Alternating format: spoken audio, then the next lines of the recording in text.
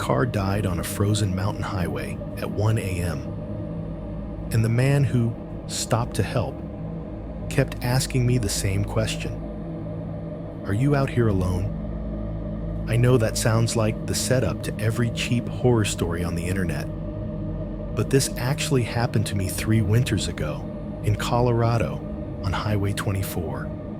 I was coming off a 10-hour night shift, half a tank of gas, coffee gone cold in the cup holder, just trying to get home. The snow had been light when I left work, just enough to blur the streetlights and make the parking lot shine. But once I got out of the city, it turned into that thick, heavy kind of snow that eats sound. No other cars, no houses, just my headlights cutting a tunnel through the dark and the engine humming under my feet. Then the temperature gauge slid into the red. I killed the heater, turned off the radio, listened to the engine start to whine in that thin, sick way you never want to hear at 1 in the morning. Halfway up a mountain, the closest thing to civilization was a shut-down gas station a few miles ahead. Dark, empty, no lights on, so I coasted in there and parked under a dead neon sign. No cell service, no open doors, just me, my dying car, and the wind howling around an abandoned lot. About 20 minutes later, a pair of headlights finally appeared on the highway and turned into the station. White van. No company name I could see. Guy in a work jacket climbs out, walks up to my window, and smiles like he's doing me the biggest favor in the world. He lets me borrow his phone. He waits while I call for a tow. He makes small talk. And then, when I hand his phone back, he tilts his head a little and asks, very calmly, "So, you're out here by yourself?" He asked me that more than once, and the longer I sat there in that dark, frozen parking lot, the more I realized that was the only thing he really cared about. Chapter 1. The road I kept choosing. 1. Writing this down for someone else to hold. I am not really sure how to start this without sounding like every other person who thinks their story is special. I am 40 years old, divorced, work in IT, live alone in a boring apartment complex just outside Denver. On paper, that is about as average as it gets. I am not a ghost hunter. I am not a cop. I am not even particularly superstitious. Right now, it is 1:37 in the morning. I am sitting at a wobbly IKEA kitchen table in a 1-bedroom unit that looks exactly like every other one in this building. The only light in the place is the glow from my laptop screen. The blinds over the sliding glass door are half shut, letting in a little smear of orange from the parking lot lights outside. Behind me, the refrigerator is humming. It is an old white unit with a dent in the freezer door, and sometimes it makes this faint rattling sound, like there is a coin stuck somewhere inside it. The heater in the hallway closet kicks on every few minutes with a dull clunk and a low whoosh of air that you feel more than hear. Somewhere above me, a neighbor flushes a toilet, and there is that brief rushing sound in the wall. These are the noises I live with every night. I am mentioning them because I am very aware of them right now. I am listening for them. I am waiting for the moment, later, when they all stop at once and the apartment goes quiet enough that I can hear the building creak and my own heartbeat in my ears. That is usually when I remember the sound I am actually afraid of. 3 knocks. That is what this is really about. Not ghosts or demons or anything you can put a name on. Just 3 heavy knocks on glass and the way the window shook in its frame. I found your channel by accident a few months ago. I had YouTube playing on my TV while I did dishes, just letting the algorithm shuffle through random stuff. One video ended and another started. And suddenly, there is this deep voice reading an email from someone about the scariest thing that ever happened to me. Normally, I roll my eyes at that kind of thing, but I let it play. I listened to a story about a guy who got followed home at night. Then another about a woman who kept finding strange footprints outside her window. Some of them sounded fake. Some of them sounded too real. Either way, when the video ended, I clicked on the next one. Then, the next. I work night shifts sometimes.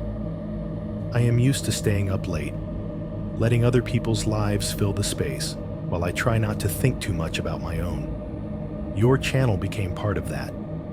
Background noise while I folded laundry, scrolled my phone, or stared at nothing. The thing is, my favorite videos were always the ones labeled true stories. It did not really matter to me if they all actually happened exactly the way people said. What mattered was the feeling, the little details, the way you could tell when someone was remembering something they did not entirely understand, and it still bothered them years later. That is what I think I am doing right now.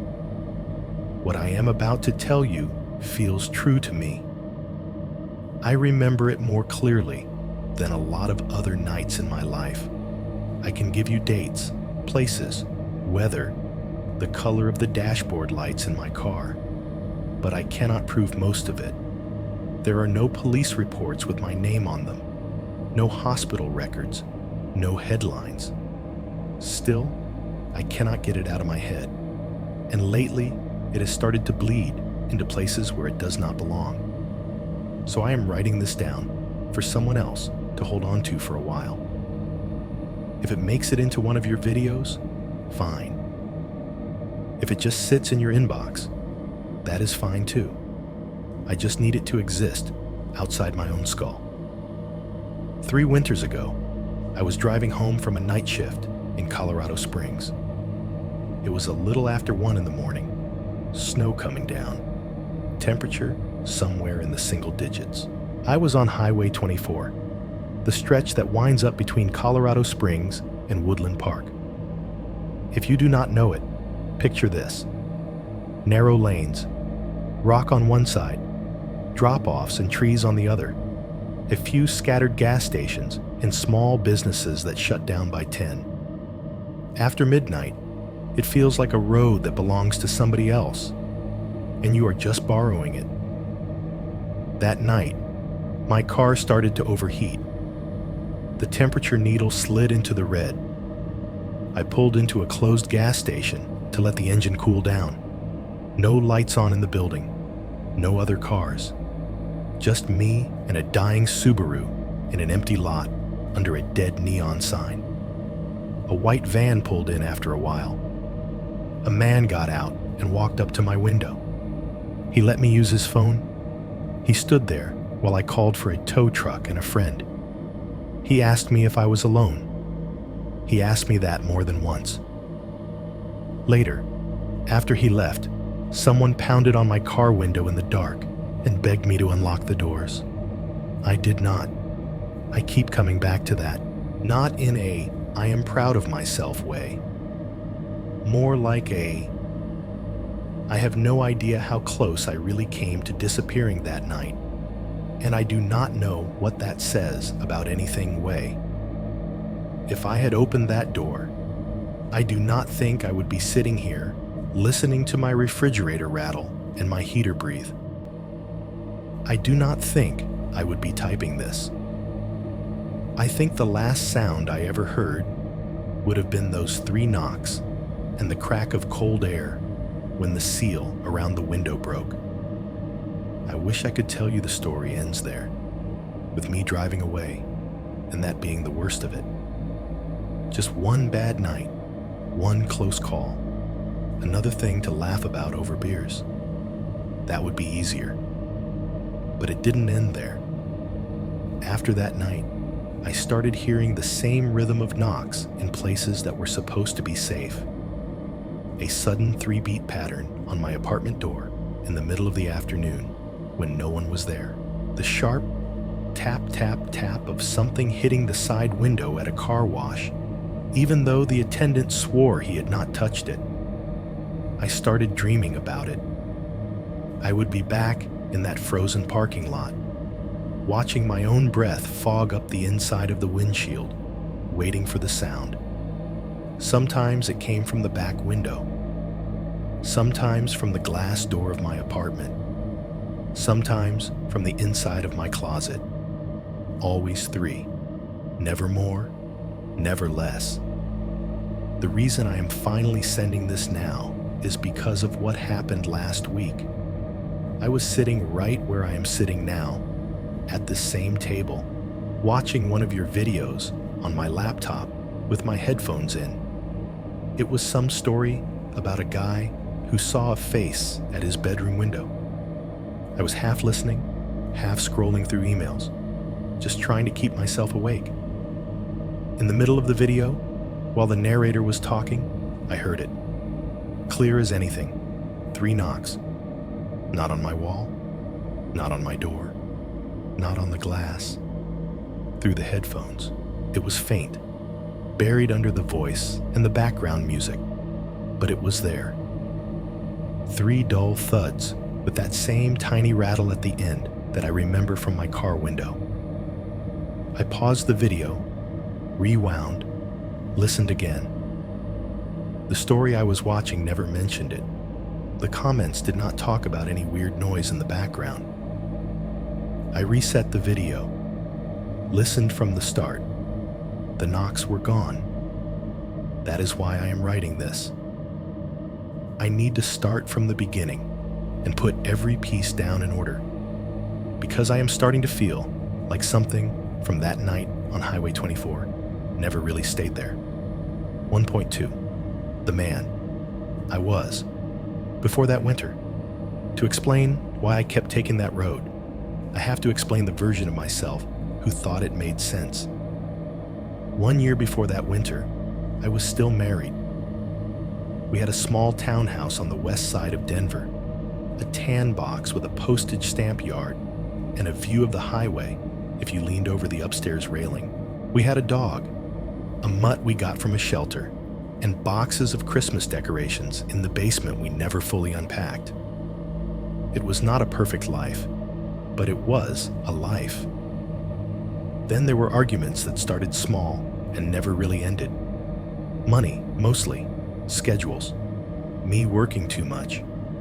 Her saying I was never really there, even when I was sitting on the couch next to her.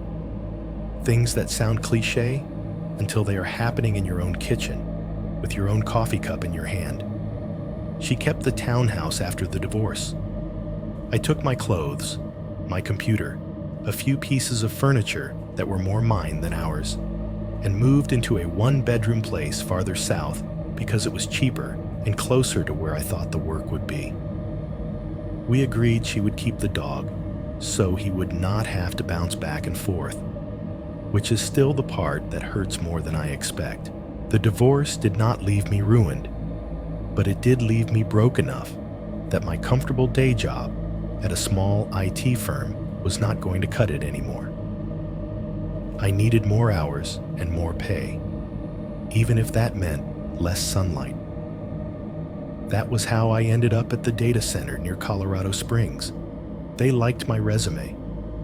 They liked that I already had some experience with server maintenance and networking. They liked that I did not have kids and did not mind nights. Nights paid better. Nights meant fewer managers pacing behind you. Nights meant the company did not have to staff as many people. Nights also meant driving home when most sane people were asleep. That part did not bother me when I signed the contract. My schedule looked like this: 3 or 4 nights a week, depending on overtime. I would leave my apartment in the suburbs around 3 or 4 in the afternoon. I would fight my way down I-25 with everyone else trying to get somewhere more important than where they were. I would pull into the data center lot as the daylight started to thin out over the mountains. You could not miss the building. It was a big concrete block sitting off a frontage road, surrounded by a tall black fence and rows of cameras. There was a security shack at the gate, a badge reader that beeped as you drove in, and a parking lot full of the same cars night after night. Inside, the air always smelled faintly of dust, coffee, and whatever cleaner the night janitor used on the lobby floor. We wore badges on lanyards that you had to tap against readers every time you passed through a door. The fluorescent lights buzzed overhead in long, winding lines. You know those lights that flicker just enough that your eyes start to ache after a while, but not enough for anyone to actually fix them? Like that. The heart of the place was the server floor. Imagine a warehouse full of metal cabinets all lined up in neat rows, each one filled with humming machines and tangles of cables. Cold air blasts up from the floor. There is a constant white noise, a layered sound of fans and drives and cooling systems that never stops. It is loud enough that you have to raise your voice to talk, but not loud enough to drown out your own thoughts. I spent most of my time swiping into those rooms, checking status lights, swapping out drives when they failed, crawling under raised flooring to trace cables, logging everything so it would look clean and tidy for whoever audited us next. My fingertips were always dry from static and cleaning wipes. My eyes adjusted to the blue-green glow of status LEDs until normal daylight looked wrong. The break room was a long rectangle with mismatched chairs, 2 tables, a refrigerator full of sad leftovers, and a vending machine that liked to eat dollar bills. There was always a pot of coffee going, even at midnight, and always at least 1 cup that had been sitting on the counter long enough to grow a film. There were maybe 6 of us on nights, plus the night supervisor and the security guard who watched the cameras from behind a cluttered desk in a little glass box near the front entrance. The guard, a guy named Roy, had a talent for falling asleep upright with his hand on the mouse. The closest thing I had to a friend there was Dave, another tech maybe 5 years younger than me. He was the kind of guy who lived on energy drinks and microwave burritos, made fun of himself before anyone else could, and had a way of turning every annoying problem into something to laugh about. He rented a small place up in Woodland Park, in the trees, and loved to tell me how peaceful it was when it snowed.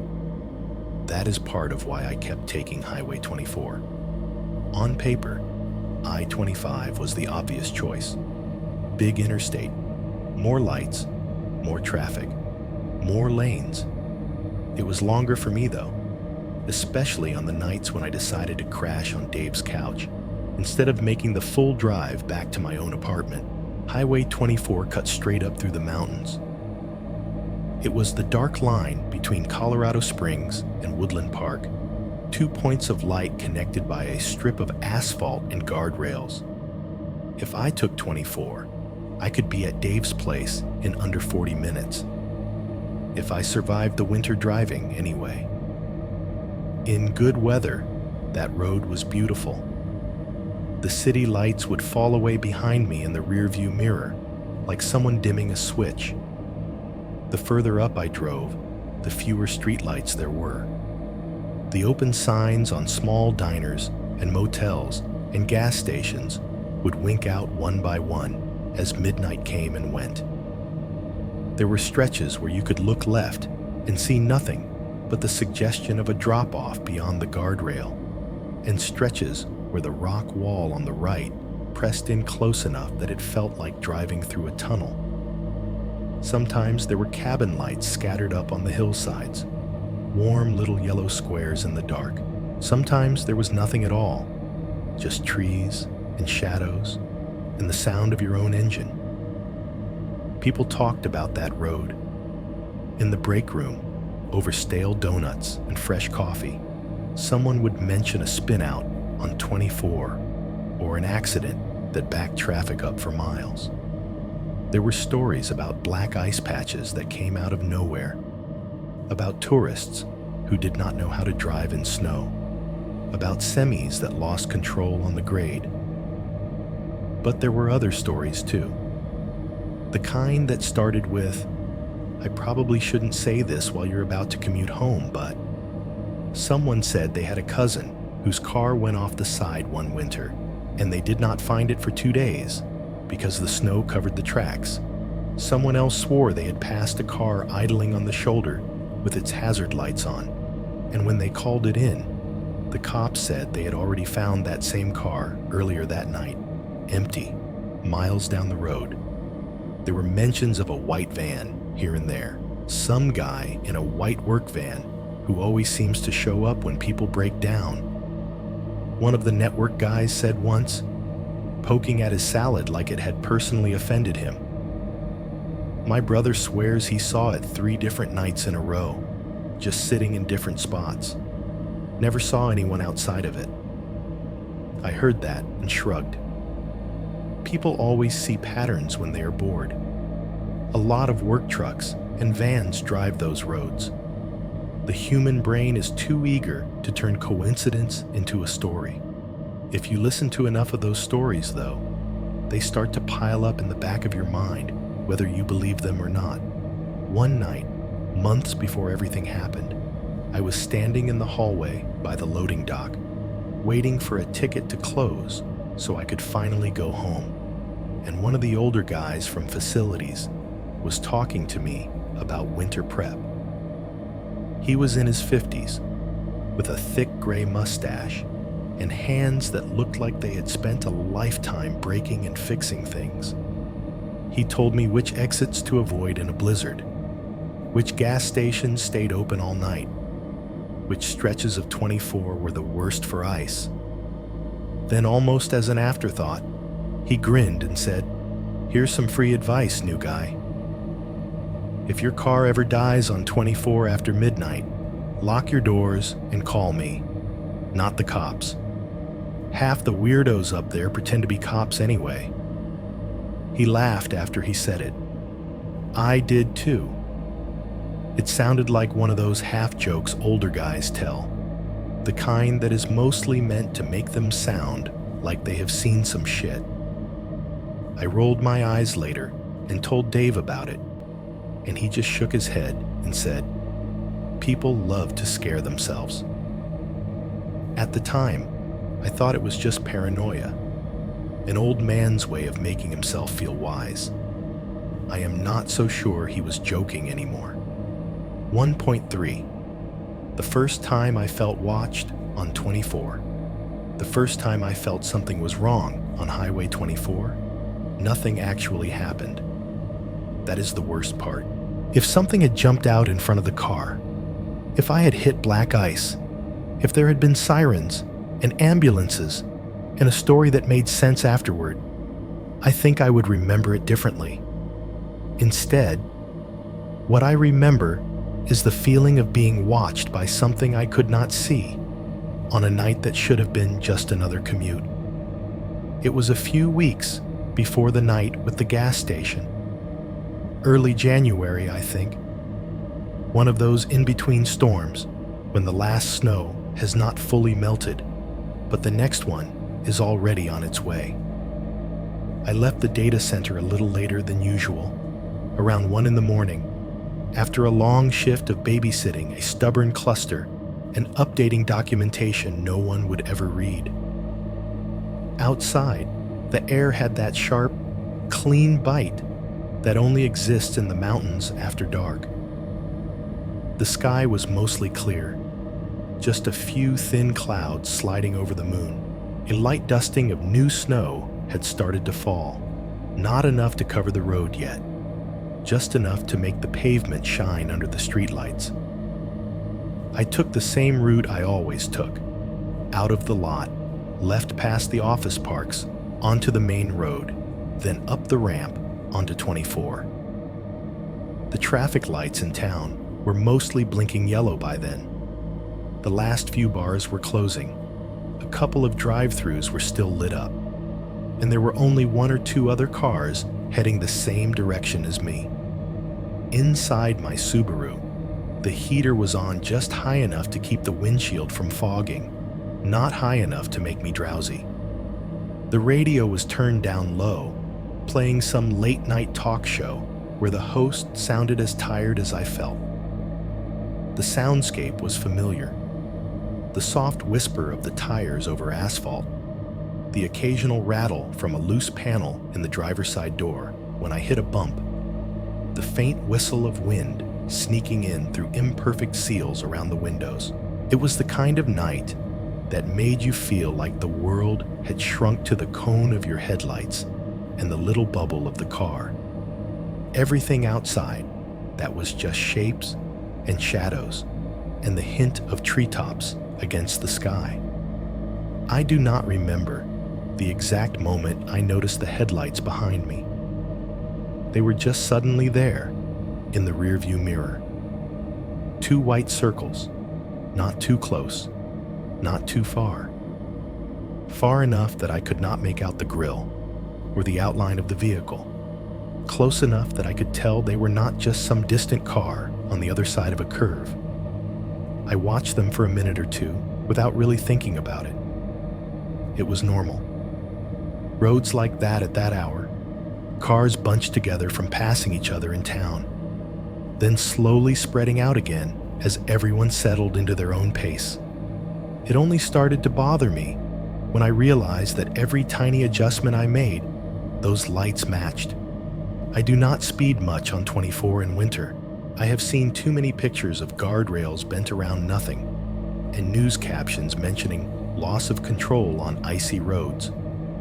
But that night, I nudged the needle up a little just to see. From 50 to 55, then to almost 60 on a straight stretch. The headlights behind me stayed exactly the same distance away. I eased off the gas, down to 50, then a little below. The lights dropped back with me, not dramatically, not like someone tailgating and then backing off, just there. Coincidence, I told myself. You are tired. Everyone adjusts speed a little. You are not in a horror movie. I shifted my grip on the steering wheel. The heater fan made a low whining sound when I turned it down a notch. The talk radio host laughed at something a caller said. A small piece of packed snow flicked up under the wheel well with a hollow clack.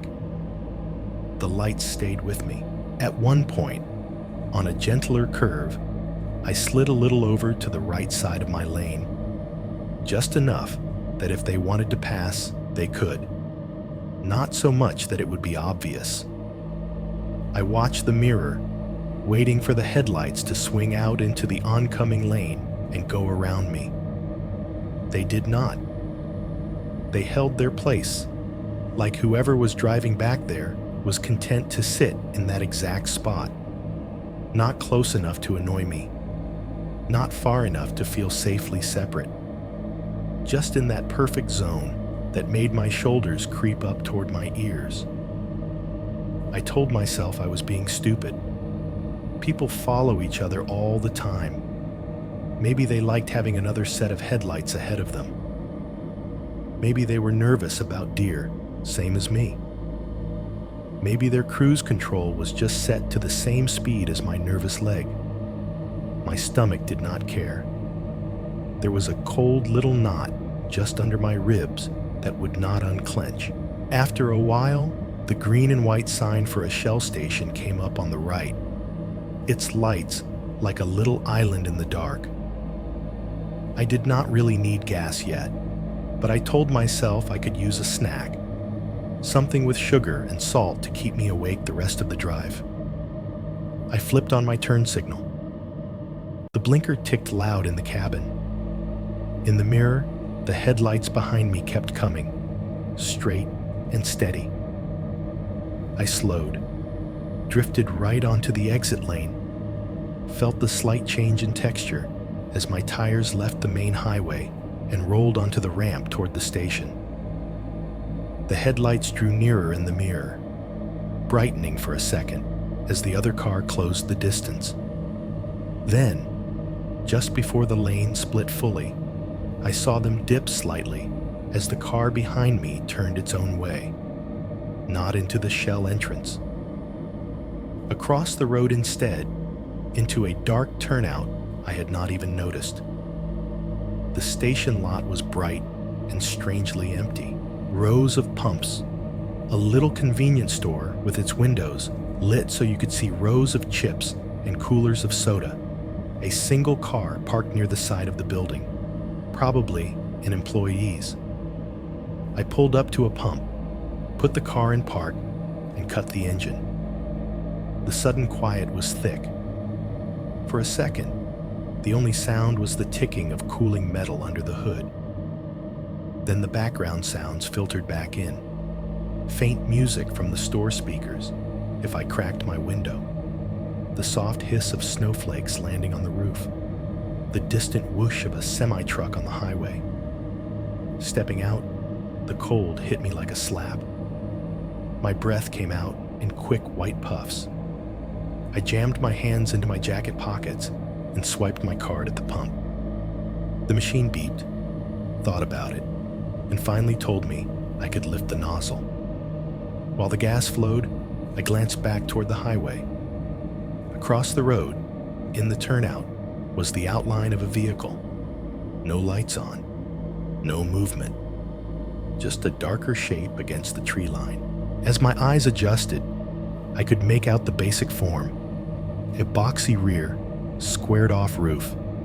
A panel van, maybe, white or light-colored, though it was hard to tell under the sodium vapor glow and drifting snow. It was parked facing away from the road, like someone had backed it in there earlier and forgotten about it. I could not see anyone inside. No glowing phone screens. No smoke curling out a window. Nothing. Just the dark, blank back doors turned toward the highway. Could be a utility van, I thought. Could be somebody sleeping off a long shift. Could be nothing. The pump clicked off. I replaced the nozzle, pulled the receipt, and went inside to grab a bottle of soda and a pack of jerky. The store was warm and bright and smelled like stale coffee and hot dogs that had been on the rollers too long. The cashier barely looked at me. When I came back out, the van was still there, exactly where it had been, exactly how it had been. Lights off, back turned. I got in my car, locked the doors out of habit, and pulled back onto the highway. For the rest of the drive home, I told myself I was being ridiculous. I told myself that whoever had been behind me probably just did not need gas, that the timing of our turns meant nothing, that there was nothing sinister about a van parked in a turnout in the middle of the night on a mountain road, even if it did make the hair on my neck stand up for no good reason. I made it home. I parked under the yellow glow of the lot light outside my building. I listened to the heater ticking as it cooled, the little creak of the car settling. By the time I closed my apartment door behind me, the whole thing had shrunk in my memory to a minor weirdness. It only grew teeth again a few days later. I was on my couch scrolling through my phone, half watching some dumb show on TV with the sound off, when I saw a post in a local Facebook group I followed for traffic updates and neighborhood gossip. The post said, "Anyone else see that creepy white van sitting on 24 in the middle of the night this week?" There were already a few comments. One person said they had seen it, parked just past the turnoff by mile marker 290. Lights off, engine maybe running, couldn't tell. Another said they saw what might have been the same van 2 nights in a row, in 2 different spots, always half hidden in a turnout or behind a snowbank. Someone joked that it was probably just an electrician who liked naps. Someone else said, "Nope, that thing has bad vibes." I'm not stopping for anything on that stretch anymore. I did not type anything. I just stared at the screen, at the mention of that specific mile marker, and felt that cold little knot under my ribs return. Because that marker was on the same stretch of 24 where I had driven that night. The same stretch where I had watched a pair of headlights sit on my bumper, make every little speed change I made, and then drift away into the dark. 2.1 Nights in the server farm. If you have never worked in a data center at night, it is hard to explain how unnatural the air feels. It is clean, technically, filtered, climate-controlled, measured. But there is something about breathing recycled air under fluorescent lights at 2 in the morning that makes you feel like you crawled inside a machine and forgot how to come back out. My nights all started the same way. I would pull into the lot a little before 4, joining the same scattered line of cars under the same buzzing lamps. The building sat there like a big concrete bunker. No windows on the server floors. Just a blank facade with a logo and a badge reader by the front doors. The sky would already be turning orange over Colorado Springs. Traffic still thick on the nearby highway. I would kill the engine, listen to the tick-tick-tick of cooling metal for a moment, then grab my backpack and step out into the wind. The air always felt different, walking from the car to the lobby. Colder in winter, hotter in summer, but always carrying that faint smell of asphalt and exhaust and something wild drifting down from the foothills. Inside, it was all scrubbed linoleum and humming vents. The lobby lights were too bright, the kind that made you squint a little. I would badge in. The reader would beep and flash green. The first door would unlock with a soft mechanical click. Locker room first. Open the metal door with the sticky hinge. Walk into the tile and concrete echo chamber that smelled like deodorant, old socks, and the citrus cleaner the janitor overused. My locker was third from the end on the right, dented near the bottom from someone kicking it long before I ever worked there. I would swap my jacket for a company hoodie, switch my sneakers for steel-toe shoes, clip my badge to my pocket, and check my phone one last time before putting it on silent. Then, out into the maze. You had to badge through at least 3 more doors to get to the server floor. Each one had its own little ritual. Tap badge, wait half a second, hear the latch thump, push through, let it swing close behind you with a heavy sound that always felt a little final. The first time you walked into the server room on any given night, the noise hit you like a physical thing. A steady, high-pitched whine from thousands of fans, a lower rumble from cooling systems, the occasional chirp of a status alarm if something was unhappy. It was white noise, but it had teeth. Spend enough hours in it, and you would carry the ghost of that sound home in your ears, hearing it faintly under the quiet of your apartment like phantom tinnitus. I remember liking nights at first. There were fewer people to bump into. No clients touring the facilities. No managers in collared shirts hovering and asking if we could circle back to some issue we had already fixed. It was just us. A handful of techs, a supervisor whose main talent was signing forms, and Roy in the glass box up front pretending to watch the security feeds. Just me and the machines, I used to joke. It is easier to deal with error codes than moods. You can reboot a server. You cannot reboot a person. The isolation had a way of bleeding into the rest of my life, though. When you work nights, your time shifts sideways. Your friends text you during the day when you were trying to sleep. Family events land right in the middle of your morning. You start saying no more than yes, because it is easier than rearranging your whole week. people stop asking after a while.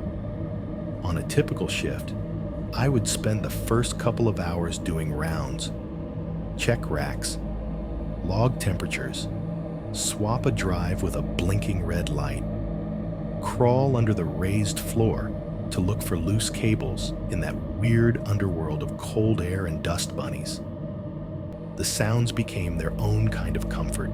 The clack of keys as we typed updates into tickets, the soft squeak of rubber soles on the anti-static floor, the slam of the heavy server room door sealing shut, cutting off the outside hall like you were depressurizing.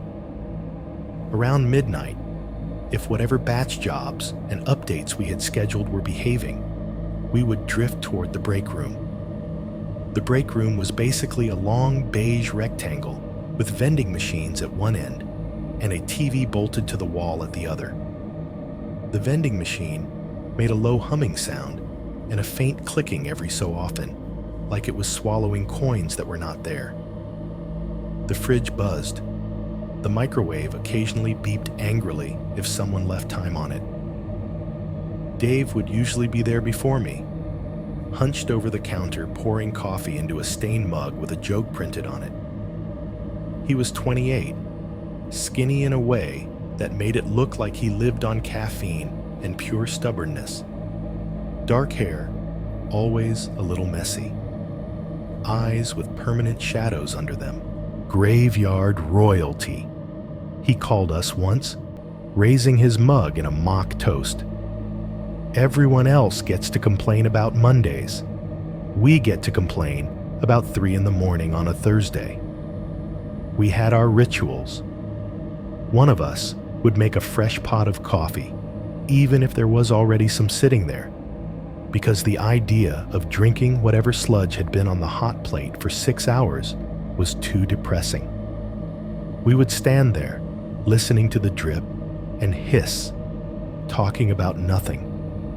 Stupid memes, weird ticket requests from earlier in the night, the eternal mystery of who kept stealing people's yogurt out of the fridge. Sometimes Dave would fire up the TV and put on whatever late-night show or rerun was playing. The sound would be low, more a murmur than a real conversation. Laughter from the canned audience would bubble up and then fade back into the steady whisper of the HVAC above our heads. Dave lived up in Woodland Park. He liked to brag about the stars you could see from his porch on clear nights, how you could hear coyotes sometimes when everything else was quiet.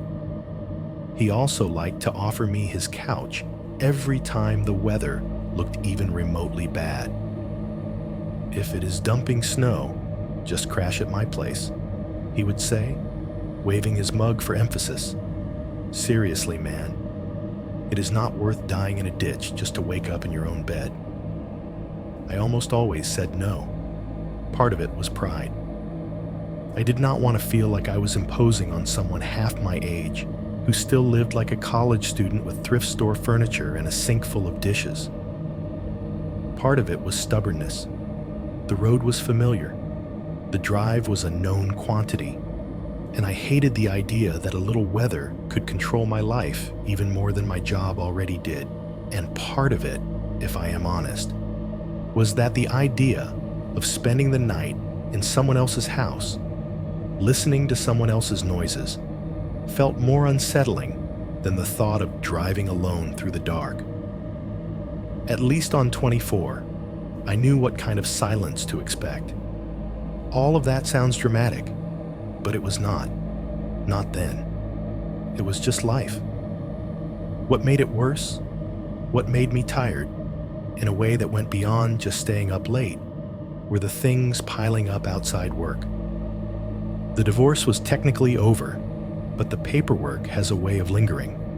My ex-wife would text or email about bills that needed to be split, repairs on the townhouse, questions about tax forms. Sometimes it would turn into an argument, even through a screen. Who owed what? Who got screwed more? I would step out into the stairwell to take those calls, my voice echoing against cinder block, while the server room noise vibrated faintly through the walls. There was also pressure from my family, miles away in another state, who did not fully understand why I chose nights, or why I did not just come home for every birthday, every holiday, every random Sunday lunch. I missed my niece's 3rd birthday because I could not swap shifts. I missed Thanksgiving because I chose double pay over awkward small talk at a crowded table. They said they understood, but the disappointment seeped through their voices anyway. Overtime did not help. We were short-staffed more often than not, especially in winter when people conveniently caught the flu the same week they had ski trips booked. I picked up extra shifts because the money helped and because it was easier than going home to an empty apartment and the quiet judgment of my own thoughts. Emotional exhaustion is a weird thing. It does not feel like a big, dramatic breakdown. It feels like tiny details starting to slide. A little less patience here, a little less focus there. You tell yourself you are fine because you are not crying in a parking lot or screaming at strangers, but you also start ignoring small warning signs because you do not have the energy to be cautious about every single thing. I think that is part of why I brushed off some of the stuff I saw and heard before that winter night. My brain was already filed to the edges by a constant scraping of low-level stress, server alarms, and personal static. One night on break, maybe 2 in the morning, Roy waved us over to his little glass booth by the front entrance. "Check this out," he said, grinning like a kid with a new toy. Dave and I leaned over his shoulder. The security monitors showed looping feeds from the building's exterior cameras. Mostly, it was the usual: empty parking lot, fence line, the access road beyond, snowflakes drifting lazily through the cones of light. Roy tapped a key and pulled up a saved clip. The timestamp in the corner said 3:07 a.m., a few nights earlier. The camera angle was from the far end of the lot, where almost no one ever parked unless the closer spots were full. On the screen, under a lone flickering light, was a car idling. Lights off, engine running. You could see the faint plume of exhaust drifting into the cold air.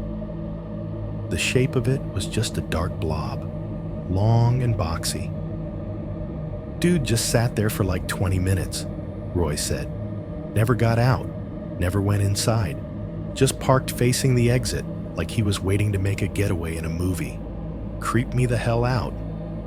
Dave snorted. Maybe it was an affair, or a drug deal, or someone psyching themselves up to quit. "Or a guy who does not want you watching him through 10 cameras, I added, trying to sound more amused than I felt. We watched the clip for another few seconds. The car did not move. No door opened. No figure walked around. It was just a running shape at the far edge of our little world of light, pointed toward the strip of road that led back to the highway. Roy chuckled and closed the video. "Anyway, if I disappear, start by checking the trunk of whatever that is." We laughed it off and went back to work. It was just something weird caught on camera to break up the monotony of the night. A story to tell the next shift. It was only later, replaying it in my head, that I realized the outline of that car had not looked like a sedan at all. It had looked like a van.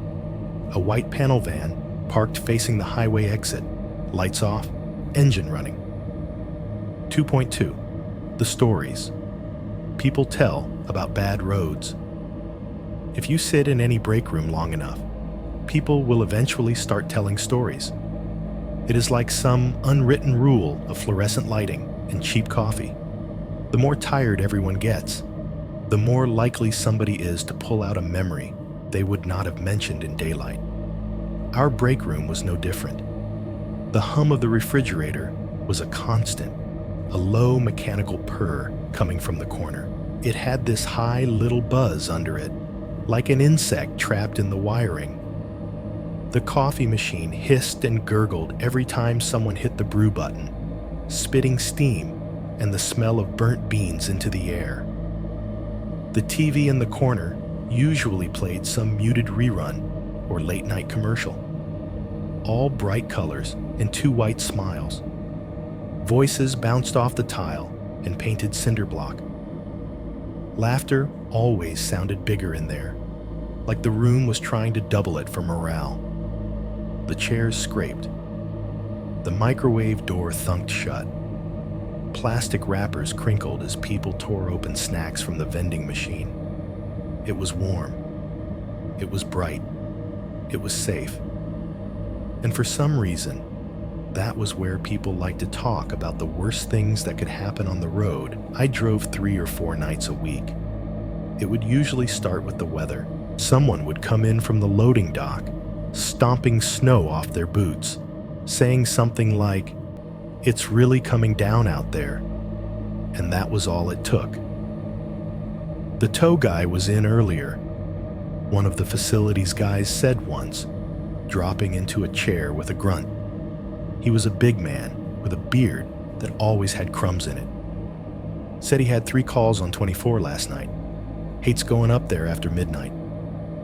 Dave, hunched over the counter pouring coffee, looked over. Why? Ice? Ice, drunks, idiots, take your pick, the guy said. Says half the cars he finds up there are empty by the time he gets there. People get impatient, decide to just walk down to the gas station like it's not 10 miles away in the dark. Someone else chimed in. My cousin went off that road once, hit black ice on a curve. They didn't find her car for 2 days. The room quieted a little at that. She okay? Dave asked. She survived, the guy said. Broke her leg, messed up her shoulder. Said she spent the first night honking the horn and flashing the lights every time she saw headlights on the other side of the canyon, but no one ever saw her. Battery died by the second day. She said after that, the worst part wasn't the dark, it was when it got really quiet. No wind, no cars, nothing. She could hear the snow falling on the roof of the car. Someone made a face, took a sip of coffee like it could wash that image away. I sat there with my back to the vending machine, feeling its vibration through the chair, and told myself these were just stories. Not lies, necessarily, but the kind of stories that get smoother every time they are told. Details sharpen, angles soften, endings get rearranged. Still, I remember thinking about that line later. No wind, no cars, nothing. The idea of hearing snow land on metal. How quiet it would have to be for that to cut through. Another night, around 1 a.m, the conversation drifted in a different direction. Ever hear about the hitchhiker in the snow?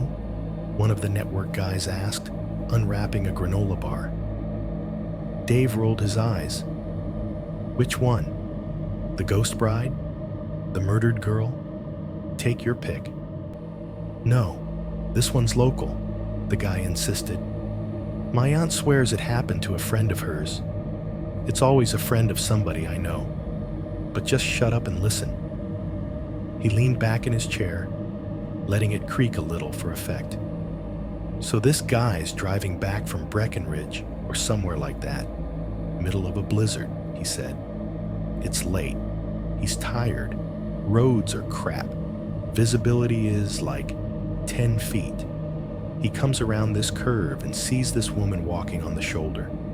No hat, no gloves, just this thin coat, hair all wet and stuck to her face. Barely any clothes on. She looks like she's about to fall over. He took a bite, chewed, swallowed, enjoying the attention. Being a decent human, he slows down, rolls down the window a little, asks if she's okay, he went on. She doesn't answer at first, just looks at him.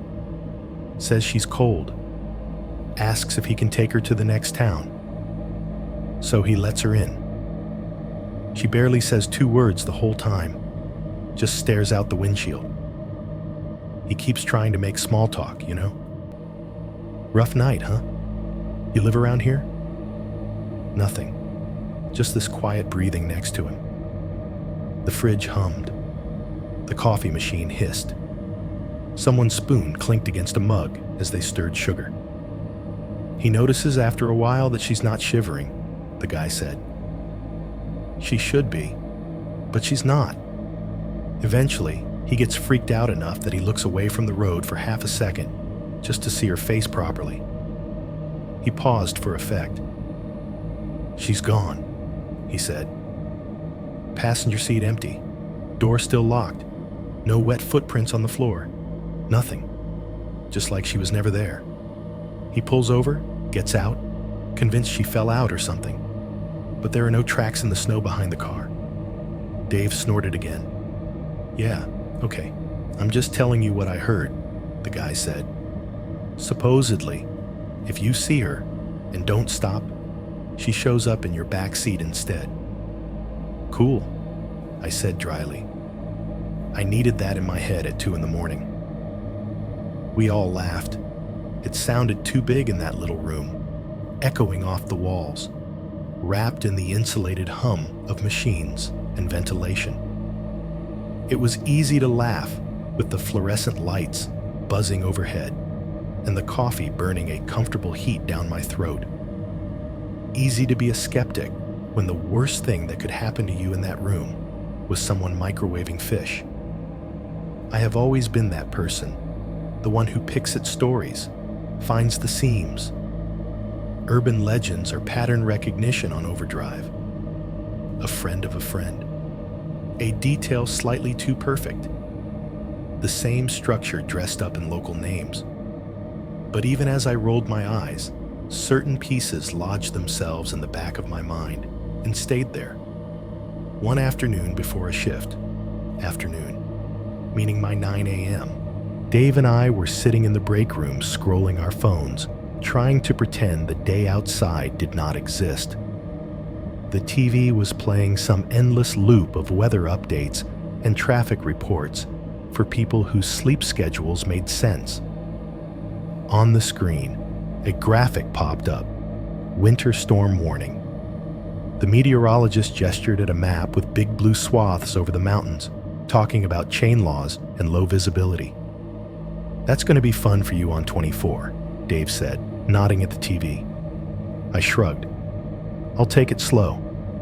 From behind us, one of the facilities guys said, or just don't take it at all. Had a tow driver in here last week.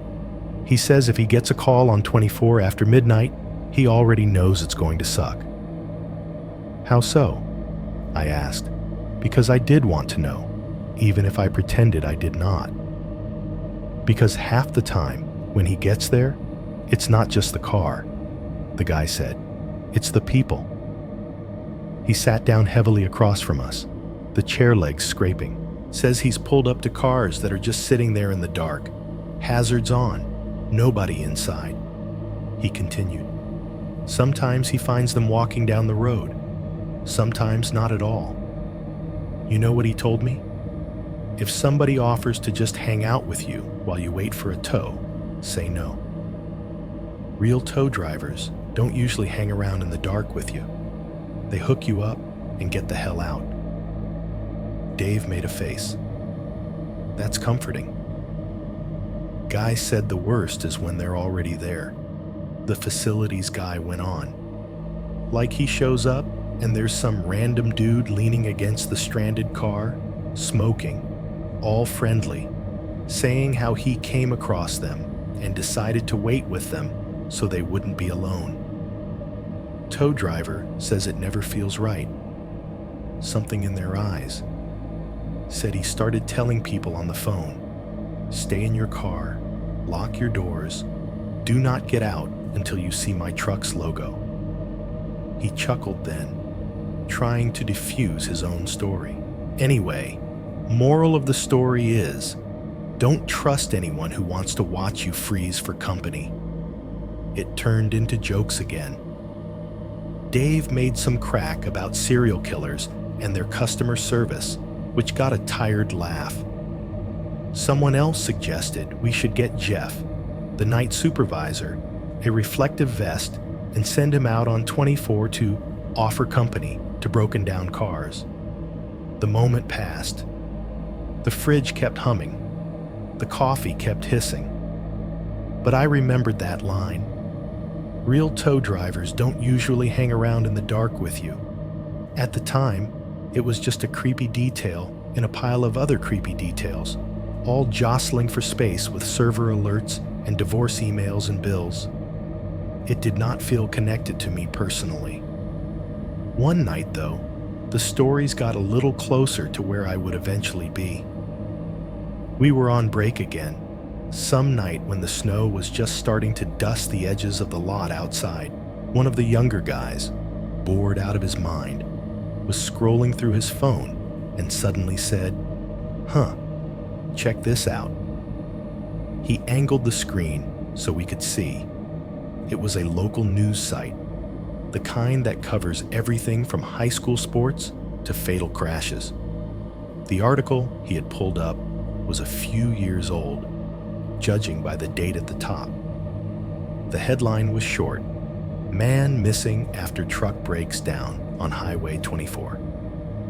The article said he had called a family member to say his truck was overheating near a closed gas station up in the pass. When the state patrol got there, they found the truck on the shoulder, hood up, hazard lights still blinking. No sign of the driver. No footprints leading away that they could see. They searched the area. Nothing. There was a photo embedded in the middle of the text. It was grainy, blown up from something smaller. A guy in his late 20s, maybe, standing in front of a pickup. He was leaning against the fender, arms crossed, smiling like someone had just told him a joke. There was a building blurred in the background. It could have been any gas station on any mountain road. "Creepy," Dave said. "You ever hear if they found him?" The younger guy shook his head. Comments say they didn't. Totally could be one of those walked off, started a new life things, though. We tossed theories back and forth for a few minutes. Hitchhiked with the wrong person. Slipped somewhere they did not think to look. Got fed up with everything and just vanished. It was something to fill 10 minutes while the coffee cooled. Then the timer on the microwave beeped. Somebody's food was ready. Chairs scraped. The article got closed, replaced by something else, and talk shifted to a server patch we had to apply before morning. I did not think about that article again that night. Later, after the winter, where my own car overheated near a closed gas station on Highway 24, I tried to find it. I searched the site. I searched the headline. I searched the guy's name, which I was sure I remembered, even down to the spelling. Nothing. The archive results skipped clean over the years it should have been in, like someone had taken an eraser to that one little piece of bad history and rubbed until the paper thinned. 2.3. The night. The weather turned early. The day it finally happened did not feel special when it started. That is something I keep coming back to. There was no sense of doom when I woke up. No bad dream hanging on my skin. No weird feeling in my chest. It was just another morning that happened to be 2 in the afternoon. I remember lying there in the dim half-light of my bedroom, phone alarm buzzing on the nightstand, the slats of the blinds cutting pale lines across the wall. The heater had just kicked off, leaving that hollow quiet where you can hear the faint hum of electricity in the walls. For a few seconds, I thought about calling in sick, just rolling over, letting the day slide past me, pretending the building and the servers and the road could exist without me for once. Instead, I slapped the alarm off, stared at the ceiling, and made the same calculation I always made. Rent, alimony, car payment, the balance in my checking account. Then I got up. While I made coffee, I had the local news on low. The meteorologist was standing in front of a map that looked like someone had spilled blue and white paint over all the mountain passes. Storm systems moving faster than we thought, she was saying, her voice too cheerful for what she was describing. If you have to drive through the higher elevations tonight, do it early or be ready for chain laws and low visibility. They flashed a graphic. Winter storm warning. After 10 p.m., I glanced at the clock on the stove. 2:37 p.m. Should be fine, I muttered to no one. I would be driving home around 1 in the morning. That was after 10 p.m., but my brain filed the warning away like it always did. I had driven in worse. I knew that road. On my way out the door, I called my ex-wife. Not because I wanted to, but because we had a recurring argument scheduled about some insurance paperwork, and it was easier to get it over with before my brain was fully awake. We talked about deadlines, premiums, the way our names were still linked in systems neither of us controlled. She mentioned a mutual friend's birthday party that weekend. "You going?" she asked. "Depends on my schedule," I said. "I've got a couple of night shifts." "It is on Saturday," she said. "You always have a couple of night shifts." We went in circles for a few minutes. It was not a fight, exactly. But it was not a fight. By the time I hung up, I felt that familiar low-grade hum of irritation under my skin. The kind that makes you focus just a little harder on everything else so you do not have to think about the parts of your life that you cannot fix with a reboot. The drive down to the data center was uneventful. The sky over Denver was a dull, flat gray, and the wind had picked up, but the roads were mostly clear. As I headed south, I could see the mountains wearing a fresh dusting of white, like someone had shaken powdered sugar over their tops. When I pulled into the lot that afternoon, there were already small drifts of snow in the corners, where the wind had pushed it against the curbs. The air had that feeling it gets right before a real storm, charged and heavy, like the atmosphere was holding its breath. Inside, the building sounded the way it always did at the start of a shift. Doors opening and closing, distant conversations in the halls, carts rolling as day workers finished their rounds. The fluorescent lights seemed a little harsher than usual, reflecting off wet footprints on the floor. In the locker room, I was pulling on my work hoodie when Dave came in, shaking snow out of his hair. "You see the forecast?" he asked, towing open his locker. "They pushed the storm up. It's supposed to hit full force tonight, not tomorrow." "Yeah, I saw," I said. "I'll just take it slow on the way back." He gave me a look. "Or, crazy idea, you could not drive back. Crash at my place if it gets bad. Couch is still technically a couch. I even washed the blanket last month." I smirked. "I'll be fine. I want my own shower in the morning, not to wake up with your roommates playing video games in the living room." He held up his hands. "Suit yourself, man.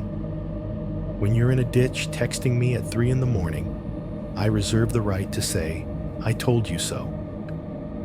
We stepped through the sequence of doors together, badges beeping, locks clicking, until the server room noise swallowed us up. The shift was busier than usual. Around 6, a minor power flicker somewhere upstream made all the status dashboards flash and beep at once. The UPS units kicked in with audible clicks. Half a dozen alerts popped up across our screens like red exclamation points. For a few minutes, the room was alive with motion. people swearing under their breath, walkie-talkies squawking updates, the heavy-footed supervisor pounding up the aisle to ask questions we were already answering. The alarm tone from one rack in particular was a sharp, insistent beep that drilled straight into the back of my skull. We silenced what we could, rerouted around what we could not, watched the graphs settle back down. "Love that for us," Dave muttered, rubbing his temples. Outside, the storm was slowly gathering itself. There were only a few narrow windows in the building, high up, like slits in a fortress. Every now and then, on my way from one room to another, I would glance out one and see the parking lot getting wider. The individual tire tracks from earlier in the evening blurred into soft, indistinct paths. The light from the lamps looked hazy, wrapped in swirling flakes. By 10, our to-do later list had turned into a "we should finish this now" or "regret it tomorrow" list. There was a hardware swap scheduled for a failing storage unit, plus a handful of patch installs that someone up the chain had decided had to happen before morning. I could have left some of it for the next shift. That is what a smarter version of me would have done. But there is a certain kind of exhaustion that makes you cling to tasks. Finishing them feels like control. Leaving them for someone else feels like admitting you cannot carry your own weight. Just 30 more minutes, I told myself around midnight as we closed another ticket. Then I'll head out. 30 minutes turned into 45. One more patch, one more log to update, one more piece of hardware to label. The minutes bled together, marked only by the soft clicks of keys and the intermittent chirp of alarms. At some point, in the middle of this, Dave came by my station, shrugging into his jacket. "I'm heading out before this place gets snowed in," he said. "Offer still stands. Couch, blanket, questionable cereal in the morning." "I'm almost done here," I said without looking up. "I'll leave in a bit." He stared at me for a beat, then shook his head. "You say that now. Don't die on my favorite road, okay?" "I'll try not to," I said, and tried to make it sound like a joke. He left. I heard the heavy server room door thump shut behind him, the sound compressed by the constant whine of the fans. By the time I actually logged out of the last console and closed the final ticket, it was after 1. The building had settled into that deep night stillness where even fluorescent light feels sleepy. Most of the day shift ghosts had gone home hours ago. The corridors were empty. I walked the familiar path back toward the locker room, the soles of my shoes squeaking faintly on the polished floor. The hum of the vending machine in the break room sounded louder than usual as I passed the open doorway. In the locker room, the air was cooler. The echo of the door closing behind me had that hollow, tiled quality. I sat on the bench in front of my locker and pulled my phone out of my pocket, mostly out of habit. There was a little red dot over the phone icon. One missed call. Unknown local number. Timestamp. 12:42 a.m. For a second, my stomach tightened. Unknown numbers at that hour never meant anything good, at least in my experience. I tapped the screen and pulled up the voicemail notification. New voicemail, the robotic voice said in my ear when I called in. Received at 12:43 a.m. from unknown number. There was a brief click, a hiss of static. Then, faintly, under the noise, 3 dull sounds. Thud, thud, thud. It was not crystal clear. It could have been anything. Someone dropping something near the phone, a hand knocking on a desk, an audio glitch, then silence. No voice, no automated message, no hang-up tone. Just static, then the system cutting it off. I remember frowning, listening for some clue, some background voice, a TV, a car, anything. It was like listening to a recording of an empty room where someone had hit something once or twice just to make sure the mic was on. If I had heard that now, after everything, I do not know that I would have been able to shrug it off. Back then, I chalked it up to a robocall malfunction or some spam dialer glitching out.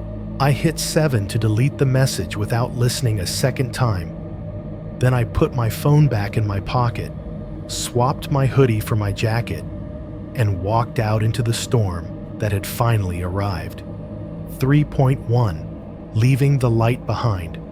By the time I pushed through the last heavy door and stepped out into the front lobby, the building felt half asleep. The overhead lights were still too bright, the floors still too clean, but the air had that emptied-out quality, like the place had exhaled most of its people already. The glass doors at the entrance shuddered a little when I pulled one open. Outside, the night hit me in layers. First the cold, sharp enough to sting in my nose, then the smell of snow and asphalt and something metallic drifting off the power lines. The parking lot was a patchwork of light and dark. Tall lamps stood in their usual spots, each one buzzing faintly, casting its own little circle of yellow onto the wet pavement. Between them, shadows pooled in long strips, where the snow looked darker and thicker. Flakes drifted lazily through the air, bright when they crossed the beams, invisible a second later. The plow had come through at some point, leaving lines of dirty, packed snow along the edges of the lot, like someone had raked the ground. My breath came out in a heavy fog as I walked, shoulders hunched, keys already in my hand. Each step made a soft, wet squeak as my shoes ground slush into the blacktop. Somewhere off to my right, a compressor kicked on with a low groan, then settled into a steady hum. My Subaru sat where I had left it hours before, a gray lump under a thin crust of snow. The windshield wipers frozen in their resting position like they had been mid-blink when everything stopped. I hit the unlock button. The car answered with a chirp and a brief flash of its hazard lights, sound too loud in the otherwise quiet lot. When I opened the driver's door, the interior dome light flicked on, washing the seats in a dull, warm glow. It made the outside world feel even darker by comparison.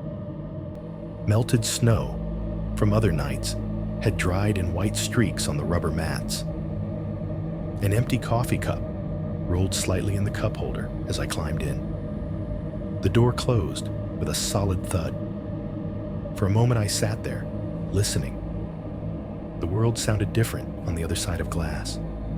The buzzing lamps became a faint vibration. The wind became a muffled hiss. The building behind me was just a big, breathing shadow. I turned the key. The engine cranked once, twice, then caught. The dash light sprang to life in a dull green and orange. The heater fan started with a low whir, then slowly pushed lukewarm air through the vents. On the radio, the end of some late-night song faded into a talk show host's voice. He sounded far away, like he was speaking through cotton. I turned the volume down until he was just a murmur, more companion than content. I sat there for another 30 seconds, letting the engine settle, watching my own reflection stare back at me from the windshield. In the overlapping images of glass and outside and inside, I looked older than I felt. The dark smudges under my eyes were deeper. The line between my eyebrows was more permanent. Just get home, I told that reflection quietly. Shower, bed, you'll be fine. I shifted into reverse, checked the mirror. The lot behind me was a series of tired lights, snow, and the dark shapes of other cars. No movement, no white vans lingering at the edge of the fence tonight. I backed out, turned, and rolled toward the exit. The gate's badge reader glowed a soft green, lighting up the raindrops and snowflakes on its casing.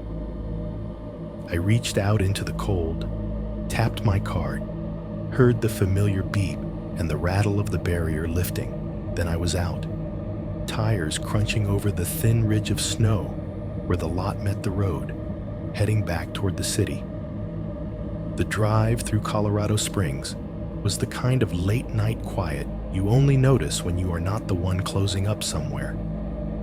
Strip malls stretched along the main drag, their bright signs turned off, windows dark.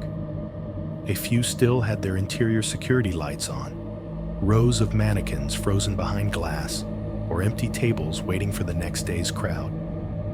The traffic lights had switched to their late setting. Most of them blinked yellow, pulsing rhythmically over empty intersections. I rolled slowly through them, my tires making that soft shh sound on damp pavement. I passed a fast food place with its drive-thru still open. 2 cars sat in line, exhaust drifting up in clouds, red brake lights glowing like coals. The neon sign above them hummed its own color onto the wet asphalt. The logo stretched and distorted in the puddles. The talk radio host kept up a low commentary in the background, interviewing some author or expert about something I was not really hearing. Their voices went up and down like a lullaby, spoken instead of sung. I turned the wiper stalk up a notch. The snow had picked up while I was inside. Flakes slapped softly against the windshield, streaking sideways in the wind. The wipers swished back and forth in a hypnotic rhythm, clearing the glass just long enough for me to see the dark ahead before the white started building up again. When I merged onto 24, the city did what it always did. It fell away behind me. At first, there were still gas stations and late-night businesses along the sides. A 24-hour pharmacy, its windows bright and empty. A small grocery store with a skeleton crew inside, shelves half restocked for morning. A church with a sign out front that said something about grace in white plastic letters on a black board. The whole thing lit by 2 harsh spotlights. Then those thinned out. The street lights spread further apart. The gaps between buildings grew, filled in with dark lots, open fields, trees. The color of the sky shifted from a light-polluted orange to a deeper, more honest black. Billboards rose up along the roadside, advertising ski resorts, cabins for rent, tourist traps I had never bothered to stop at. In my headlights, their glossy pictures of happy families in puffy jackets and laughing couples holding hot chocolate looked unreal, like stills from a movie about people whose lives had never been touched by fluorescent lights and server alarms. The further I went, the more the road began to climb. The engine's tone changed, working a little harder as I pressed the gas. Snow gathered in the seams of the pavement, creating faint, pale lines between the lanes. My tires started hissing instead of just rolling, the rubber biting into a thin, slick layer that was thickening with every minute. The heater finally found its stride, pushing truly warm air around my legs and chest. I could feel the back of my neck prickling slightly with sweat under my collar, even as the glass just inches away remained cool. I looked up into the rearview mirror. Behind me, the world had been reduced to a small smear of light where the city had been, blurred by falling snow. No headlights, no one following. Just the soft glow of my own taillights reflected faintly on the road in my wake. At some point, I passed what I always thought of as the last real sign of civilization before that stretch of road where everything blurs into rock and trees. On the right was a small diner I had never seen open past 10, its neon open sign now dark. The windows were black squares, but I could imagine the vinyl booths inside, the smell of grease ground into the floor. A thin layer of snow had built up on the metal awning above the door. On the left, a squat, brick church sat back from the road. A single floodlight above the entrance lit the carved wooden doors and the railing of the front steps. The sign out front, different from the one in town, had a Bible verse about being watched over, the letters half obscured by snow. After that, it was mostly just me and the road. There is a particular loneliness that comes from watching the last of the human-made light fall away in your mirrors. The darkness ahead is one thing. Darkness you are leaving other lights for is another. It feels like making a choice, even when there is only one way home. The snow thickened, my wipers working harder, faster. The world outside my windshield narrowed to a tunnel of white streaks and black shapes. Tree trunks rose and fell at the edges of my vision. Guardrails appeared, caught the light, then slid away into nothing. Inside the car, the sounds were small and familiar. The shh of the heater, the swish-swish of the wipers, the occasional tiny rattle from that same loose panel in the door when I hit a rough patch. The radio host had moved on to a call-in segment, but I was barely hearing the words, just the cadence of strangers talking about problems that were not mine. I remember glancing at the clock, 1:08 a.m. As I rounded a long, shallow curve, something in the rearview mirror caught my eye. For a split second, just at the edge of the glass, I saw a darker block against the white. Not the spreading glow of another car's headlights, not the recognizable outline of a building. Just a shape, low and long, sitting off on a small side road I had barely registered as I passed it. No lights on it, no movement, just there, like a piece of the night had decided to hold still. By the time my brain registered it, the curve had carried it out of view. I considered slowing down, looking back over my shoulder, but the idea of taking my eyes off the tunnel of snow ahead for more than a heartbeat made my palms sweat. Truck, van, drift of snow piled against a rock. I told myself it could have been any of those things. Do not obsess, I said out loud, just to hear a human voice. Just get to the gas station, check the engine, go home. The road rose a little more. The snow fell a little harder. And somewhere behind me, on a small side road cut into the dark, something I could not name sat under the thickening white and waited. 3.2. The needle in the red.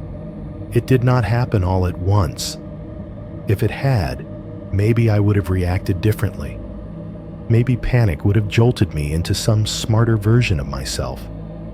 Instead, it crept up on me the way most bad things do. Slowly enough that I could pretend it was nothing for a while.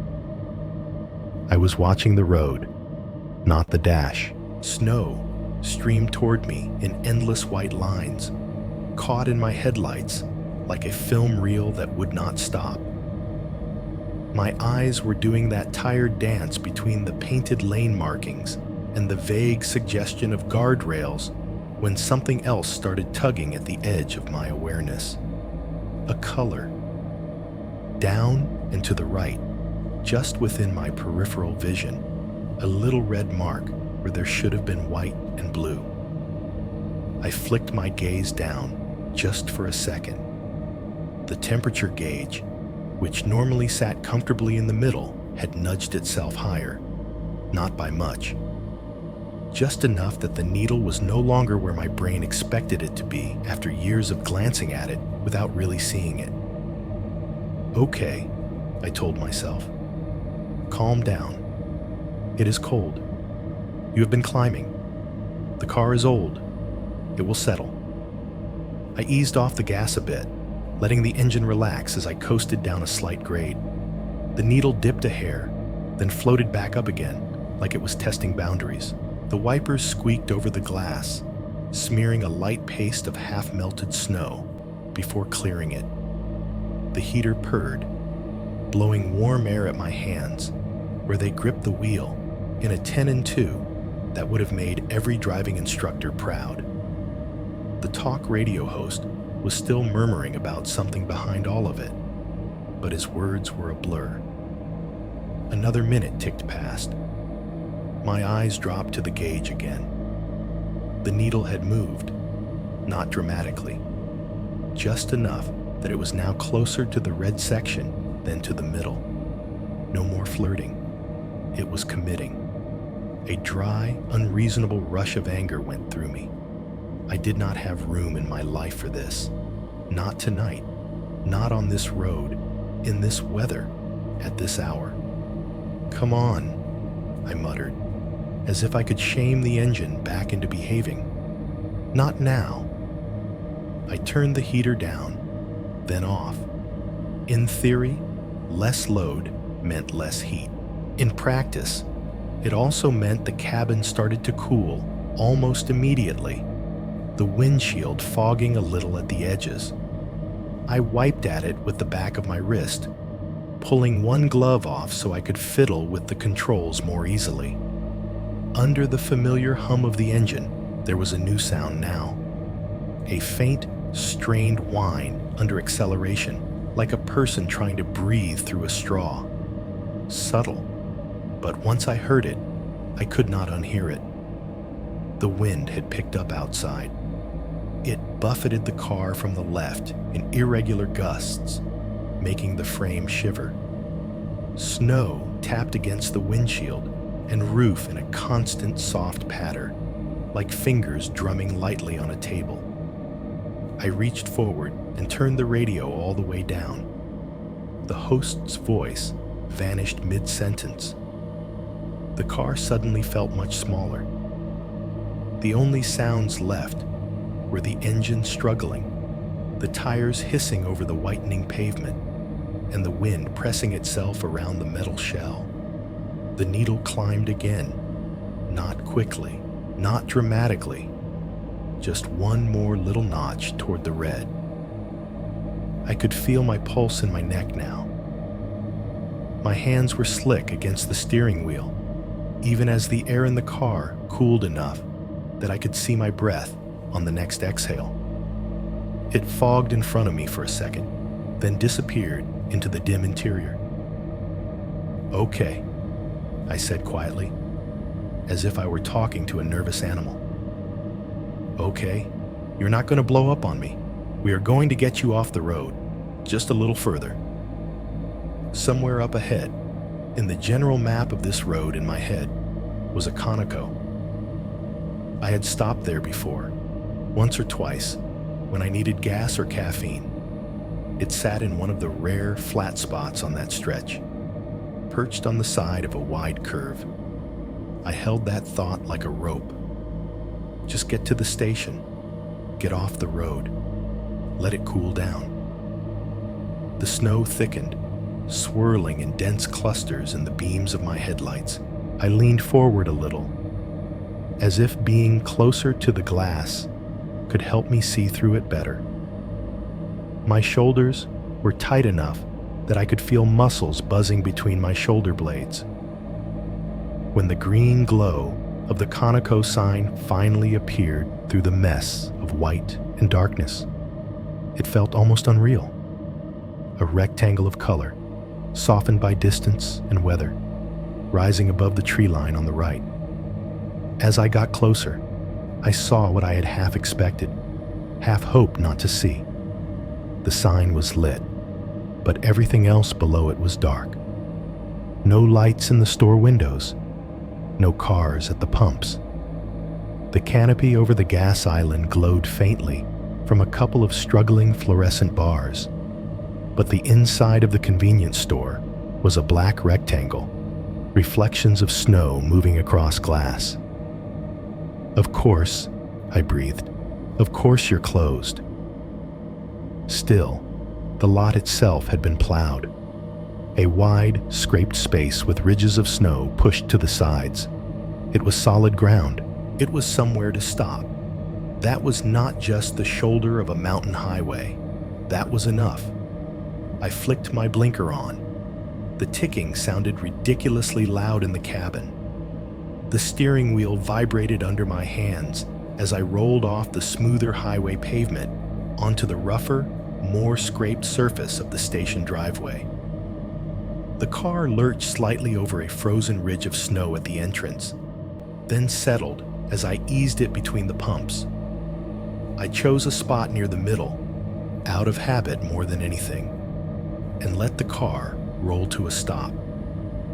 My foot came off the gas. The engine idled roughly for a couple of seconds, making a low, unhappy grumble that I felt through the seat. Then I turned the key and killed it. The resulting silence was almost violently sudden.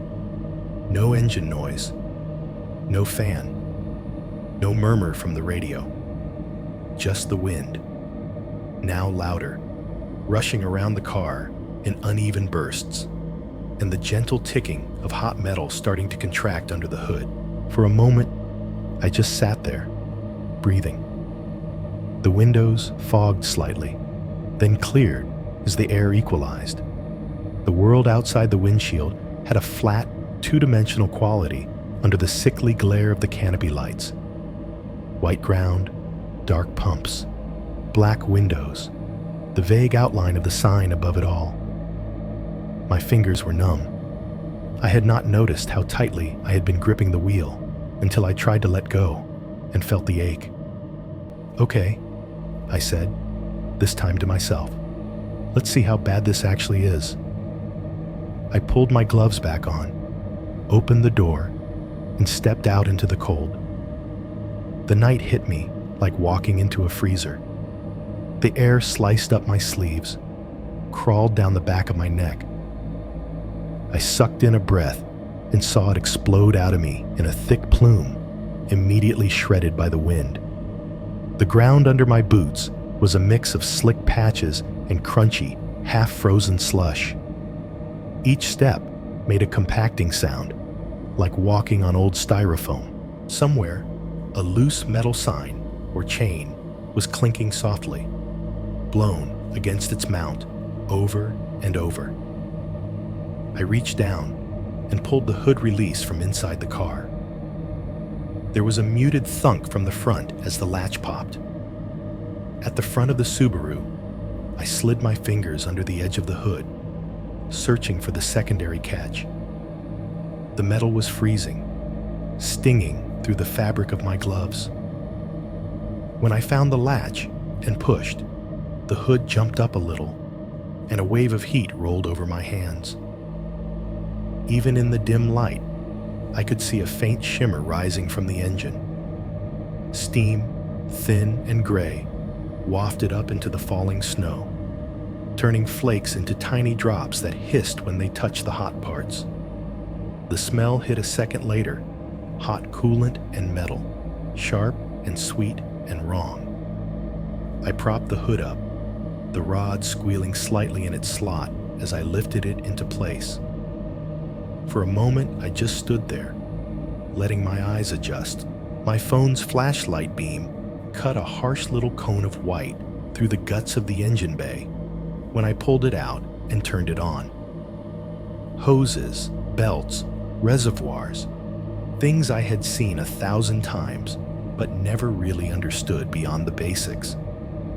I aimed the light at the coolant reservoir. The plastic was stained, the fluid inside lower than it should have been, but not empty. No obvious cracks, no dramatic spray, just a damp-looking area near a hose connection that could have been shadow, could have been the start of a leak. I swept the light along the radiator, the cap, the tangle of parts I had no names for.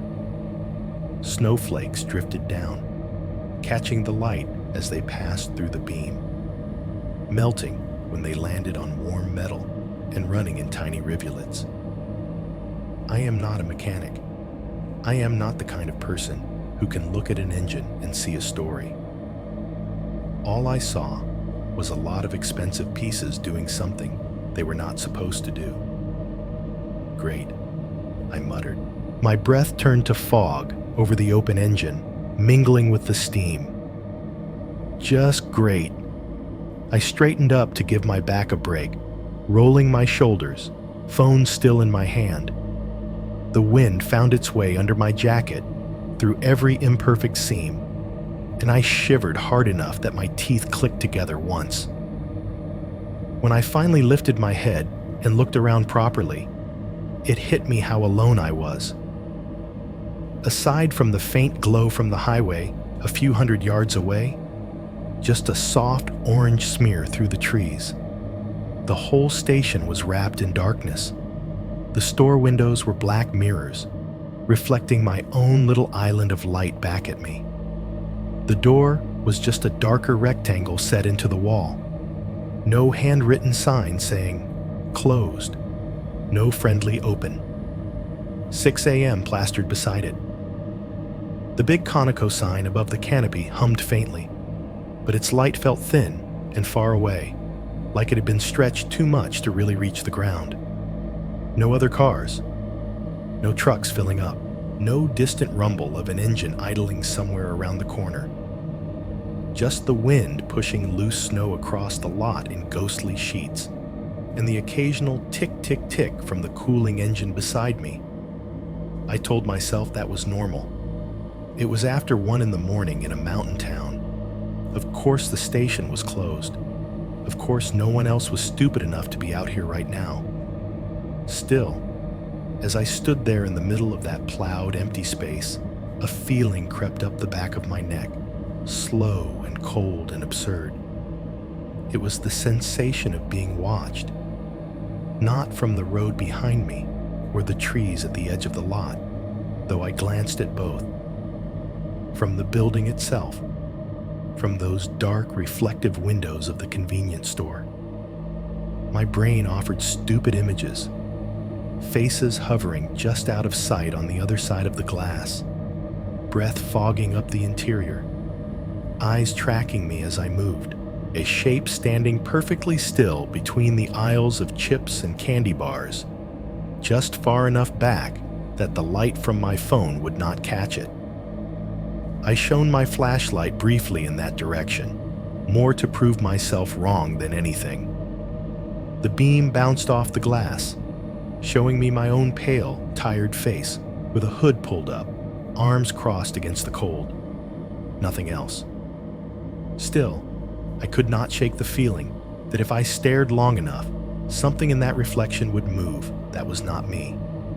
3.3. No bars, no witnesses. The cold finally pushed me back into the car. I slammed the driver's door shut harder than I meant to, partly from the wind and partly from nerves. The thud reverberated through the frame, and for a moment, everything outside became a muffled blur again.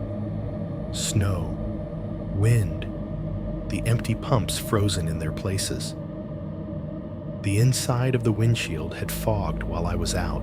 My own breath, still hot from the exertion and the rush of adrenaline, had clouded the glass in uneven patches.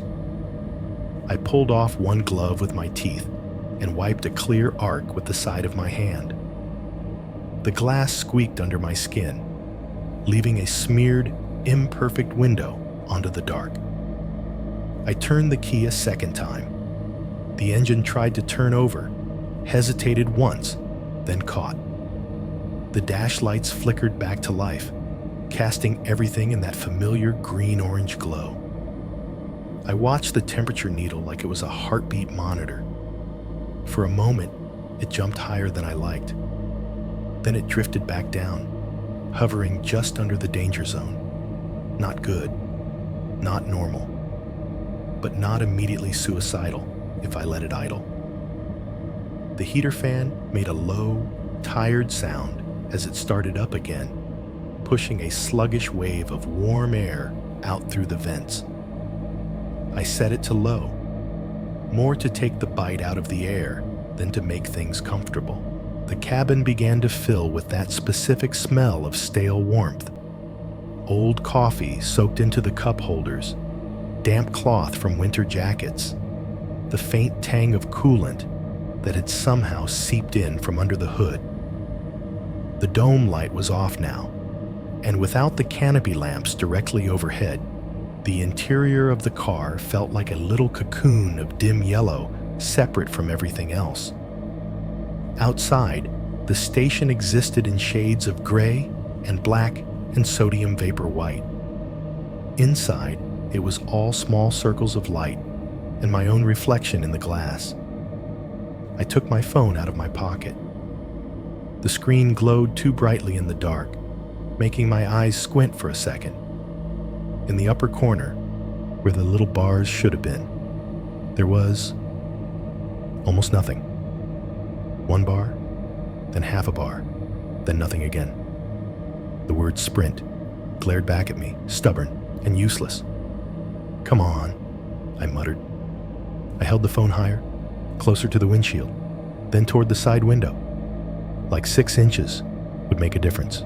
The bars flickered up to 1 again, then dropped to 0, mocking me. I opened my Sequelae app out of habit, then realized I did not even trust it to load.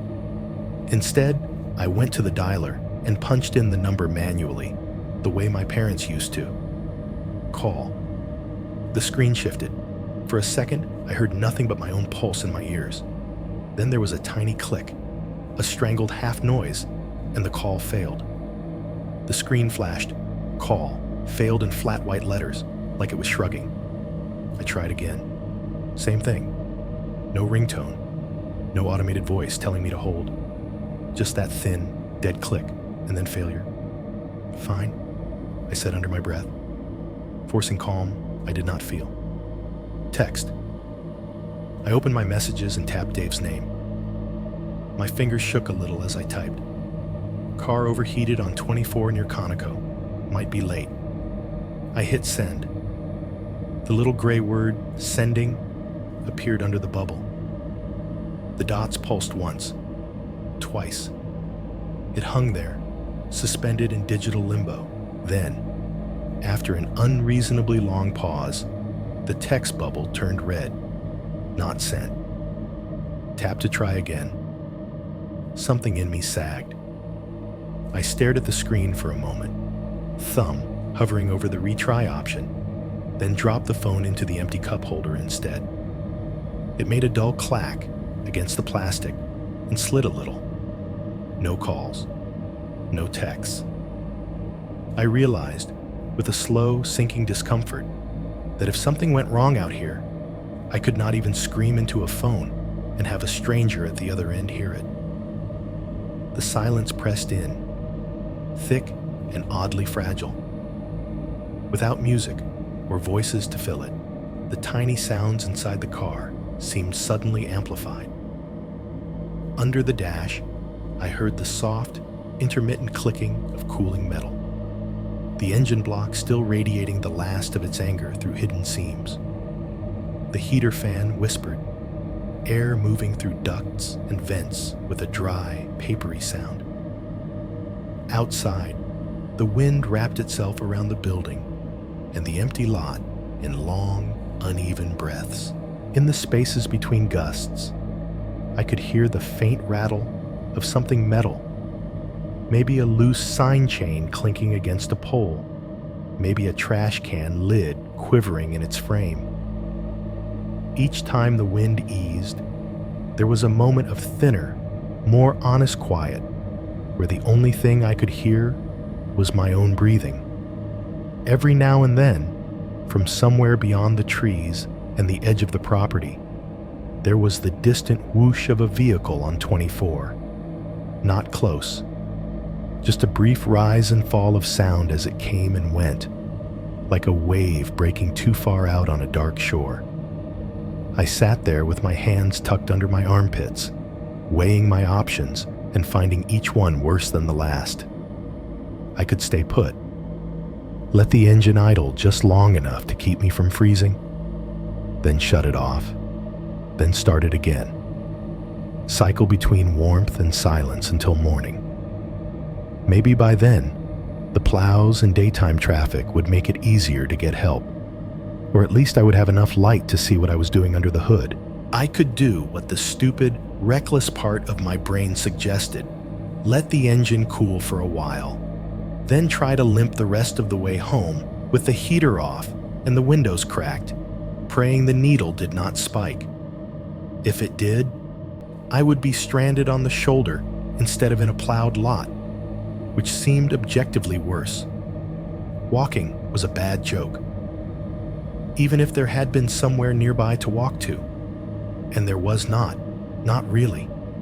I could feel the cold even in here, gnawing at the glass and seals, creeping in around the edges of my jacket.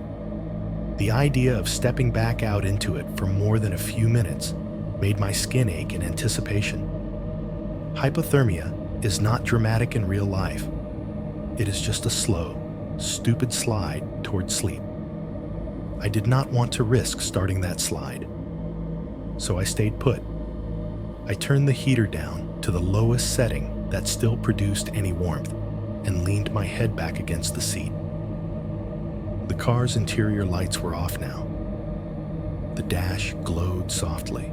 The lot outside was a washed-out stage set in front of me, empty pumps and dark windows and snow blowing in ghostly sheets across the asphalt. I tried to tell myself this was temporary. Engines overheat. People cool them down. Tow trucks get called. Life goes on. The problem was, I could not shake the sense that the rest of the world had quietly stepped back from this little bubble of time and space. No bars, no open doors, no one else stupid enough to be here. I do not know how long I sat like that, watching my own breath fog and fade in the dim light. Time shrank down to small measurements. The number of ticks from under the hood between wind gusts, the count of my own inhalations before I felt the need to check the temperature gauge again. At some point, I realized I was holding my breath whenever I listened for distant cars, like I did not want my own heartbeat or breathing to drown them out. One of those faint whooshes grew just a little louder than the others. I opened my eyes fully and lifted my head. In the side mirror, a glow was building, turning the falling snow into a halo. Headlights. They crested the curve in the highway to my left, two bright circles cutting through the dark. For a second, instinct told me they would just keep going, like all the others. But as they drew closer to the station, they slowed. The beams swept over the frontage, then dipped, then angled directly toward the entrance to the lot. My rearview mirror flared white as the vehicle turned in, the light bouncing off the wet pavement, the pumps, the back of my car. I blinked against the sudden brightness, one hand going up to shield my eyes even though the offending light was behind me. The interior of the Subaru seemed to shrink, every surface lit in stark relief by the glow pouring through the rear glass. Tires crunched over the plowed snow ridge at the entrance. The low hum of another engine joined the soundscape, closer than the highway, more intimate, or I felt my pulse jump in my throat. Out here, in the dark, with no signal and no witnesses, company was exactly what I had been hoping for. And at the same time, as those headlights flooded my mirrors and painted my hands in hard, reflected light, I realized it was also what I had started to fear. 4.1. The man with the van. The headlights behind me were so bright in the rearview mirror that for a second, I could not see anything else. Just harsh white glare, turning my own eyes into two pale ghosts in the glass. I had to look away, blink the afterimage from my vision. The engine of the approaching vehicle had a different tone than mine. Deeper, louder, a low growl under the wind. I felt it as much as heard it, a faint vibration through the frame of my car as it rolled further into the lot. I twisted in my seat, trying to see, without making it obvious I was staring. The vehicle eased up alongside the pumps in the row behind mine, then angled slightly so that its lights swept across the front of my Subaru, the empty stations, the snowbanks piled along the edge of the lot. It was a white panel van. For a second, all I saw was its front. Broad grille, square headlights, snow crusted along the bumper like dried salt. The kind of vehicle a contractor or electrician might drive. Older model, not ancient, but past the point where anyone fussed about small dents.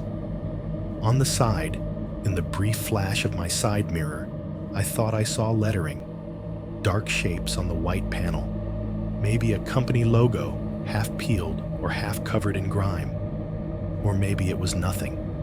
Streaks of slush, shadows from the falling snow.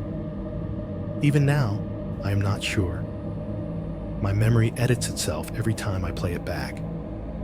In some versions, there's a name I almost recognize.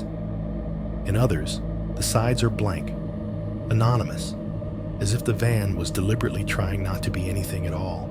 The engine cut off. The headlights stayed on for a moment longer, the beams hanging in the storm like solid pillars. Then they flicked off, leaving my eyes swimming in ghost images again. For a few seconds, nothing happened.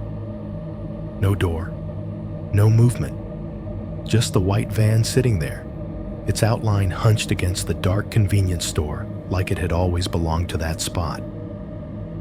Then the driver's door opened with a soft creak and a heavy thud as it swung wider than it needed to in the cold. A man climbed out. He was medium height, maybe a little shorter than me, wrapped in a dark work jacket with a hood pulled up or a knit cap. Again, my memory cannot decide, only that his head was covered and his face shadowed at first. His boots were sturdy, the kind you buy when you actually work outside, not when you just like the look. His hands were gloved. He closed the van door with a hard, final slam that echoed across the lot, bouncing off the pumps and the building. That sound made me jump more than I want to admit. Then he started walking toward my car. His pace was unhurried, not slow enough to be menacing, not fast enough to be eager. Just a steady, rhythmical crunch, crunch, crunch of his boots in the snow. His hands stayed visible at his sides, fingers flexing occasionally inside the gloves, like he was trying to work warmth back into them. Under the canopy lights, I could see more of him as he approached, stubble along his jaw, cheeks reddened from the cold, lines at the corners of his eyes, a normal face, the kind you would not remember if you rode an elevator with it. I felt that automatic social reflex kick in, the one that tells you it is rude to just sit there staring through glass like a fish.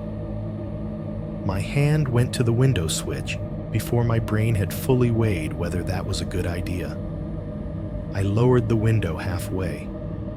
Cold air knifed into the car immediately, reaching past my jacket and shirt, slipping under my collar. The smell of snow and exhaust and hot metal flooded in with it. A few flakes drifted onto the inside of the door and melted there, leaving tiny dark dots on the fabric. "Hey man." His voice came through the gap, clear and calm, carried by the wind.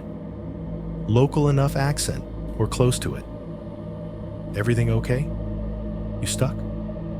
His eyes flicked briefly over the dashboard, like he knew exactly where to look, then back to my face.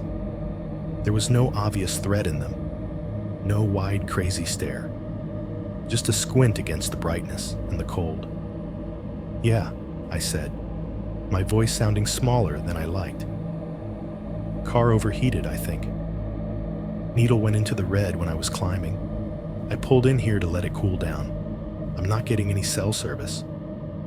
I realized as I said it that I was volunteering a lot of information. My breath fogged upward in the cold air sneaking through the half-open window, curling between us like a thin veil. He nodded, as if this were all exactly what he had expected to hear. He pulled one glove halfway off with his teeth, dug his phone out of his jacket pocket, and glanced at the screen. "Verizon," he said.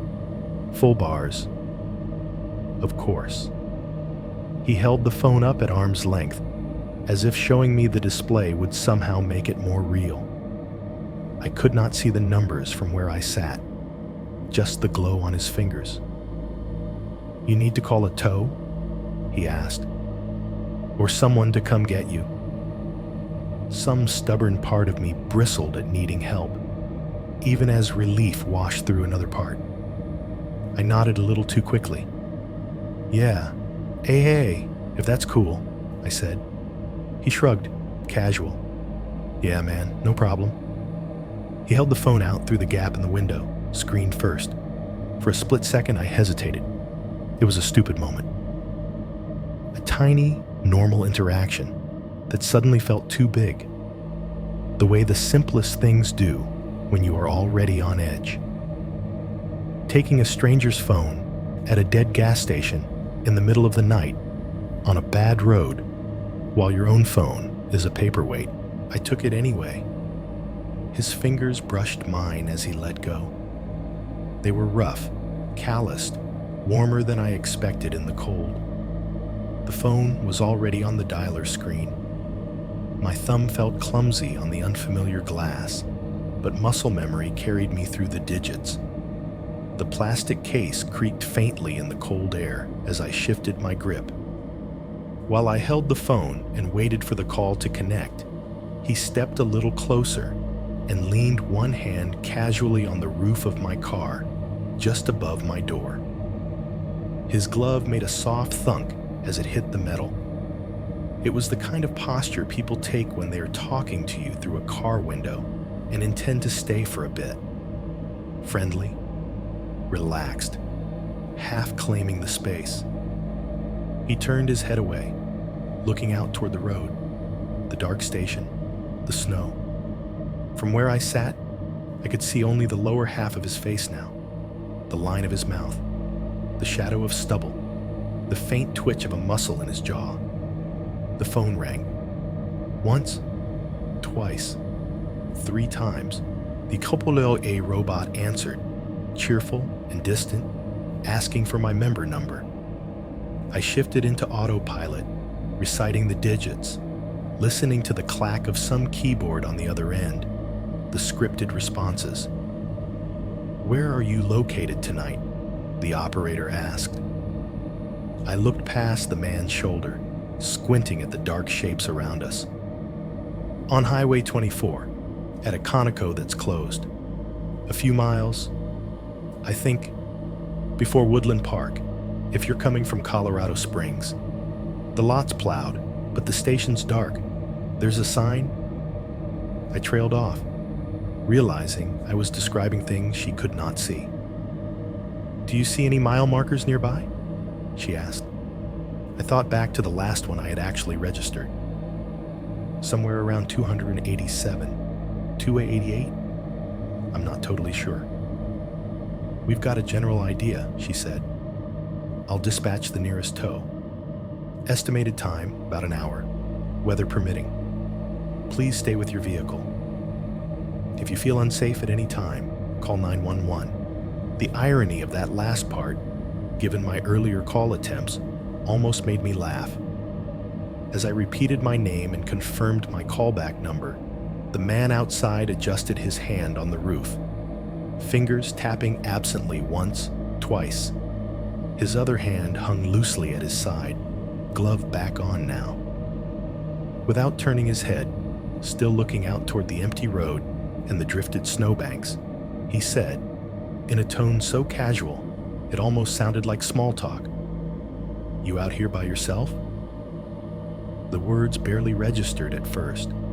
They slid in alongside the operator's voice, the typing sounds on the other end, the hiss of the heater. It was the way he said it that hooked into me, the lightness, like he was asking what time it was or whether I thought the storm would get worse. My mouth answered before my brain could catch up. "Yeah," I said. "It's just me." The sentence hung there in the cold air between us, visible only to me. A second later, something inside me seemed to step back and hear what I had just given away. Alone, stranded, no signal, waiting. His hand stayed on the roof. His face did not change, but the back of my neck prickled. A slow, crawling sensation, like my skin had just realized something my conscious mind was late to. And sitting there with his phone in my hand, my own words replaying in my head, I felt a thin, icy line of regret slide down my spine. 4.2. Calls made, under watch. The AA rep was still on the line when my brain finally caught up to what I had just told him. "Yeah, it's just me." The words echoed in my head, thin and stupid. I swallowed and forced myself to focus on the voice crackling out of his phone. "Sir, you said the vehicle is drivable, or no?" the woman asked politely. "Not sure," I said. Temperature went into the red. I pulled off before it blew. I'd rather not risk it.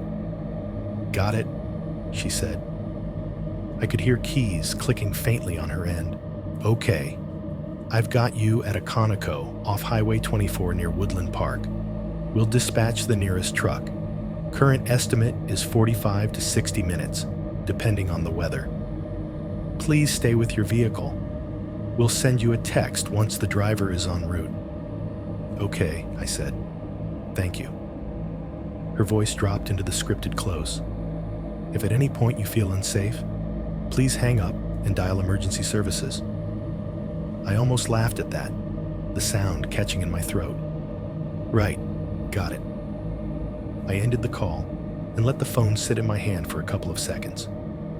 The screen dimmed, reflecting the pale oval of my face back at me.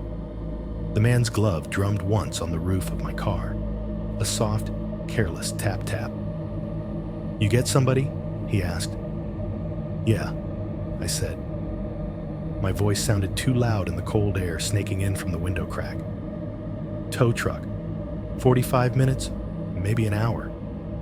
He nodded once, like he had expected that exact answer. "Yeah, that sounds right for this time of night," he said. "Storm like this, they're probably hopping." While he spoke, my eyes flicked up to his face. He was closer now, leaning in a little so he could hear the AAA operator through the phone while I talked. I had the sudden, invasive sense of his breath in my air, the faint smell of coffee, and something metallic, like he had been in a garage or workshop before this. There was something strange about the way he watched me. Whenever I glanced directly at him, his eyes seemed to slide away, to the windshield, to the hood, to the snow swirling out beyond the pumps. But I could feel him on me when I was looking down. A weight at the edge of my awareness. The same sensation you get when someone on a bus pretends to be asleep, but their posture is just a little too awake. Behind him, I realized, the van was still rumbling. I do not remember hearing him restart it. Maybe I was distracted by the call. Maybe he had never actually turned it fully off, just killed the lights. Either way, I could hear the low idle now, a steady, throaty vibration that made the snow around the exhaust pipe puff and swirl.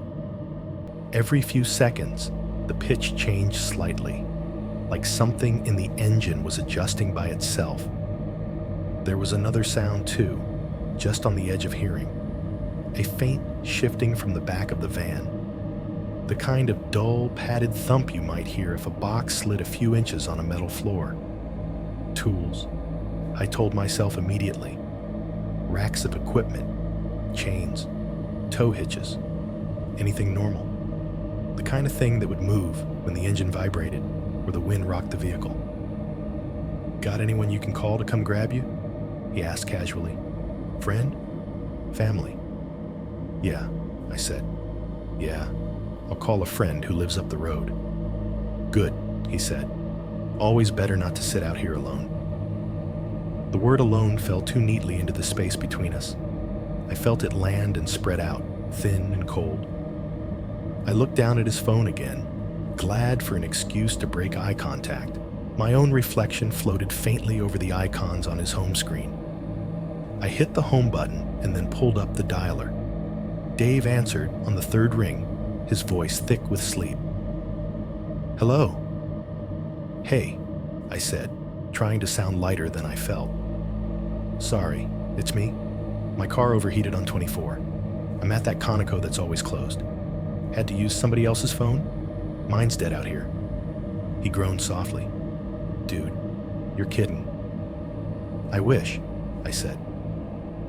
"AAA says 45 minutes to an hour for a tow. Figured I should warn you I might need that couch after all." He sighed, the sound loud in my ear. I could picture him sitting on the edge of his bed, rubbing his face. Yeah, that's fine.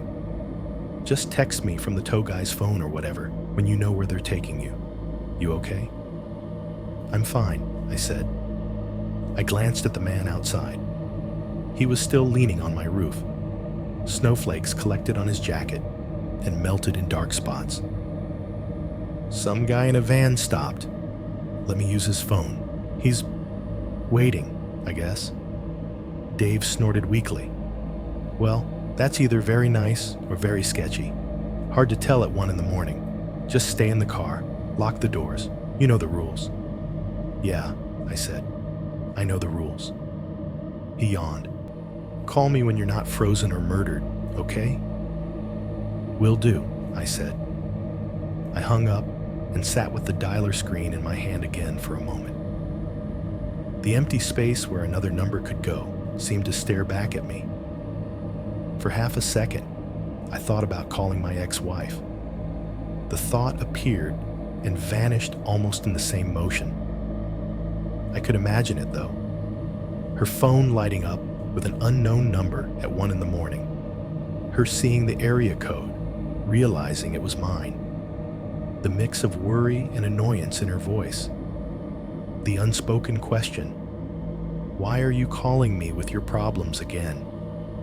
I could imagine calling one of the few friends I still kept up with, too. Waking them up. Telling them I was stranded in the snow.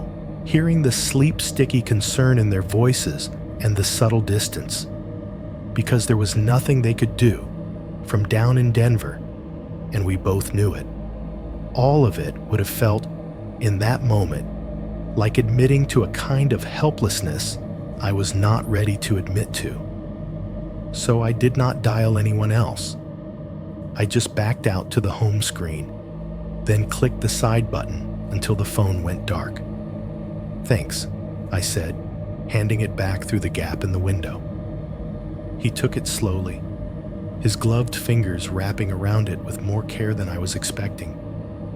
For just a heartbeat, he did not look at the phone. He looked at me. It was only a second too long, but I felt it. He studied my face like he was trying to memorize it, eyes moving almost imperceptibly from my forehead to my mouth, to my hands on the steering wheel. Then, like someone remembering how they were supposed to act, he pasted on a smile. It came a little too late, sticking to his features like a mask. "Glad you got through," he said. "Tow trucks can take a while this time of night. Storm like this, you could be waiting a long time by yourself." The way he kept circling back to that word, the weight he put on it, even when his tone was casual, made something in my gut twist. "I'll be fine," I said. I forced a small laugh that sounded wrong in the confined space. "I'll just sit tight. Keep the heater going when I can. Friend of mine's on standby if I need a place to crash." He glanced out toward the highway again, like he was checking for witnesses, then back at me. Snow had begun to build up on his shoulders, white flecks clinging to the dark fabric. His breath puffed in slow, even streams. "Yeah," he said. "Yeah, that's good. Can't be too careful up here." He pushed himself off the roof of my car then, glove sliding with a soft squeak against the metal. For a second, I thought that was it. That he would go back to his van, maybe sit in it with the engine idling until he got bored, then pull away. Maybe he really had just stopped to do a decent thing. He turned slightly, taking a step away from my window. The movement let in a slice of colder air through the gap, like the night was leaning closer. Then he paused. His back was to me now, profile half visible in the reflection of my side mirror. I watched his shoulders rise and fall once, a breath that looked more like a decision.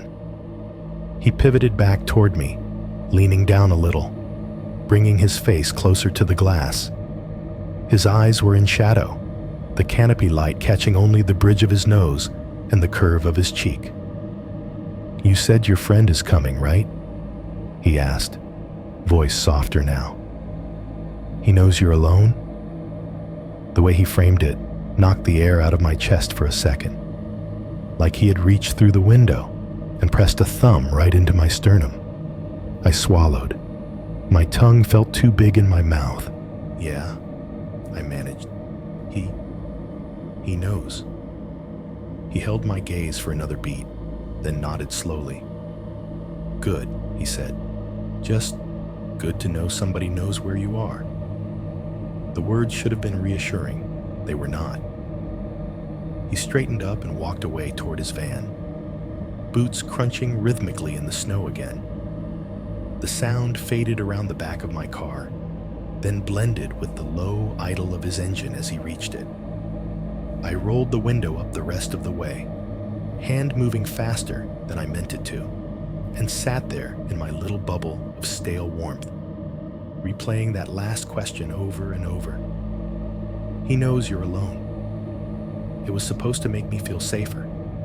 Instead, it settled somewhere behind my ribs, heavy and cold, like a fact someone else had picked up and turned over in their hands before I even realized I had dropped it.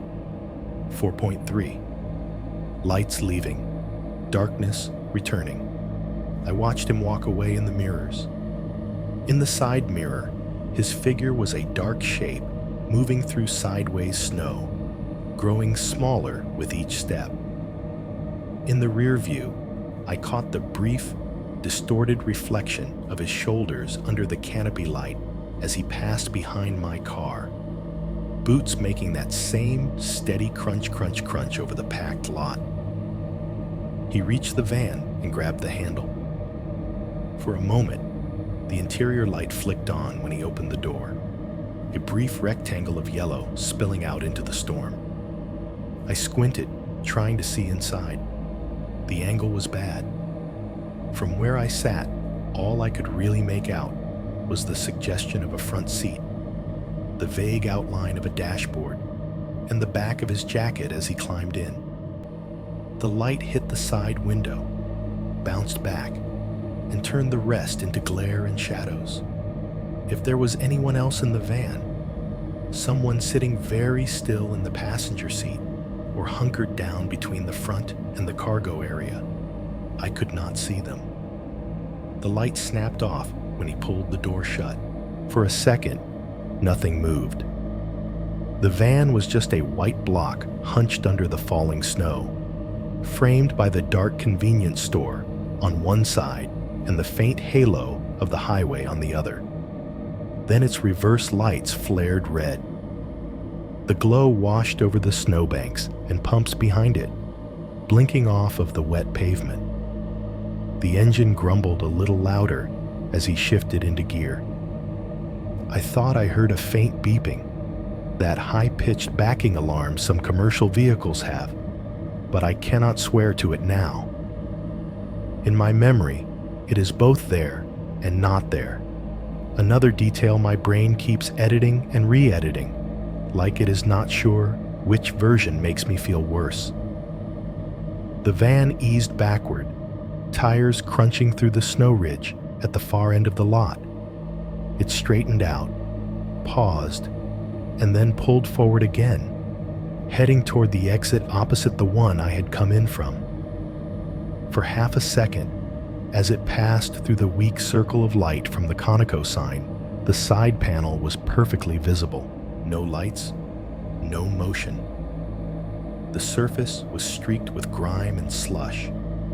If there had ever been a logo there, time and weather had chewed it down to unrecognizable shapes. Then it turned onto the road. Instead of going my direction, up toward Woodland Park, toward where the tow truck would be coming from, it rolled the opposite way, back toward the long curve and whatever side road I had seen earlier. Its tail lights blinked once as it hit a bump. Then they became two small red dots swallowed by the storm, shrinking and shrinking until they were gone. The sound of the engine faded with them, its low growl thinning into the general wash of wind and distant highway noise. Just like that, I was alone again. I reached up and flicked off my interior light, which I realized I had never switched back since first getting in. The overhead bulb went dark with a soft click, and the cabin shrank back down to the glow of the instrument panel.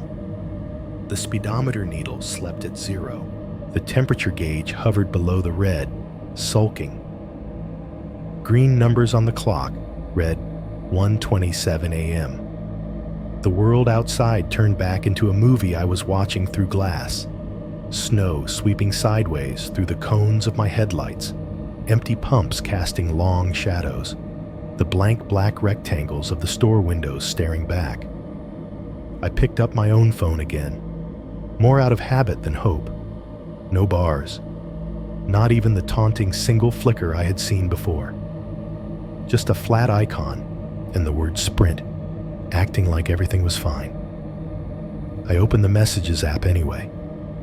The last text I had tried to send to Dave still sat there with its tiny exclamation mark.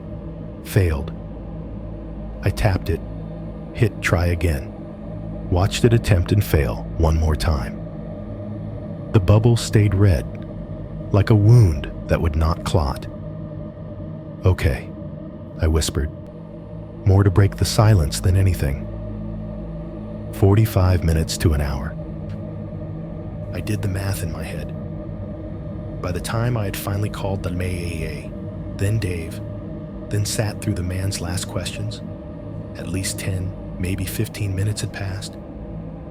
That meant, in theory, I had half an hour to 45 minutes left. In theory. I tried to imagine the tow truck working its way up the pass right now. Wipers slashing back and forth over a big windshield, chains rattling on its tires. The driver muttering about idiots who drove older Subarus too hard in the snow. It helped a little to visualize someone moving toward me through the dark. At the same time, a stubborn little timer started in my chest. An internal clock I could not see but could feel, ticking down the minutes in a rhythm just out of sync with my pulse. Somewhere in there, the doubt crept in. I stared at the empty spot where the van had been and felt ridiculous. The guy had helped me. He had stopped his own vehicle on a bad road in a storm, pulled into an empty lot, stepped out into the cold, and handed a stranger his phone. That alone put him in a higher category than most people I knew. He let you borrow his phone, I told myself firmly. If he wanted to rob you, he could have done it right then, while you were talking, while you were distracted. I imagined how easy it would have been. I was half trapped by the seatbelt, my hands occupied, my attention split between the operator's questions and the feel of his presence outside the glass. He could have jerked the door open, leaned in, grabbed my throat, or the phone, or the keys. There would have been nothing I could do but flail in the narrow space between the wheel and the seat. He had not. He had stood there, let me make my calls, even asked if someone knew I was out here. On paper, that was almost the textbook definition of Good Samaritan. So why did my hands still feel clammy on the steering wheel? I let my head fall back against the seat and closed my eyes for a moment, just listening. The engine idled quietly. The heater made a soft, steady whoosh.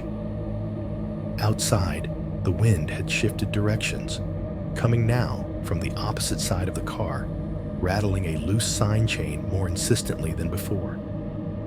Beyond that, a distant semi rolled by on 24 somewhere out of sight, its tires hissing over snow and slush.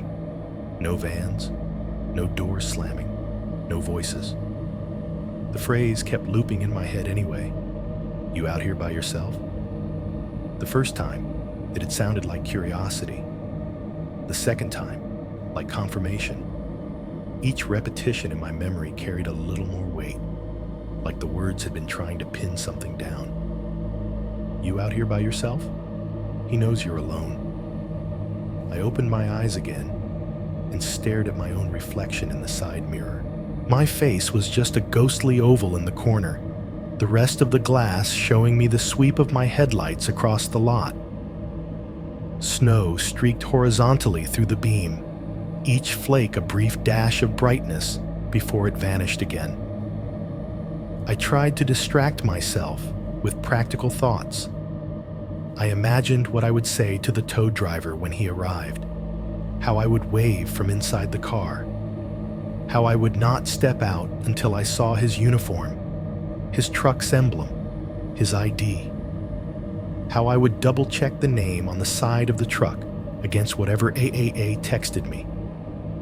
My mind refused to stay there. It kept sliding back to small, irrelevant details. The way the man had leaned on my roof, as if he had done that before. The way his eyes had always seemed to be almost where I was looking, but not quite. The way he had waited until I was mid-sentence with someone else before asking that question the first time. My gaze drifted from the mirror to the snow-blurred outlines of the pumps, then back again. Headlights, snow, black glass.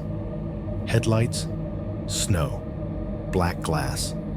Then, like a bubble rising through swamp water, another thought surfaced, one that made the hair on my arms stand up under my jacket. He never looked at my license plate. The realization seemed obvious once it formed, but I had not noticed it in the moment.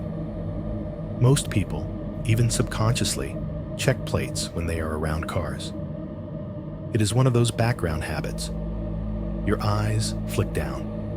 Read the state, the numbers, the little stickers. Especially on a night like this, with few distractions. He had not.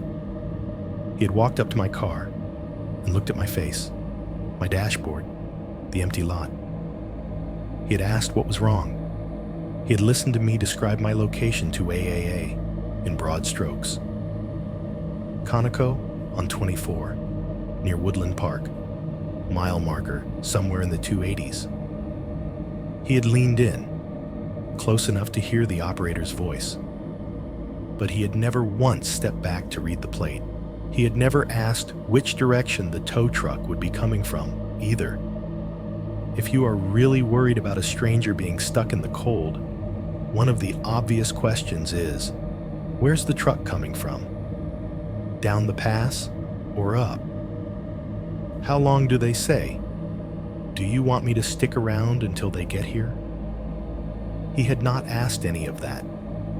He had asked who knew I was alone. I stared into the side mirror, watching the headlights bounce off the falling snow, and suddenly the empty highway felt less like a random stretch of road and more like something that had been rehearsed in someone else's head. If he came back, it would not be with some innocent excuse like, "I saw the tow truck pass." He did not know what the truck would look like. He did not know which way it would be coming from. If he came back, it would be because he had chosen to, because he knew now that there were at least 45 minutes where I would be sitting in a dead pocket of signal, waiting, with no one expecting to hear from me until sometime after that window closed. That thought sat down heavily in my chest, elbows on its knees, and refused to move. 5.1. Waiting in the cocoon. Time gets strange when you are stuck in a car with nowhere to go. I remember looking at the clock right after the van's taillights disappeared, 1:27 a.m. I told myself that if AAA's estimate was right, I would probably see a tow truck by 2:15, 2:20 at the latest. 45 minutes. An hour, tops. I had done longer stretches than that, staring at progress bars on a monitor. In theory, it was nothing. I tilted the driver's seat back a little, just enough to take the pressure off my lower back without fully committing to lying down. The springs creaked softly as the weight shifted. The heater fan hummed on low, dragging warm air in a sluggish loop around my feet and up past my hands. I pulled my jacket tighter across my chest, tugging the zipper up until it caught under my chin. The fabric rustled loud in the small space. My fingers, finally starting to feel human again, tucked themselves under my arms for extra warmth. The engine idled with a steady, quiet rumble, less a sound than a feeling through the floor and the steering column. Every now and then, it shuddered slightly, like it was clearing its throat. The needle on the temperature gauge stayed where it was, hovering just under the red, like it was sulking but willing to play nice for now. Outside, the wind had settled into a rhythm I could almost predict. Long, low gusts that slid around the car and across the lot, making the Subaru rock just enough that my body noticed it. Short, sharper bursts that slapped against one side of the car and rattled something loose on the canopy, a sign chain, a plastic panel, into a brief metallic clatter. Somewhere far off in the night, I heard the mournful blast of a train horn. It came and went in the space of a breath, a low wail that rode the wind and then vanished behind hills and trees. After that, for a long stretch, the only larger noises were the occasional hiss of a truck on 24, braking or accelerating on the grade. Inside the car, every smaller sound had space to unfold. The heater's fan made a soft, constant shh that reminded me of the server room white noise, but thinner, more fragile. The plastic of the dash ticked as it expanded and contracted with the changes in temperature. Somewhere under the hood, something pinged quietly now and then as it cooled, a tiny metallic note that I started unconsciously counting between. I pulled my phone out again, thumbed it awake. Still no bars, no rescuing light-up notification from the AOLA, no missed call, nothing. The battery icon had slipped lower than I liked. I put the phone into airplane mode to save power and opened whatever I could that did not need a connection. Old messages. The last thread with my ex-wife. Weeks-old arguments about money and who was supposed to call the plumber when the shared line backed up. A picture she had sent of the dog asleep on the couch. Paws twitched out in front of him, like he was running in his dreams. I stared at that one too long and had to close it. Messages with Dave, half memes, half shift complaints. A blurry photo he had sent of a snowed-in parking lot with the caption, "Graveyard shift perks." At the time, I had sent back an eye roll. Sitting in the car now, I felt like the punchline. a group chat with family I rarely answered, happy birthdays, holiday plans I had missed, photos of my niece holding up finger-painted turkeys and macaroni crafts.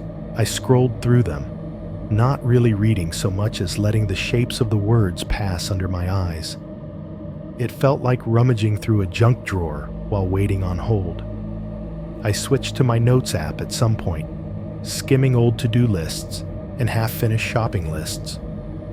Buy coolant had been on one of them months ago. I laughed under my breath, a dry, humorless sound that startled me more than anything outside.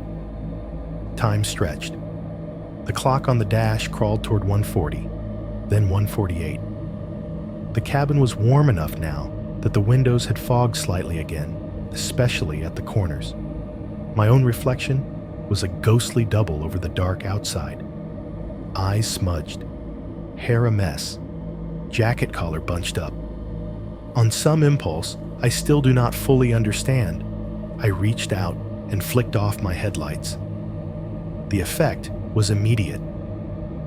The bright wash of light over the pumps and snowbanks vanished, and the world outside my windshield collapsed inward. For a couple of seconds, my eyes saw nothing but my own face in the glass, lit by the faint green and orange of the dashboard. Then the night began to creep back in. Without the headlights, the lot was almost pure black.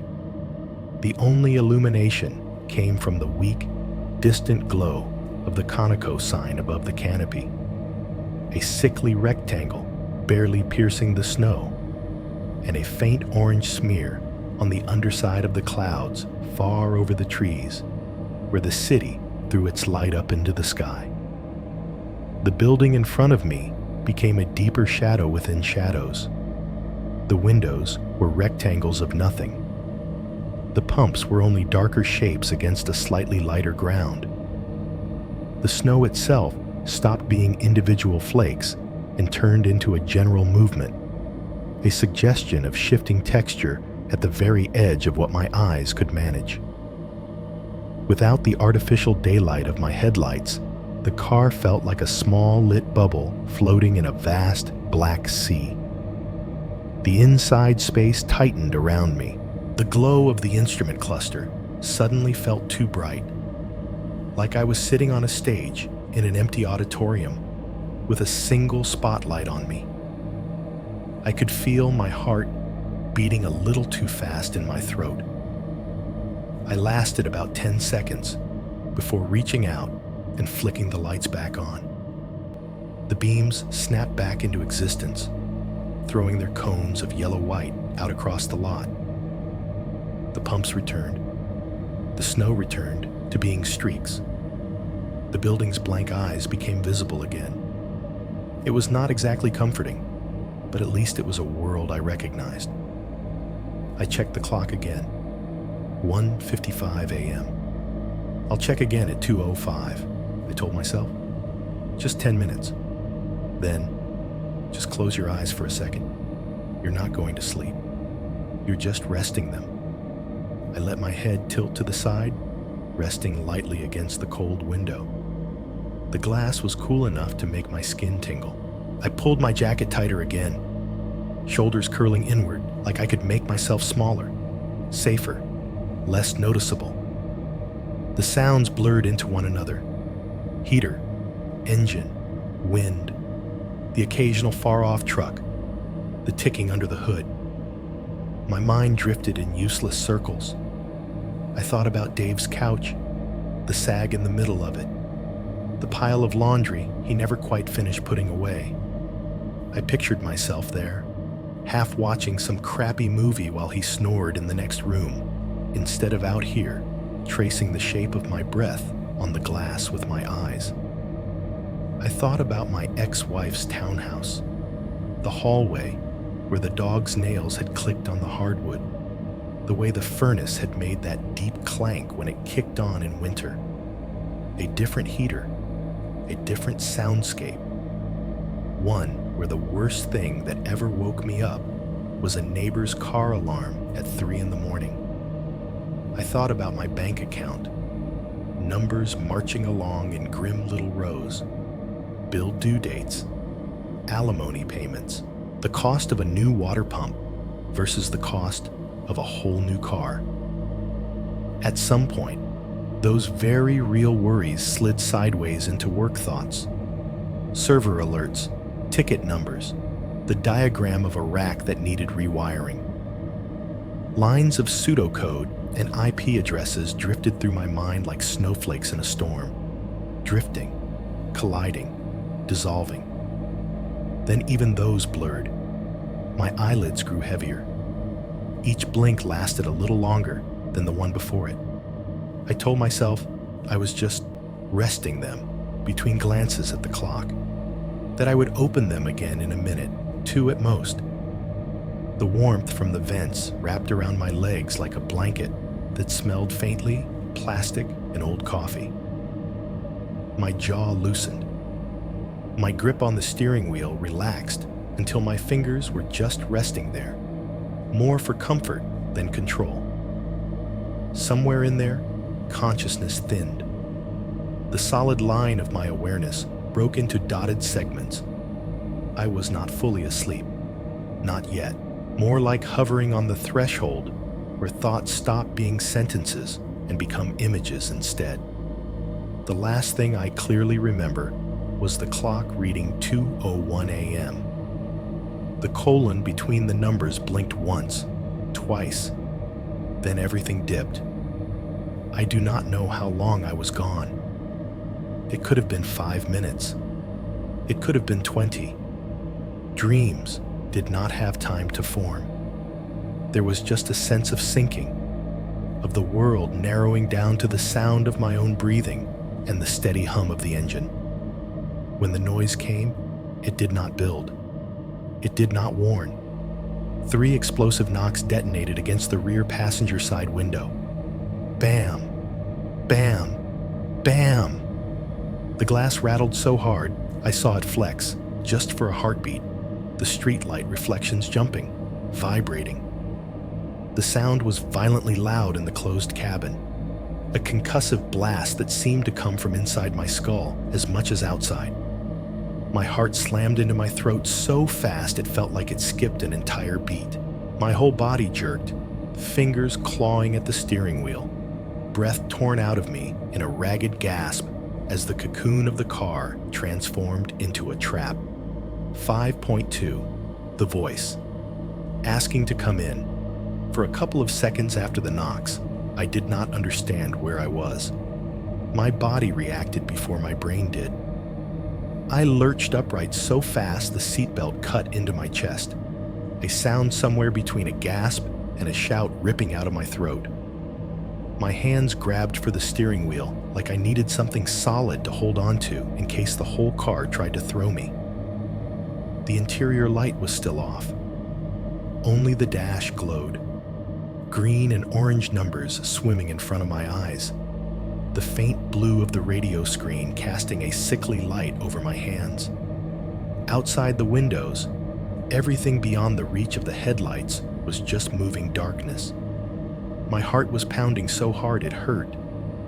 The echo of those 3 knocks still rang in the air, like they had imprinted themselves into the metal and glass. I twisted toward the rear passenger side, the seatbelt dragging against my shoulder.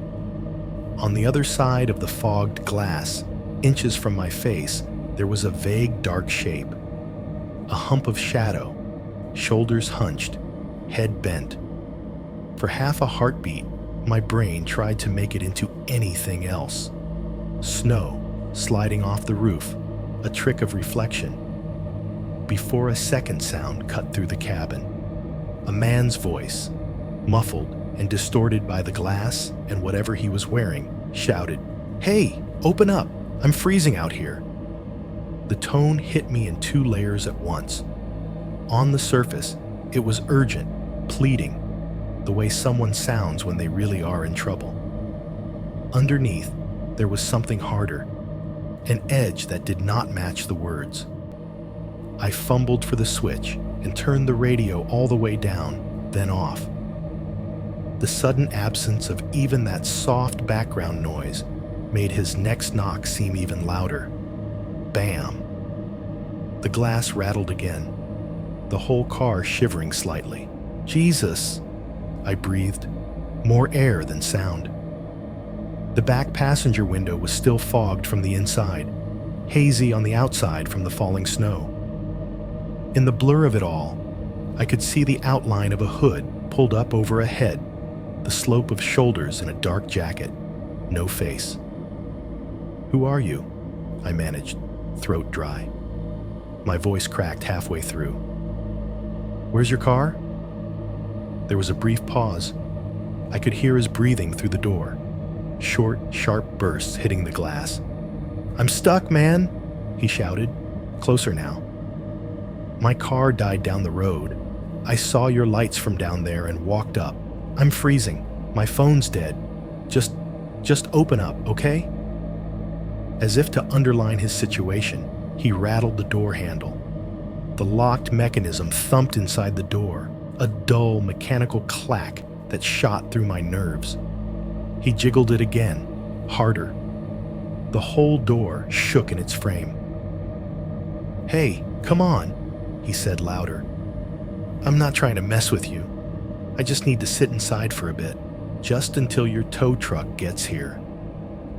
His voice had that practiced rush to it, like someone reading off a script they had gone over in their head 1,000 times. The phrases came too neatly. "I'm not trying to mess with you. Just until your tow truck gets here." He should not have known about the tow truck. My mind scrambled to explain it away. Maybe he had heard me on the phone through the glass earlier. Sound carries weird in the cold. Maybe it was just the logical assumption for someone broken down in a plowed lot next to a dead station. Still, the way he said it made my skin crawl. Where's your car?" I repeated, louder this time. "What direction?" "Down the road," he snapped, like I was the one being unreasonable. "It died, okay?" "Battery, or alternator or something. I've been walking. I'm soaked. I'm freezing. Come on, man, I'm not asking you to drive me anywhere. I just need to warm up." His gloved palm hit the glass again, open-handed this time, a fast, flat smack. Slap, slap, slap. The sound was different from the first knocks, less like fists, more like someone testing the strength of something, figuring out how much force it would take.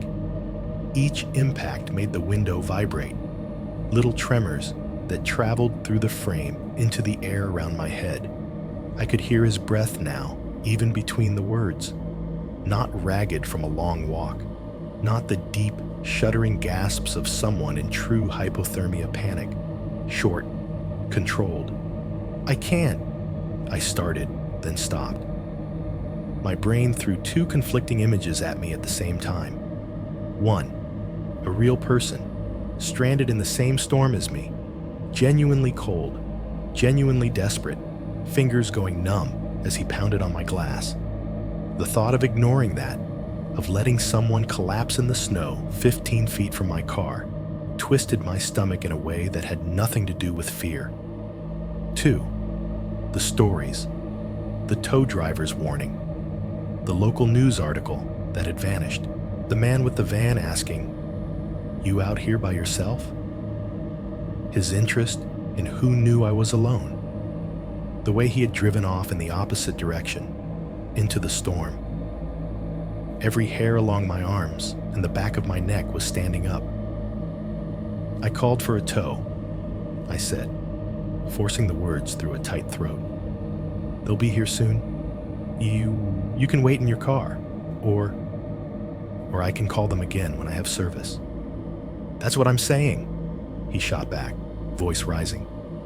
"I don't have service. My phone's dead. I don't know when anyone's coming. I've been out here too long already. I just need to sit inside, just for a few minutes. I'm losing feeling in my hands, man." He rattled the handle again, harder. The plastic of the inner door panel creaked faintly in response. The security lock beside my elbow looked suddenly small and flimsy. The urge to unlock the door was almost physical. It pressed at my muscles, at that part of my brain that had been trained since childhood to help when someone said they were hurt. Hypothermia is not a movie monster. It kills quietly, stupidly, and it does not care whether you listen to your gut first. At the same time, something about the cadence of his pleas made my gut twist. There was no slur in his speech, no shiver in his words. He sounded rehearsed, like he knew exactly what someone in his situation was supposed to say. Every sentence hovered just on the right side of plausible. I realized I had been holding my breath. I let it out slowly, trying to buy myself one more second of thinking time. "Please," he said, softer now, closer to the glass. "Just crack the door, okay? I swear I'm not going to do anything. I can't feel my fingers. It hurts." My hand moved, without permission, hovering near the lock. The key fob sat in the cup holder beside me, orange panic button pointed up like an accusation. "Hang on," I said, voice thin. "Hang on. I'm trying to think." "Think faster," he snapped, the edge back in his voice. "My car is dead. He cut himself off abruptly, like he had bitten down on his own tongue. I swallowed and forced myself to look away from the shadow at the window, just for a second. My eyes darted to the side mirror, to the view of the station and the entrance behind my car. Headlights, snow, the vague curve of 24 beyond the edge of the lot, and tracks. The beam from my own headlights caught the snow at a shallow angle, turning every footprint into a small crater of shadow edged with light. I could see, very clearly, a line of footprints coming around the back of my car toward the passenger side. Deep impressions, spaced in a way that said, adult male, normal stride.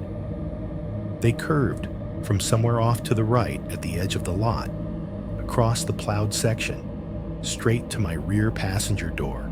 In the mirror, my own breathing fogged the glass a little, blurring the edges of the scene. I squinted, blinked, looked harder. There were no corresponding footprints leading away in either direction along the shoulder of the highway. Nothing coming from down the road. Nothing heading back to it. Just that one line of tracks, from the darkness at the edge of the lot to my car, ending inches from the glass where the voice was. My mouth went dry. "Where did you say your car was?" I asked, forcing my gaze back to the shape at the window, though every instinct screamed at me not to move my eyes. He pounded again, harder this time, knuckles or the side of his fist. Bam, bam, bam. "Down there," he shouted, louder than before. "What, you don't believe me? You think I'm lying to you? Come on, open the door. You want me to freeze to death out here?" His anger sounded real, but anger is easy to fake. The footprints were not. I stared at that broken trail in the mirror, the way it stopped so cleanly at my car, and felt the floor of the situation drop out from under me. Whatever this was, whoever he was, he had not walked up from a stranded car down the road. He had come from somewhere else, from the dark. 5.3. Burning the engine to get away. The next knock was not a knock. It was a hit. Bam! The whole car rocked an inch on its shocks. The glass shuddered in its frame with a shivering vibration that I felt in my teeth. "What is wrong with you?" he yelled. His voice had lost whatever soft pleading had been there before. It came jagged through the glass now, sharp and pissed. "You want me to die out here? Is that it?" Another impact. Bam! The sound blurred into the first, a rolling thunder that seemed too big for one fist. The rear passenger door groaned slightly, a low protest from the hinges. I flinched back in my seat, as if that would somehow increase the distance between us. The seatbelt cut across my chest, pinning me in place. My hands tightened on the steering wheel hard enough that my knuckles ached. "Open the door!" he shouted. "Come on, man, stop being weird about it. Just unlock the door." His breath smeared the glass from the outside now, a spreading white patch that bloomed and faded with each exhale. He pressed closer, his shoulder and head a dark, indistinct mass at the edge of my vision. The door handle rattled again, violently this time. The lock mechanism thunked in time with it, like a heartbeat under my elbow. I imagined, with sudden nauseating clarity, the little metal pin slipping, plastic cracking, the door flying outward. My hand hovered near the lock switch, fingers trembling. Not because I wanted to unlock it, but because I was so afraid of touching anything at all. Hypothermia. Real. Dangerous. People do die in storms because nobody lets them in. That voice in my head would not shut up. But the other voice, the one that had been with me on every weird night shift, every time something felt off, right before it went wrong, was louder now. Real tow drivers don't usually hang around in the dark with you. My co-worker's words echoed in my skull like a PSA from another life. I saw the article in my mind again. The smiling guy, leaning against his truck, last seen near a broken-down vehicle that was later found empty. Gone now, file scrubbed from the site. Bam! The third hit rattled me all the way up my spine. "You think you're better than me?" he screamed. The pleading was gone. All that was left was anger and something uglier. "You sitting in there warm while I freeze to death? You think that's funny?" The heater suddenly felt like a crime. The warm air on my legs might as well have been stolen. "Look, man," I said, but my voice came out strangled, barely audible even to myself. "Look, I called a tow truck. They'll be here soon. You can..." He cut me off with another slam on the window, this one lower, like he had used the heel of his hand or his elbow. "Soon? Soon," he snarled. "You don't know that. You don't know anything. You're just sitting there hiding. Open the door." Every word was a demand now, not a request. Something in me snapped into focus. This was not a situation I could talk my way through. I was not going to say the right empathetic sentence and calm him down. I was not going to negotiate my way out of a frozen parking lot with a man who had lied before he even finished knocking. I had two choices: stay and hope the lock held, or leave and hope the engine did. My eyes flicked down to the gear shift. My hand followed, almost on its own. I wrapped trembling fingers around the cold plastic and pulled it down, past neutral, into drive. The transmission clunked faintly, a mechanical acknowledgement that the car was ready to move if I was. I hesitated. If I pulled out and the engine failed as soon as I hit the incline back to the road, I would be stuck in the open, spinning my wheels in the snow, with this man right there. No glass between us. The thought of that, of the door yanked open, of hands on my jacket, on my throat, made my vision tunnel. Another memory surfaced uninvited.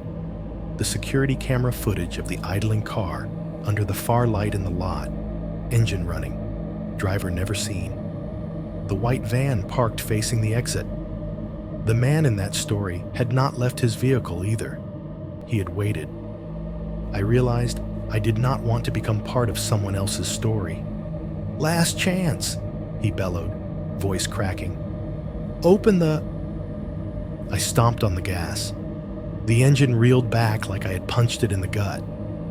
It roared up with a raw, choked sound that I had never heard from it before, rising fast, protesting the sudden strain. The entire car jerked forward, tires spinning uselessly for half a second on the slick, compacted snow.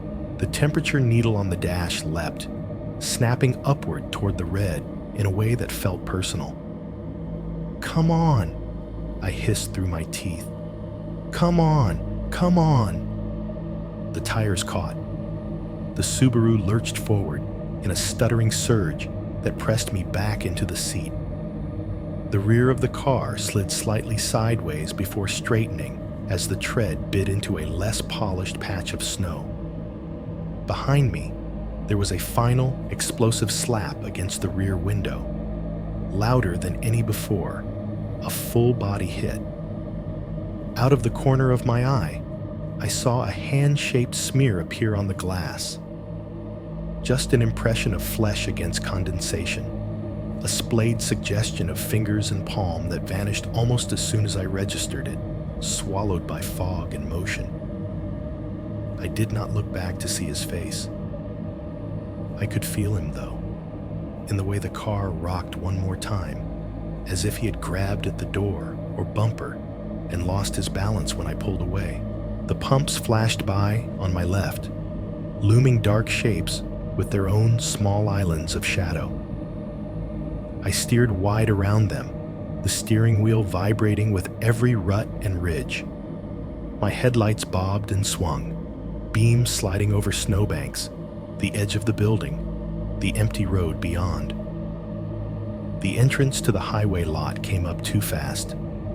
The scraped surface gave way to the uneven, rutted path the plow had carved between the lot and 24. I took it at an angle that was probably dumb, feeling the front tires rise and then slam back down as they cleared the packed snow ridge. The back end bucked once, jarring my spine, and then we were on the main road again. I did not dare floor it, not fully, but my foot stayed heavier on the gas than it had any right to be. The engine whined, hot and furious, the needle now kissing the red zone like it wanted to break through. "Just a little more," I muttered, more to the car than myself. "Just get me away from here, and you can die wherever you want." I did not look fully into the rearview mirror. I could not. My body rejected the idea like a bad taste. Out of instinct, though, my eyes still flicked up once, briefly. In that split-second glance, framed in the shaking rectangle of the mirror, I saw the lot shrinking behind me. The dark station, the lonely canopy light, a small figure near the edge of my headlight's reach, dark against white, standing where my car had been seconds earlier. He did not wave. He did not chase me. He just stood there, watching, shoulders hunched, hood up. Then the road curved, and he was gone behind a curtain of snow and distance. The pass ahead of me was a mess of white and gray. The plows had been through at some point, but the storm was working hard to undo their efforts. Two brownish tracks showed where other cars had gone before me, half filled now. My tires strained to stay within those ghost lanes, slipping now and then over invisible ice. The temperature gauge was all the way into the red now. The warning light next to it glowed angrily, a tiny icon of a thermometer dunked into liquid, blinking a slow, disapproving pulse. Every rational thought screamed at me to pull over, kill the engine, save the car. Every survival instinct screamed louder. "Not yet," I whispered. "Not yet." Half a mile, maybe less. Up the road, the grade evened out slightly. The Subaru's engine tone shifted, dropping a half step as it mercifully did not seize. My headlights speared into the storm, catching the world 100 feet at a time. Trees, guardrail, snow. Trees, guardrail, snow. Then the road curved left around a gentle hill, and my beams swept across the opposite side. a small maintenance turnout I had barely registered on previous drives. Just a flat dirt patch carved into the mountain, sometimes used by work crews or the occasional cop running radar.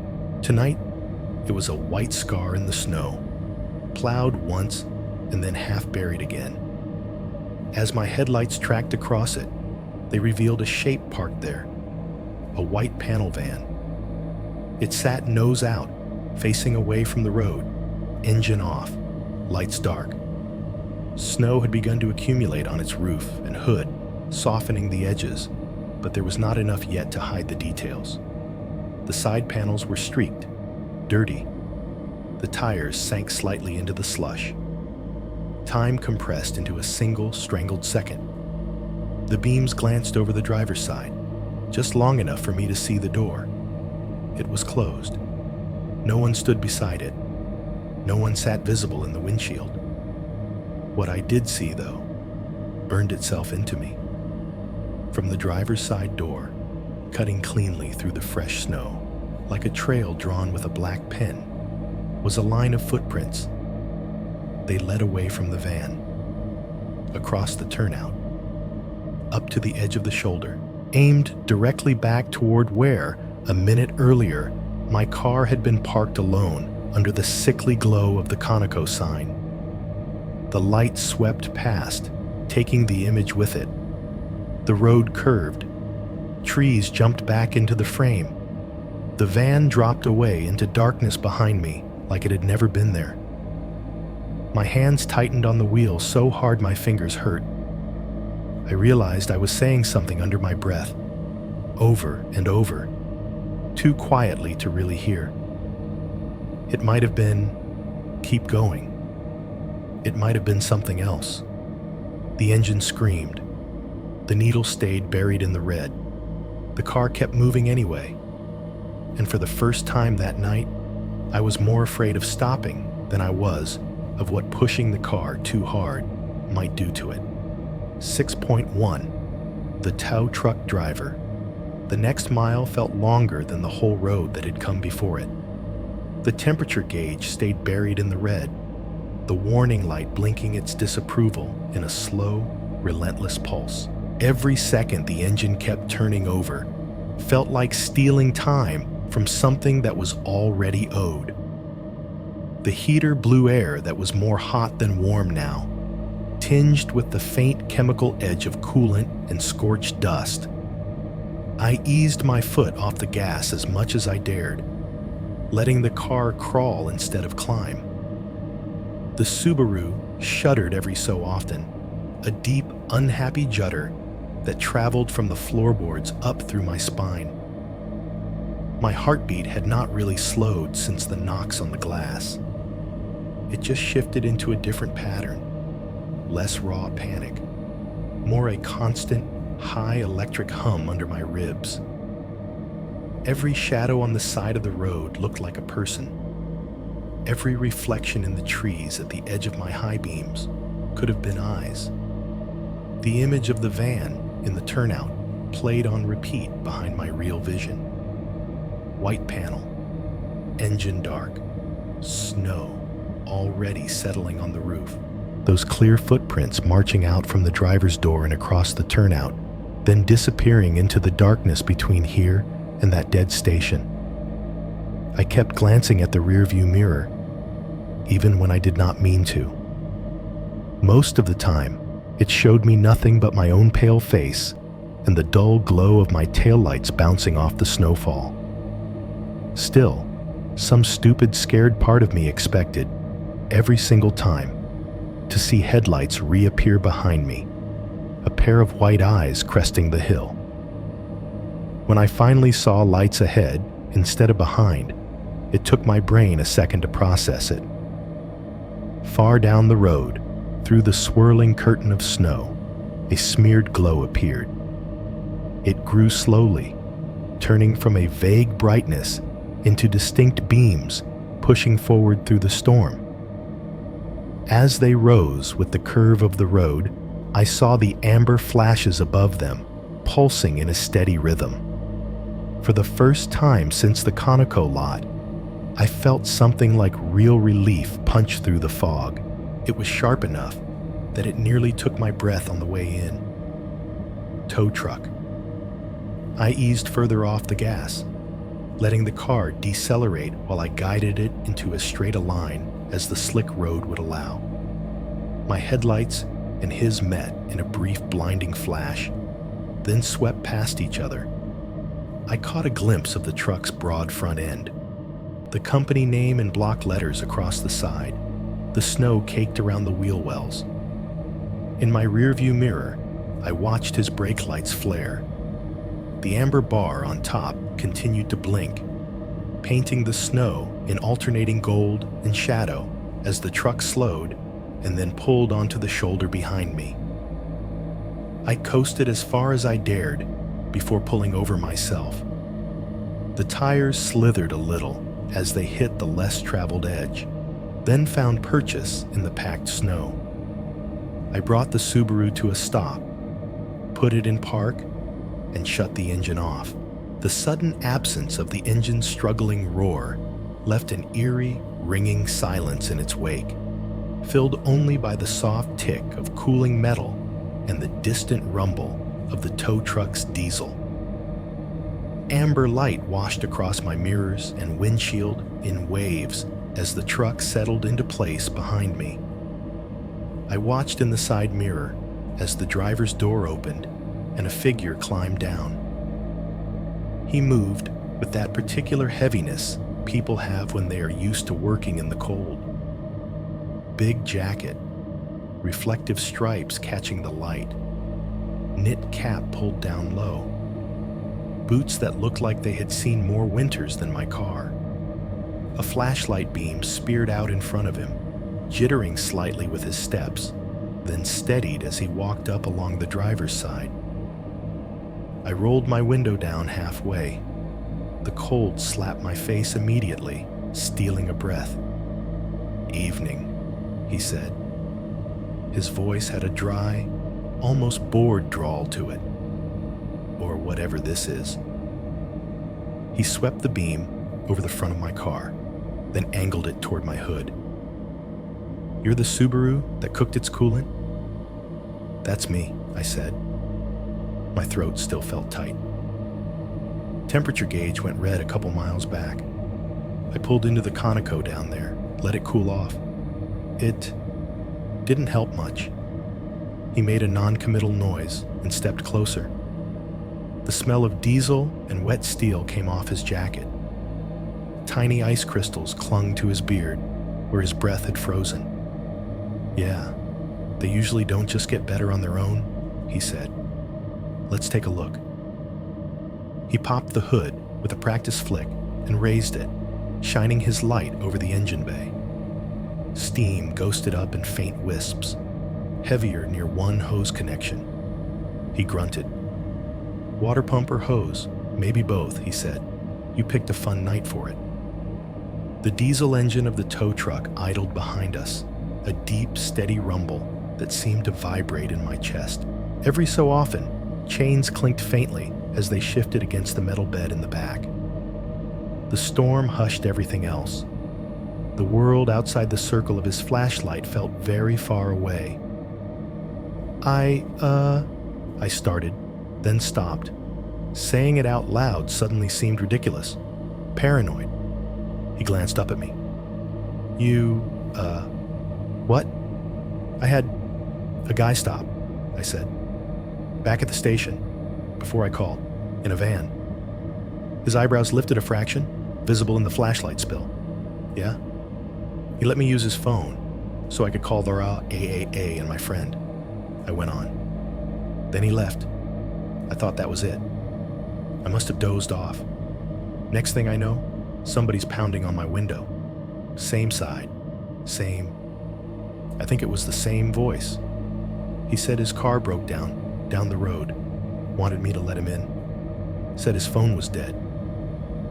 But when I looked, I cut myself off, realizing my words were starting to tumble over one another. The driver straightened up, resting a hand on the raised hood. His flashlight beam drifted to my face, then away, polite enough not to blind me. His expression was a mix of tired curiosity and something else I could not place yet. "When you looked," he prompted. "There were footprints," I said. I could hear how shaky I sounded and hated it. Coming from the edge of the lot up to my car, none going back, none coming from down the road or going toward it. Just that one trail. He watched me for a beat, then let out a low whistle. "Yeah," he said. "That'd put hair on your neck, all right." He shifted his weight, boots crunching on the snow. Behind him, the amber light flickered across the empty lane, catching the falling flakes in short, bright bursts. "How hard was he hitting the glass?" he asked. "Hard," I said. "Like the whole car was shaking. I thought the window was going to crack." He nodded slowly, like he was checking boxes in his head. "You see anything in his hands? Knife? Gun? Crowbar?" I shook my head. It was too dark. Hood up. I could barely make out his face. Just silhouette, voice, the way he was, pressing on the door. We stood there for a moment, the wind tugging at the edges of our clothes, the tow truck's engine idling like some big, patient animal. "Well," he said finally, with the kind of humor that only comes from having seen a lot of bad nights. "I guess I got here at the right time, huh?" He said it lightly, but the joke sat there between us with more weight than it should have. "I don't know if he followed me," I said, "but I think he was the same guy who helped me. The van I saw, up there." I jerked my head backward, gesturing in the general direction of the turnout. "Maybe half a mile? There's a little maintenance pull-off on the left if you're going this way." There was a white panel van sitting in it, lights off. Fresh footprints coming from the driver's door toward the road. He turned, angling his flashlight beam down the highway into the dark we had just come from. The light did not reach far. It was more a gesture than anything. "White panel van," he repeated under his breath. "Yeah, figures." "You've seen it?" I asked. He rolled one shoulder. His jacket rustled, stiff with cold. "Seen a dozen just like it. Hard to tell one from another in a storm at 1 a.m. He hesitated, eyes still on the curve where the turnout hid. I could see him weighing things. The weather, the time, the reality of his job, the fact that whatever had just happened was technically not a crime yet. Not one he could prove anyway. "Look," he said. "By the time we haul your Subaru onto the flatbed and I drive you off this mountain, that guy is either going to be gone or frozen. I'm not a cop. I'm not going to go play hero with some maybe weirdo in a van in the dark. Not for what you're paying A. The bluntness of it should have bothered me. It did not. It felt like the first honest, clean line in the whole night. He slapped the side of my car lightly, snapping back into his routine. "Let's get this pig loaded before she decides to die for good, huh?" He set to work with the kind of practiced efficiency that comes from repetition. Metal ramps clanged down onto packed snow. Chains rattled as he uncoiled them, hooks clanking against the steel bed. The winch motor whined as it pulled my Subaru slowly, painfully up the incline. The whole process was loud and physical, and almost comforting in its ordinariness. When the car was secured, he waved me toward the tow truck. "Grab whatever you need out of there," he said. "You're riding up front. Heater works better than that thing anyway." I stepped one last time into the shell of my Subaru to grab my backpack and phone. The familiar smell of its interior suddenly tinged with something sour from my own fear. The handprint on the rear window was gone, smeared into an indistinct fog. I do not know whether that made me feel better or worse Then I climbed up into the cab of the tow truck, shutting the heavy door behind me with a thick, satisfying thud. Inside, the air was warmer, filled with the scents of old coffee, fast food wrappers, and the faint, ingrained smell of grease and metal. The dashboard was cluttered with paperwork, pens, a worn baseball cap. The amber bar on top cast faint pulses across the interior with every rotation. He put the truck in gear and eased us back onto the road, the chains clinking once more as the flatbed shifted under the Subaru's weight. The diesel engine grumbled, more stable and confident than mine had ever sounded. For a while, we rode in silence. The wipers scraped back and forth over the wide windshield, clearing arcs through the snow. The world ahead came in and out of existence with each pass. Road, trees, reflectors, nothingness. "You're not the first one, you know," he said eventually, eyes on the road. My stomach tightened. "What?" "To talk about some helpful guy in a van up here," he said. His tone was casual, but there was something in the set of his jaw that was not. Most folks just write it off after. Figure they got creeped out by somebody trying to do a good deed. Happens. Dark plays tricks on you. People make each other nervous. He paused, the wipers squeaking in the space between his thoughts. "But a couple of times," he added quietly, "by the time I got to where they said it happened, the car that helpful guy claimed to be driving wasn't there anymore." The amber light washed over the snow outside, blinking its slow, indifferent rhythm. I sat there in the passenger seat, listening to the engine, the wipers, and his words, and realized that whatever had happened to me that night was not a one-off. It was a pattern. 6.2.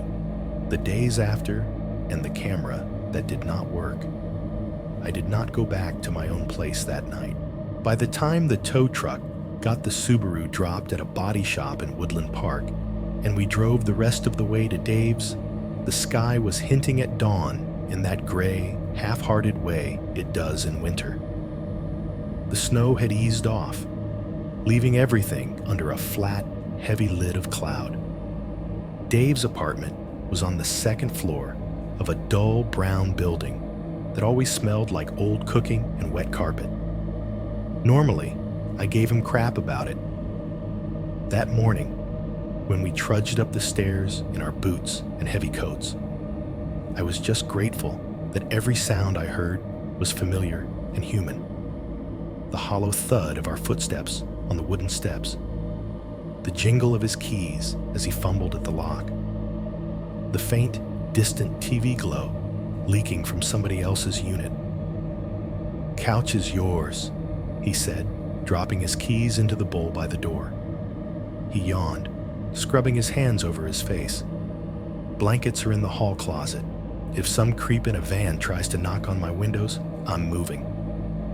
It was a joke. It landed wrong, but I still managed a weak smile. "Thanks," I said. He disappeared into his bedroom with a muted "night, man," even though it was technically morning by then.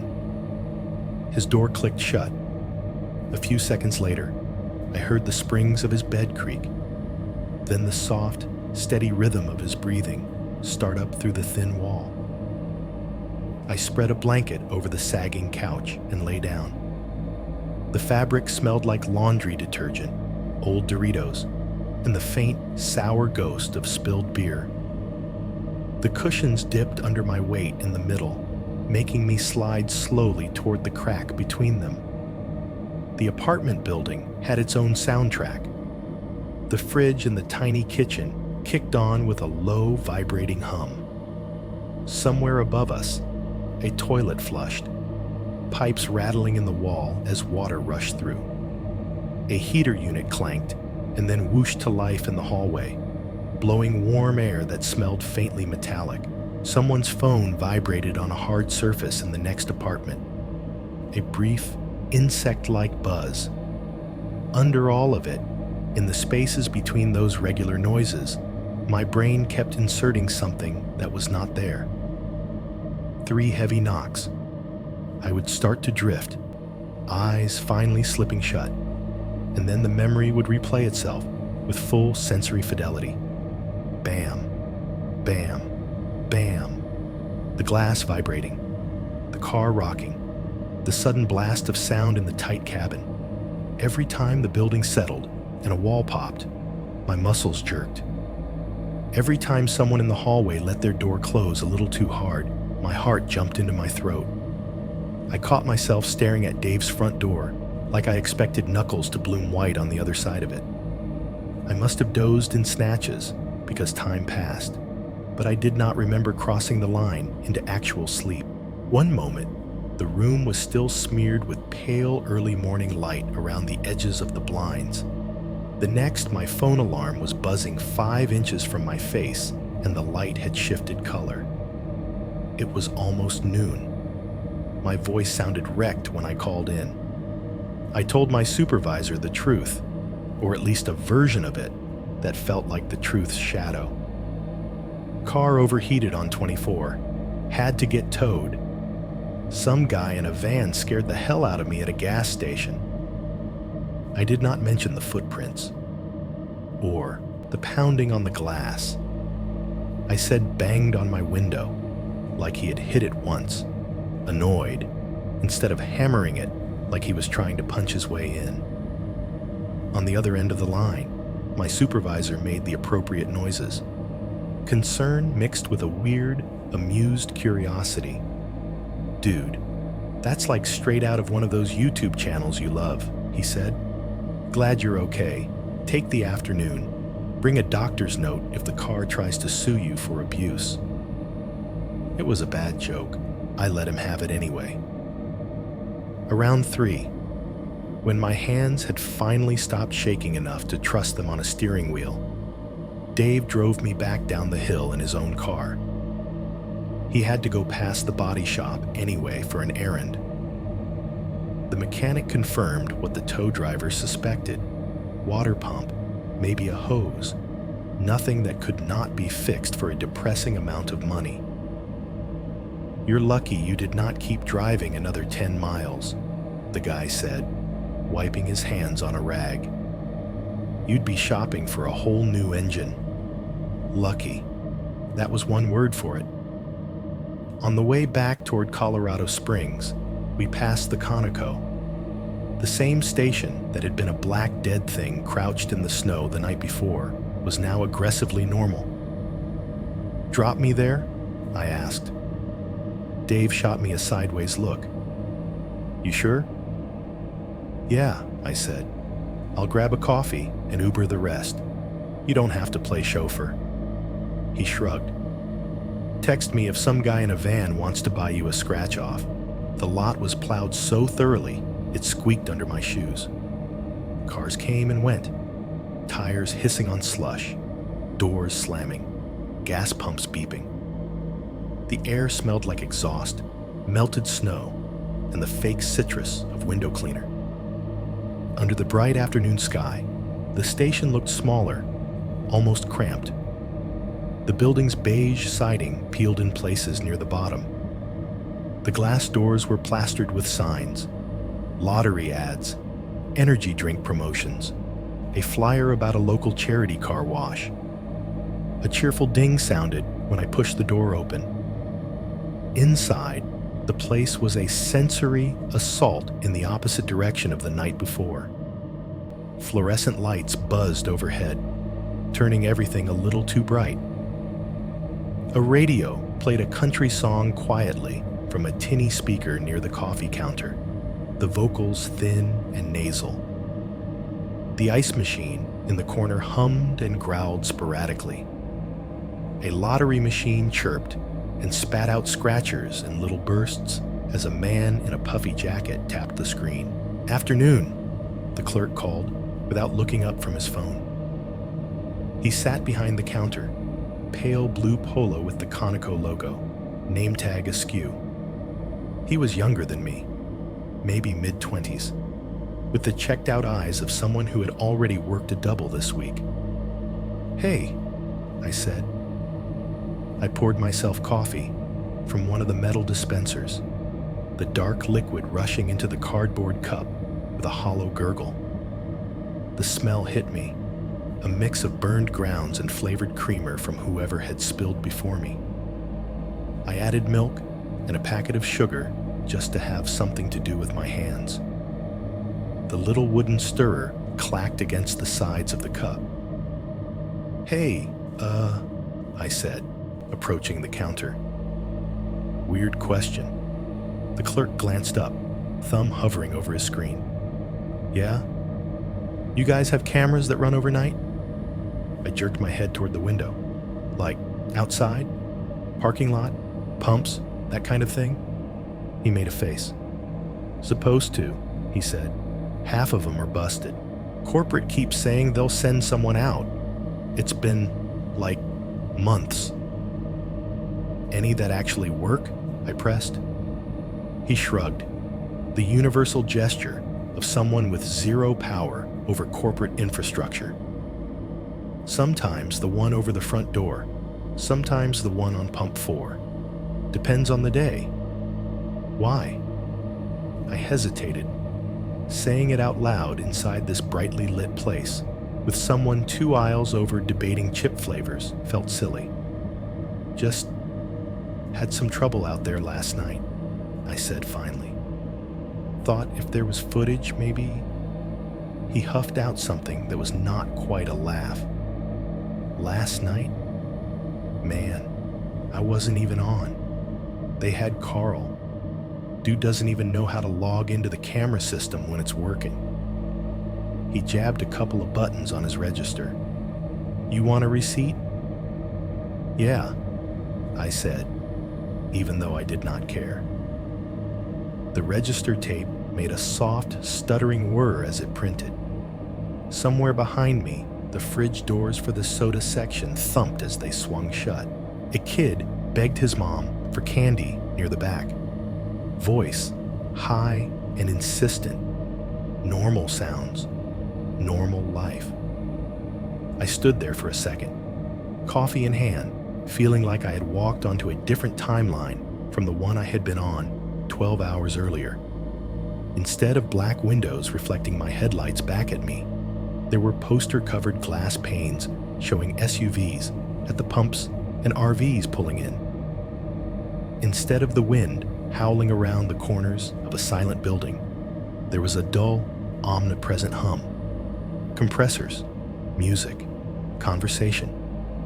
Instead of my own breath fogging the cabin air, there was the smell of hot dogs on rollers and microwaved breakfast sandwiches. It almost made the night feel imaginary. Almost. I turned to leave, receipt crumpled in my fist. Near the door, just to the right of the glass, was a corkboard. I had not noticed it on my way in. It sagged slightly in the middle under the weight of papers pinned to it. Business cards, a flyer for a local church youth group, a poster about a lost dog with big pleading eyes, handwritten notes about guitar lessons. One sheet sat slightly crooked near the top, corners curling where the tape had dried out. The paper had once been bright white. It had faded to a dull yellow gray, edges crinkled from time and humidity. Missing. The word was still bold, black block letters at the top. Underneath was a photo of a guy about my age, maybe a couple years younger, with short hair and the kind of smile you give a DMV camera when you are trying to look presentable but not weird. Under the picture were lines of text: name, height, last seen wearing, and then the detail that made my scalp prickle. Last seen leaving his vehicle near Highway 24 due to mechanical trouble. The date under that was from years ago, long enough that most people probably stopped really seeing it weeks after it went up. I looked over my shoulder. The man buying scratchers was still engrossed in the machine, tapping options, tearing off tickets. The clerk was scrolling his phone again, chewing gum with lazy, open-mouthed rhythm. A woman in a red parka laughed into her cell phone near the coolers. No one else even glanced at the board. I stared at the guy in the photo. His face stared past me, frozen in that DMV half-smile, as if whatever he had been thinking about the day the picture was taken had nothing to do with where it ended up. He looked like someone I could have known. Someone I might have passed in the hallway at work or stood behind in line at a coffee shop. My brain tried, automatically, to match his features to the pale smudge of a face I had half seen behind fog glass. It did not quite land. Memory is too soft for that. Windshields and time blur everything. Still, standing there with the door chiming behind me and the ice machine humming and some singer on the radio drawling about lost love, I felt my stomach twist. The flyer's edges fluttered slightly when someone opened the door. The corner peeled up, then settled back down. The pin holding it to the board had rusted around the head. It had been there a long time.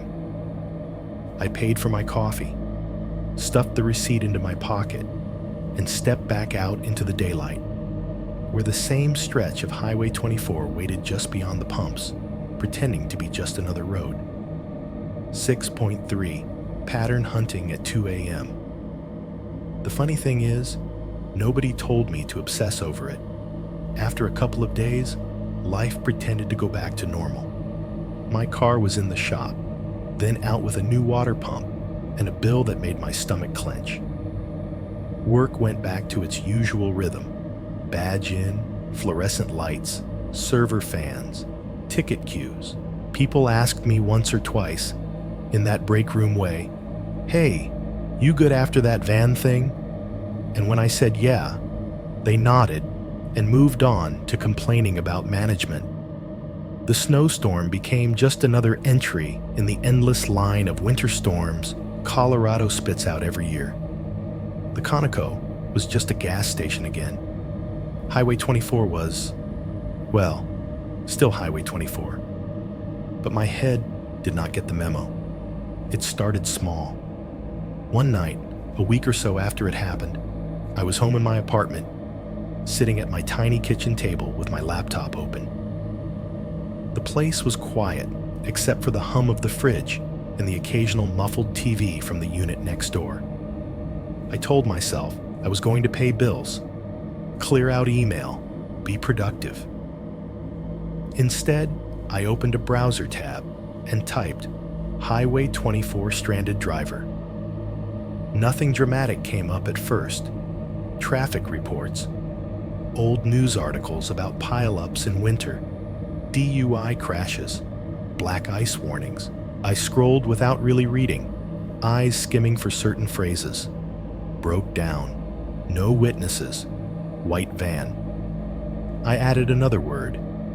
Highway 24 stranded driver, white van. The results got narrower. More junk, some local news about a suspected kidnapping that turned out to be divorced parents fighting over a kid. A true crime podcast episode tangentially mentioning a disappearance off a highway in the Rockies. But not this one. I refined it again, my fingers moving faster than my brain. Highway 24, Colorado Springs, white van, stranded. That is how it went that first night. Not a deep dive, just a series of increasingly specific searches while the clock crept toward midnight. I told myself I would stop after the next one, then the next, then the next. Over the next few weeks, it became a ritual. I would get home from the night shift or an evening out, heat up some microwave food, and then end up at the table with the laptop open, the room lit only by the blue-white rectangle of the screen and the faint glow of the oven clock. 1 a.m., would turn into 2 a.m. easily. When you stare at a search bar long enough, your thoughts start to come out in fragments. Gas station, helpful stranger, felt wrong, white panel van, Colorado, offered ride, banging on my window, snowstorm. Most of what I found was nothing. Noise. Stories half remembered. Posts from people convinced every dented panel van in America was following them. But there were a few things that stuck. On a regional subreddit, buried under posts about potholes and restaurant recommendations, I found a thread titled something like, "Anyone else seen the creeper in the work van on 24?" The original post was vague, a guy talking about a white van that had pulled into a turnout behind him when he stopped to fix a loose wiper. The driver had gotten out, walked up, asked too many questions about where he was headed, who was waiting for him, whether anyone knew where he was right now. The poster had laughed it off, sort of. The top replies were a mix of jokes and people saying, "Yep, saw him once near mile marker, seemed off." A couple mentioned he never gave a clear answer about who he worked for. Someone else said he always seemed to appear out of nowhere, like he had been sitting on the side of the road with his lights off, waiting. The thread died after a day or two. No follow-up, no resolution. Just one more weird thing people filed under Colorado is strange and moved past. On a tiny personal blog with a layout straight out of 2009, I found a story from someone who swore they had been offered a ride by a man in what I think was a contractor van after their car sputtered out at night. The details lined up in ways I did not like. The man's insistence he could take you somewhere warm. The way he kept circling back to questions about who else knew they were there. The pressure to leave their car behind. The writer ended the post with, "Maybe he was just a weird guy trying to help. Maybe I watched too many horror videos.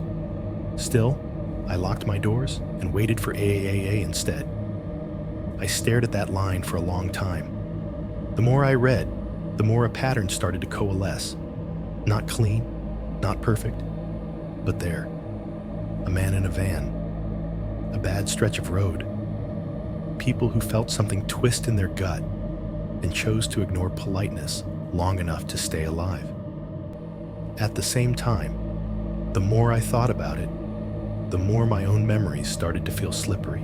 Had his jacket been dark brown or black? Had he worn a knit cap or a hood? Did the van have a half-peeled logo on the side? Or was that something I'd grafted onto it from other vans I had seen? Had the interior light of his van really come on when he opened the door? Or had that just been my brain filling in the blanks? Memory is a terrible witness.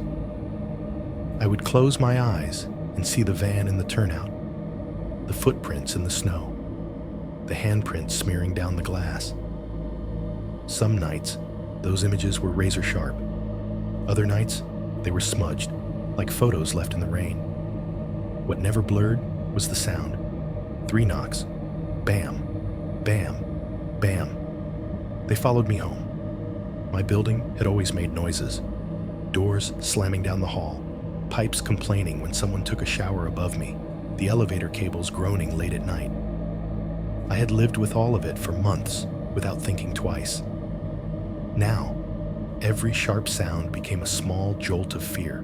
A neighbor closing their door a little too hard? For half a second, my brain heard it as 3 in a row, evenly spaced, before it settled into whatever it really was. A heating duct expanding in the walls. The rhythm was wrong, but my nerves did not care.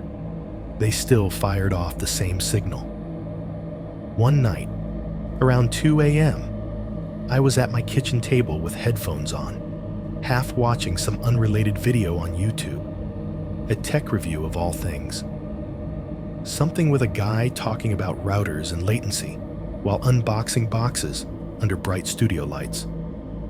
I was only half listening when, under his voice, I heard it. Knock, knock, knock. So faint I might have imagined it. 3 dull taps somewhere behind the sound. My entire body tensed. My finger froze over the trackpad. I yanked the headphones off, heart pounding, and listened. The apartment was quiet, except for the fridge and some distant plumbing. No one at my door. No one in the hallway. I rewound the video 10 seconds and hit play again, this time with the volume low, leaning in. The reviewer unboxed the same router, cracked the same joke, moved the same way. No knocks, no faint tapping, just my own blood roaring in my ears. I sat back slowly, realizing my hands were shaking. How much of this am I doing to myself? I asked the empty room. There was no answer, just the hum of the fridge and the soft rush of air from the vent above the stove. That was the other part of it, the doubt. I started second-guessing everything. Maybe the van in the turnout had not been the same one. There are a lot of white panel vans in the world. Maybe the footprints had angled differently than I remembered. Maybe the guy at my window had been some drunk, stranded motorist whose panic came out as anger. Maybe I was just retrofitting, meaning onto a chain of coincidences, because the alternative, that there was someone out there using breakdowns and storms as hunting conditions, was a little too big to comfortably hold in my head. Still, patterns tugged at me. Articles that mentioned vehicle disabled, foul play suspected. Rumors on forums about people who just vanished off 24. And beneath all of it, the memory of that line from the tow driver rattling around in my skull with everything else. You're not the first one. Months passed. The weather shifted. Spring chewed the snow off the shoulders of the road. Then summer baked the asphalt. Life layered itself over the night like sediment. New tickets at work. New fights with my ex. New minor worries. The Subaru never really felt the same to me after that. It ran fine, more or less. But every time I heard a new noise, every rattle, every whine, I imagined it failing again in some other dark place. Eventually, when a used car lot offered me just enough money not to laugh in my face, I decided to sell it. Trade it in for something newer, something less haunted. The weekend before I handed it over, I drove it to my apartment complex's far corner and started cleaning it out. The sun was bright and hot, glaring off the windshield. I dragged a trash bag from the trunk to the front seat, stuffing it with old receipts, gas station napkins, half-crushed water bottles, a fossilized French fry I did not want to think too hard about. Dust floated in the air whenever I slapped a floor mat. I emptied the center console, then the little compartment between the seats. Loose change, dead pens, an expired insurance card. Finally, I popped open the glove box. It thunked down under its own weight, spilling registration papers, a folded-up map from before I trusted my phone's GPS, a couple of faded takeout menus.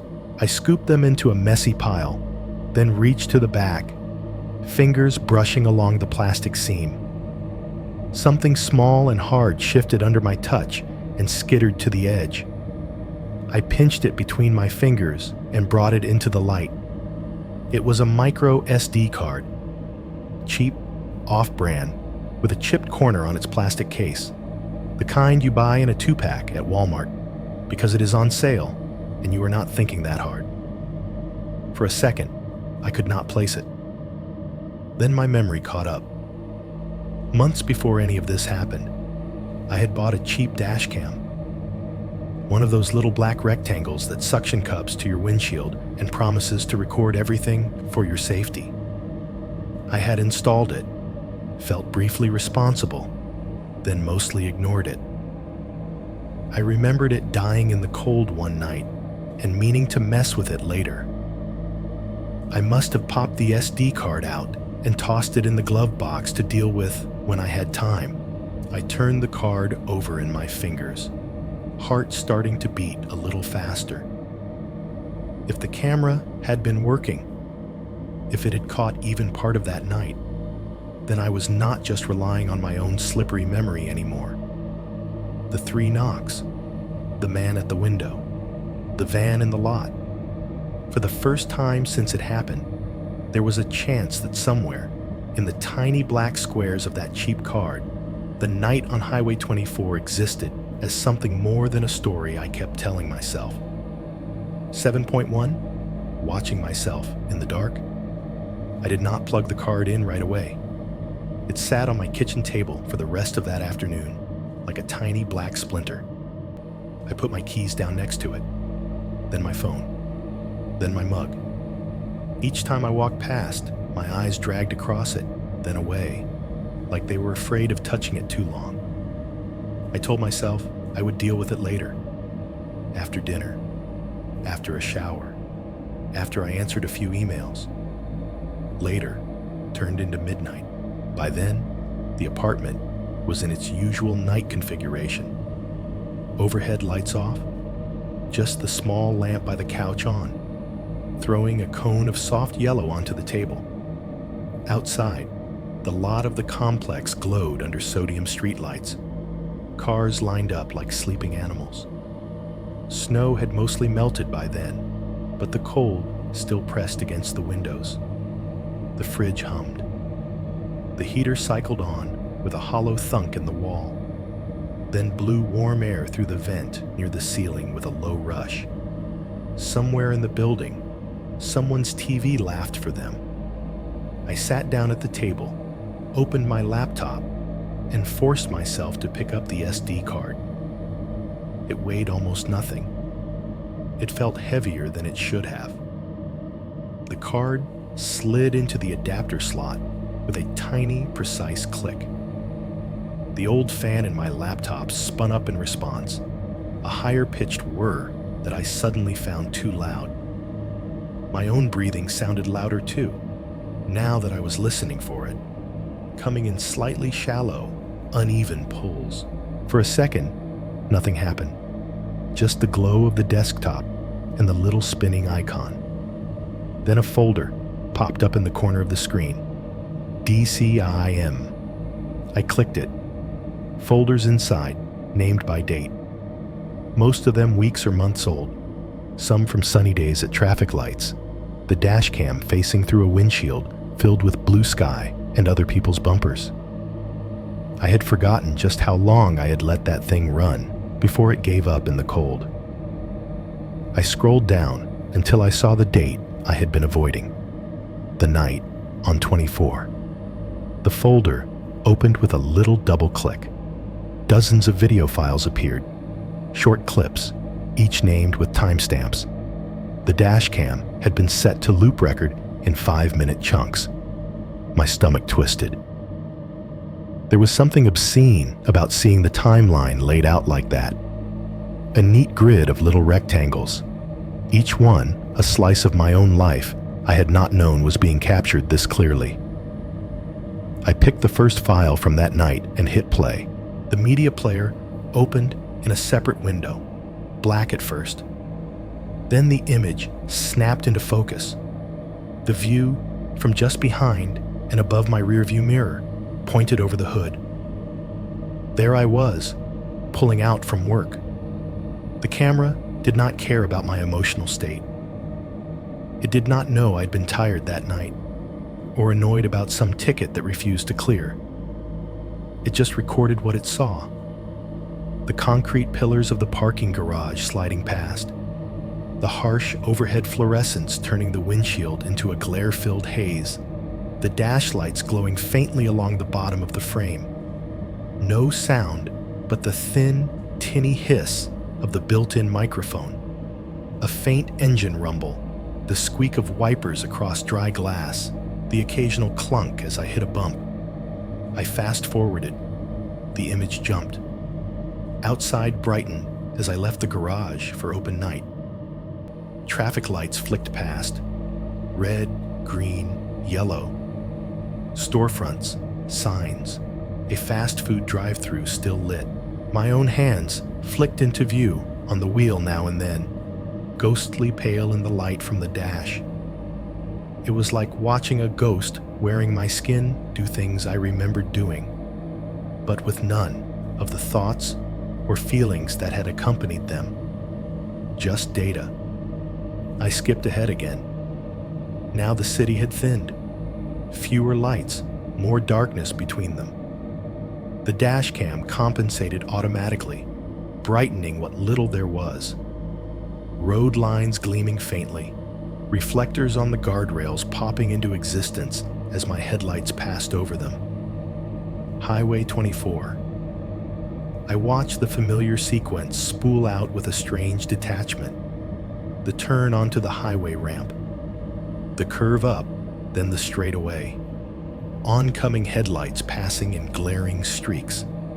The faint outline of rocks and trees at the very edge of the frame. I knew where this was leading. My fingers hovered over the keyboard, then pressed fast forward one more time. Headlights ahead grew larger, then flashed by. The snow in the video intensified, turning from a few wandering flakes into dense white streaks flinging themselves toward the lens. Wiper blades swished in regular arcs, leaving clear gaps that filled again almost immediately. Then, in one frame, the empty road. In the next, the Conoco sign appeared at the far edge of the image, its red and white logo smeared by the dashcam's exposure. I let the playback drop back to normal speed. Through the lens, my turn signal flickered as a pale orange reflection on the inside of the windshield. The car drifted gently to the right, following the curve of the entrance into the lot. The camera's angle shifted as the car bounced over the plow ridge, hood dipping and rising again. The gas station came into full view. In the grainy low-light image, it looked oddly theatrical. The pumps lined up in a row, lit from above by harsh canopy lights. Beyond them, the building sat dark, windows black rectangles. Snow swirled through the pooling light, making everything look like it existed underwater. I watched my own headlights sweep across the pumps as I pulled in, then swivel as I turned to line up near one. The car came to a stop. The dash light stayed in the lower part of the frame, steady, while the rest of the world stayed busy. My door opened, a flare of cabin light briefly washing the interior and the rear-view mirror. My shape slipped out of the frame to the left. A second later, I appeared in the lower corner of the image, half cut off, bundled jacket, hat pulled low, hunched shoulders. It was unsettling to see myself from that angle. I watched myself pop the hood, prop it open. Steam rose in thin tendrils, backlit by the canopy lights. It looked more dramatic on video than it had felt in person. There was no sound of wind howling, no sense of the cold biting my fingers, just that cheap microphone's hiss and the dull thud of doors opening and closing, carried as little spikes in the audio. A soft, monotonous white noise under everything, like the server room recordings I sometimes use to test speakers. I skipped a file ahead. The view had not changed much. The hood was still up. The steam had lessened. The snow came in slightly different angles through the light. I could see my own reflection as a faint smudge in the glass. And then, in the top left corner of the frame, two headlights appeared on the road. They grew, brightened, then swung into the lot. The dash cam did its best to handle the sudden glare, exposure dropping for a couple of seconds. The world went from overlit white to dim gray and back again as the van angled in and pulled to a stop a little distance away at the next row of pumps. Even in the grainy footage, it was unmistakable. A white panel van. The side facing me was plain. Any logo that might have been there was lost in the low resolution and road grime. The front end looked boxy, slightly dated, the kind of design you stop seeing because there are so many like it. The van's headlights cut off. Its marker lights glowed orange for a beat before winking out too.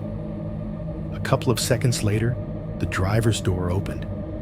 He stepped out, dark against the brightness of the snow and canopy lights. In the video, he was just a shadow with a hood or cap. Heavy shoulders, boots leaving clear prints behind him as he walked toward my car. I felt my own breath hitch, even though I knew exactly what was coming. He approached the driver's side window, then moved slightly out of frame as he leaned down.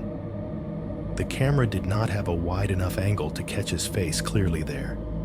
Just his arm braced on the roof, his other hand gesturing in the air as he spoke. From inside the car, through the microphone, I could hear my own muffled voice, too quiet to make out. His voice answered, deeper, indistinct. Chunks of sound, but no clear words. The dash cam was not designed for conversation. If you muted it, if you watched with no context, it would have looked painfully normal. One guy stuck in the snow, another guy in a work van stopping to help. No ominous soundtrack, no dramatic zooms. Just the cold eye of the camera recording two silhouettes under fluorescent light. He shifted his weight, his jacket wrinkling in the spill from the canopy. I saw myself take something through the window. His phone. My own hands appeared briefly in the frame, awkward and gloved. We stood like that for a while, me half visible behind glass, him leaning down, the snow moving steadily around us. The van idled in the background, exhaust puffing rhythmically. I skipped forward 30 seconds, a minute. He straightened, stepped back.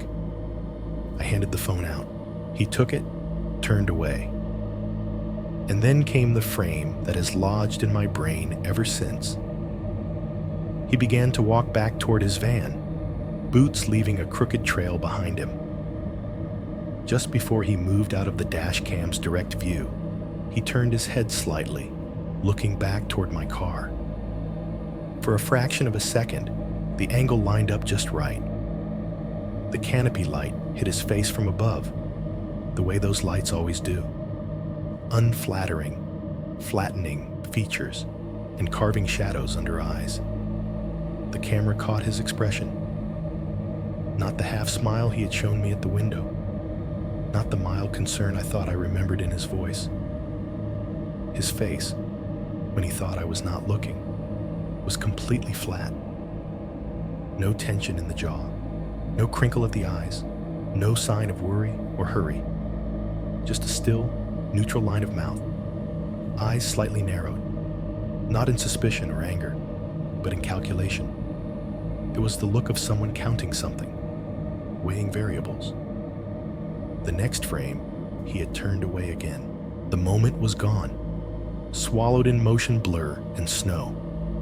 If I had blinked, I would have missed it. The camera did not. 7.2, the part my memory skipped. I should have stopped watching after I saw his face. Any sane person would have closed the laptop, ejected the card, maybe snapped it in half and dropped it in the trash. I got my confirmation, they'd say. He was off. That's enough. Instead, I clicked the next file. The timestamp on the corner of the video window jumped forward a few minutes. Same angle, same view. The hood at the bottom of the frame, the pumps and closed station beyond. The snow looked heavier now, streaks coming in at an angle like the whole world was tilted. The car was in the exact same spot. Only one major difference. The interior was dark. I watched myself climb back into the driver's seat, the overhead light flaring for a second as the door opened, then snapping off as it shut.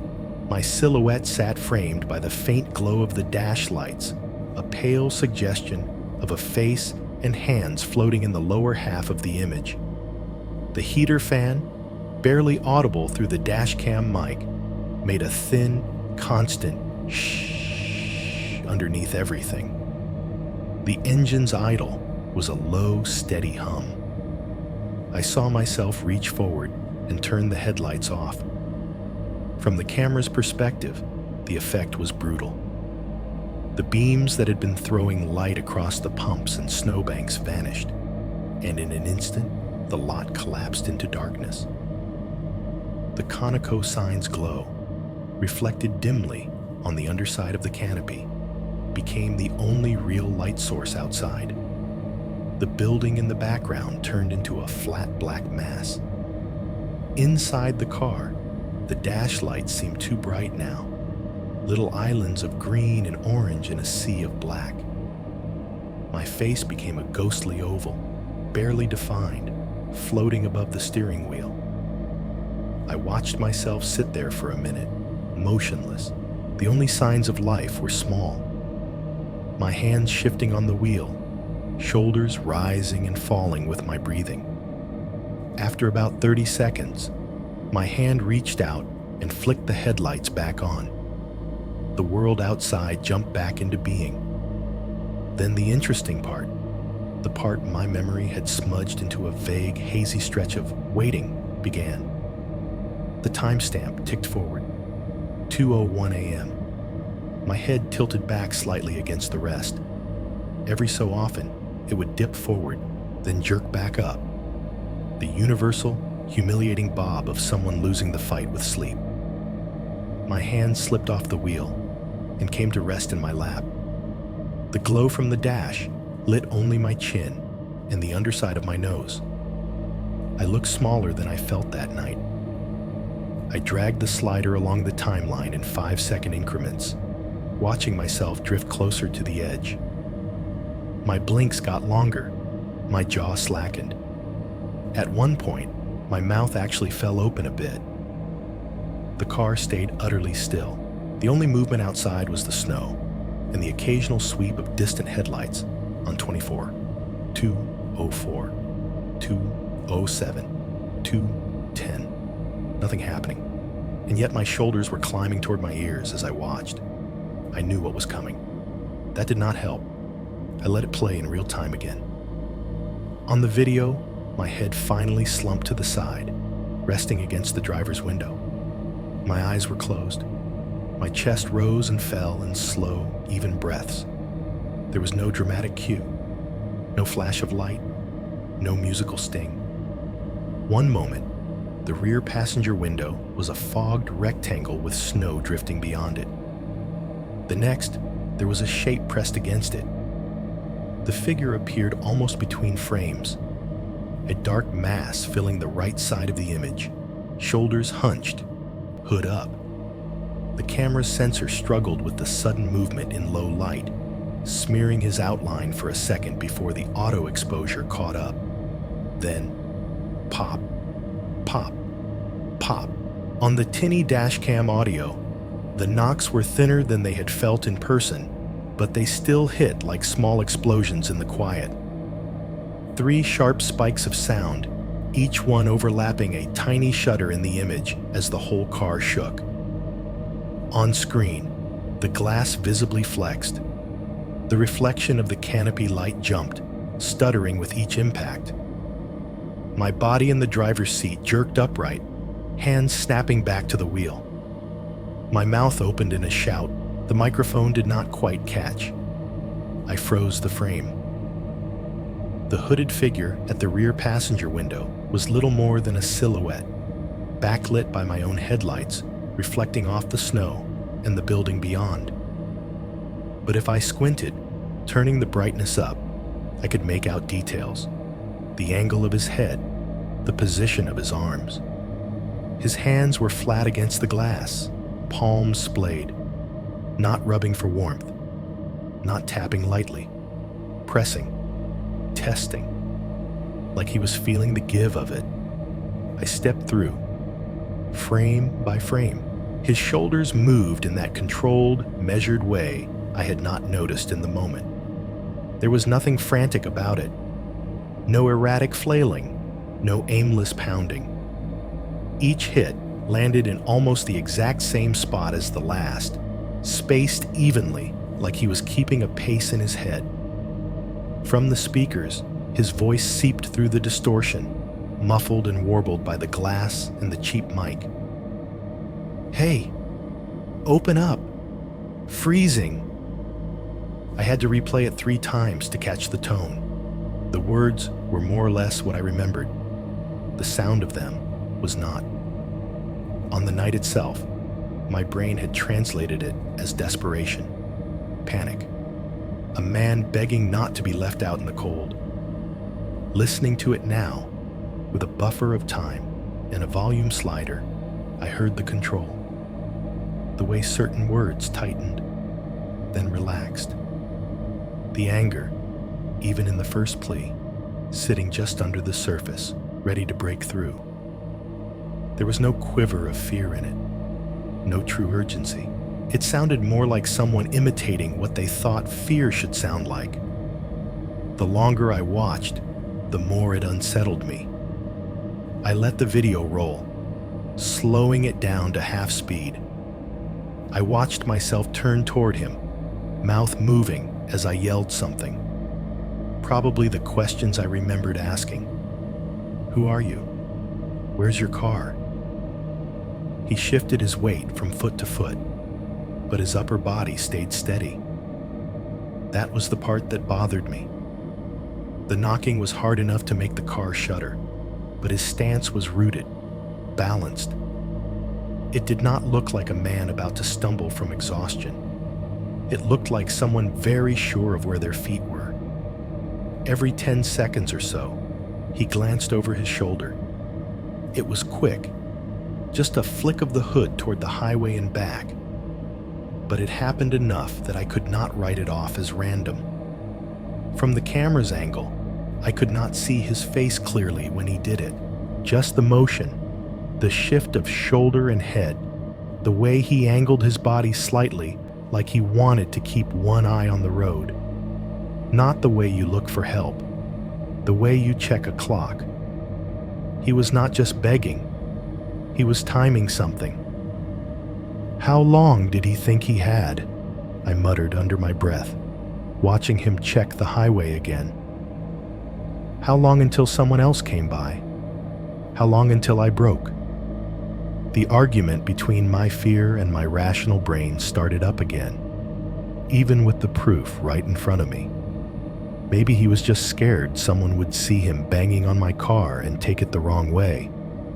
Maybe he really did have a dead vehicle down the road and was watching for it to miraculously come back to life. Then the camera caught one more detail, and my rational brain shut up. As my car began to move, engine revving, hood dipping as I slammed the gas, the Subaru lurching forward, the man's hand slid off the glass. His body rocked back a step. In that moment, right as my car started to pull away, the mic picked up a faint sound under the roar of the engine and the crunch of tires on snow. It was so brief I thought I had imagined it. A clipped, sharp exhale that could have been anything. Wind, a glitch, an artifact. I replayed it with the volume up, the 3 knocks, the shouted words, my own panicked reply. Then, as the rear corner of the car swung out of frame and the man's dark shape dipped away into the edge of the video, it came again. A short, sharp laugh. Not a belly laugh, not a cackle. Just a single, contained burst of air that carried amusement. It cut off fast, like he had remembered, a fraction of a second too late, that there was a microphone nearby. I paused the video, the frozen frame showing nothing but a blur of snow, and the faint outline of the pumps. My reflection stared back at me from the laptop screen, eyes wide, mouth tight. He laughed, Not much, not long, but he had laughed while I was tearing my engine apart to get away from him. I scrubbed ahead to the next file, hands sweating now. The dashcam view of my escape unfolded, the lot receding, the station shrinking in the rear, road curving up into the pass, my headlights slicing through the storm, then the hill. I dragged the slider right to that moment. The maintenance turnout came into view on the opposite side, the white panel van sitting there nose out, exactly the way I remembered. In the dashcam's grainy eye, it looked like an abandoned prop on a stage. Snow creeping up the tires, windows dark, the world around it reduced to grayscale. I stepped through frame by frame as my headlights swept across it. Driver's door, no one beside it. Hood, snow, side panel. For a couple of frames, the beam reached beyond the van into the stand of trees behind the turnout. Branches, trunks, flurries of snow. In one frame, just one, there was something else, a vertical shape that did not quite match the angles of the trees. A darker line among the dark, with a suggestion of bulk at the top where branches thinned out. Next frame, gone, swallowed back into the confusion of trunks and shadow. I backed it up, played it again, stopped, zoomed. The image broke apart into pixels, blocks of gray and black. It could have been a trick of the exposure, a coincidence of branch and shadow, or it could have been someone standing there, deeper in the trees, watching the van, watching the road, watching me drive past. There was no way to know. The camera was too cheap, the conditions too bad. Any cop or skeptic could shrug and say, probably nothing. But once I had seen it, the idea refused to leave. What if the man at my window was not working alone? 7.3, the knock you might hear someday. I do not remember exactly how long I sat there at the table after I closed the laptop. The screen went black with a soft electronic sigh, reflecting back a faint version of my own face and the ceiling light above me. Without the video playing, the apartment felt suddenly too quiet and too loud at the same time. Every little noise seemed to step forward and ask if I was paying attention. The heater cut off with its usual hollow clunk inside the wall. The rush of air from the vent above the stove thinned, then stopped completely. For a second, there was nothing to replace it. No car outside, no pipes knocking, no upstairs neighbor pacing, just silence. Then the fridge compressor kicked on, filling the room with its low, familiar hum. Somewhere down the hall, a door closed softly, followed by the faint squeak of someone's bathroom fan. The building exhaled. I sat there in the dim light of the kitchen, hands flat on either side of the closed laptop, and tried to decide what, if anything, I was supposed to do with what I had just seen. Take it to the police? It had been months by then. No crime had actually occurred on that recording. No hand had come through the glass. No weapon had flashed. No body had been found. What I had was 20 seconds of a man knocking on my window and a 5-frame hint that there might have been another shape in the trees behind a van. Some guy creeped me out during a snowstorm last winter does not get you very far on an evidence form. Call the gas station. Ask if they knew anything about the flyer, about the missing guy last seen near 24. I could already hear the conversation. A bored clerk telling me the poster had been up so long he did not notice it anymore. A shrug over the phone. Maybe a "yeah, weird" offered as a consolation prize. Send the footage to the news? Imagine the thumbnail. Grainy still of a van. Red circle around a blurry patch in the trees. The caption? Something strange, on Highway 24? People would watch, comment, argue in the way people always do when something undefinable brushes against their feed. And then, eventually, they would scroll past. What I did instead was nothing. I dragged the video files into a backup folder, more out of habit than intention. Then I ejected the SD card, set it down next to the laptop, and sat there until the lamp's bulb began to buzz faintly with heat. The missing person flyer at the Conoco. Maybe that was a coincidence. Maybe there are more people than I want to admit, whose last words to anyone are, "I'll be home soon. My car's acting up a little, but it's probably nothing." But I have learned that saying coincidence out loud does not always make the feeling that it is something else go away. A few weeks before I started writing all this down, I stumbled on a news blurb that did not help. It was one of those short, local articles at the bottom of a site, half covered in ads. Driver found dead from exposure. Mechanical trouble suspected. No foul play. Different highway. Different mountain. Not 24, but one of its cousins. Same kind of road. Same kind of weather. Same kind of late hour that makes everything feel thinner than it should. The photo attached to it was grainy, taken in bad light. A couple of emergency vehicles with their red and blue lights washing everything in chaotic color. A car nose down in a snowbank. A handful of bundled figures standing around in reflective gear. In the background, half hidden behind one of the trucks, was a corner of white. Just a sliver. Part of a front end, maybe. A boxy shape at the edge of the frame that could have been a van or a trailer or some other piece of equipment entirely. I zoomed in until the pixels broke apart and my eyes hurt. In the end, all I had was a feeling. It looked familiar. Maybe I was just seeing what I expected to see. Maybe it was nothing at all. Another coincidence in a life full of them. Or maybe, somewhere between here and those mountains, the same pattern was still looping. Engines failing, phones dying, white vans waiting just out of sight. Here is the part where I should tell you that the story ends cleanly.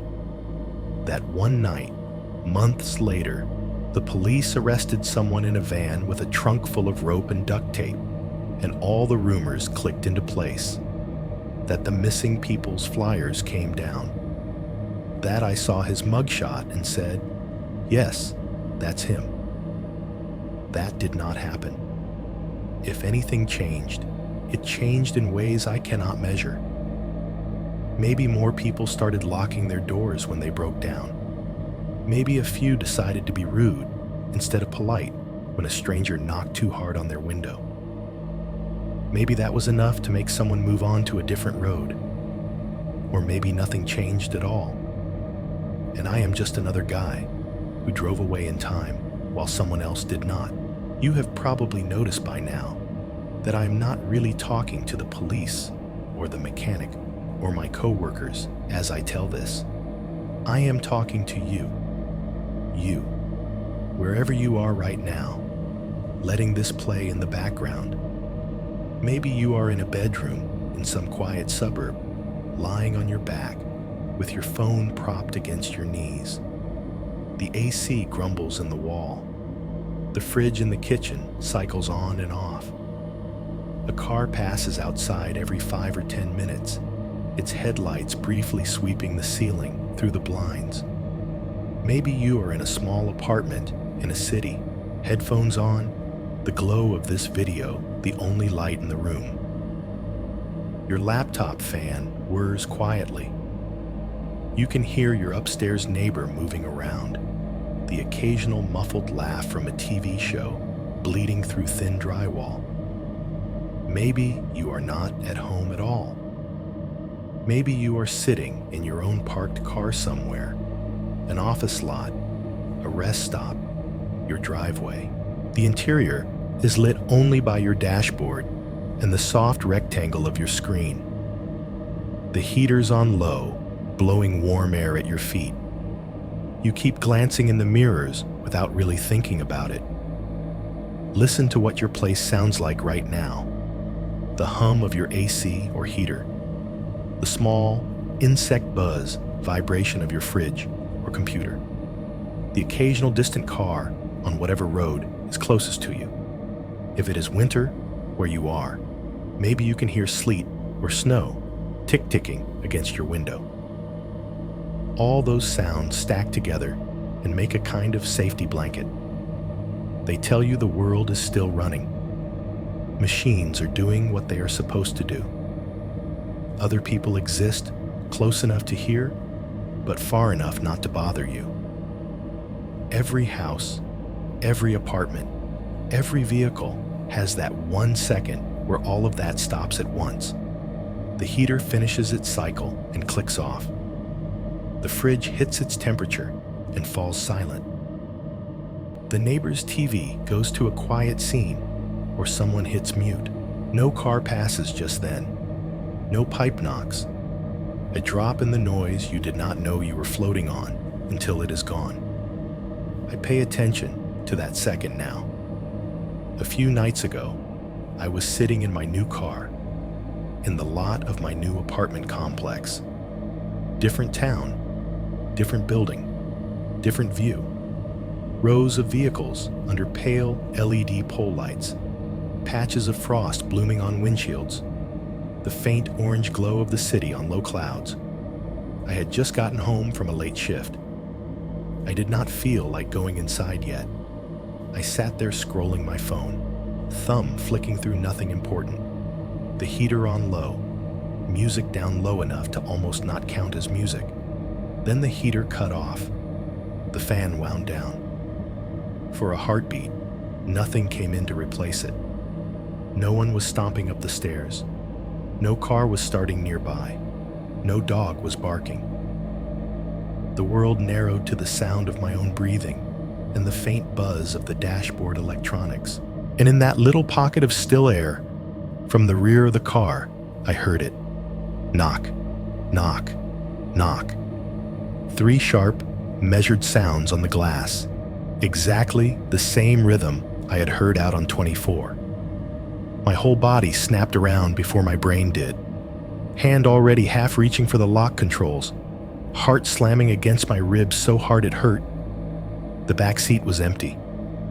The rear window was a dark rectangle, showing only the smear of parking lot lights and the faint suggestion of other cars. No face, no silhouette. I killed the interior lights and twisted in my seat to look through the rear glass directly. My breath fogged the air. The frost tracing the edges of the window glittered a little in the lot lights. No one out there. I got out, boots crunching lightly on the thin layer of ice on the pavement, and walked around the car with my phone's flashlight on. I checked the back window, the bumper, the ground. No footprints in the frost. No marks on the glass. Nothing disturbed. I stood there for a second in the cold, phone light fading slightly as my battery protested, and told myself what I had to tell myself to get through the night. It was just the car settling, temperature changes, plastic shifting. Your brain, primed to hear patterns, forcing one into a random creak. That is what I said out loud. It is not what I believe. Here is the only useful thing I can give you after all of this. It is not advice, exactly. Advice implies that doing the right thing guarantees a good outcome, and that is not how these stories work. If your car ever dies on an empty road at night, and someone appears out of the dark asking if you are alone, do not worry about whether you are being rude. Do not worry about whether you will hurt a stranger's feelings, or whether they will think you are paranoid, or whether you will end up as the villain in someone else's story about that jerk who would not help me in a storm. Worry about which kind of story you want told about you afterward. A very short one on the local news about a vehicle found on the side of a highway, mechanical trouble suspected, no foul play, or a longer one, written up by some stranger on the internet, played late at night on a channel people put on when they cannot sleep. You do not get to pick who writes it. You might get to pick whether it is ever written at all. And if, someday, you are sitting in your own quiet room or your own parked car, and everything falls silent for a heartbeat, the heater stops, the fridge rests, the road outside goes still, and in that exact breath, you hear 3 deliberate knocks on glass. Just remember, you are not the only one who has heard that sound, and silence does not always mean you are alone.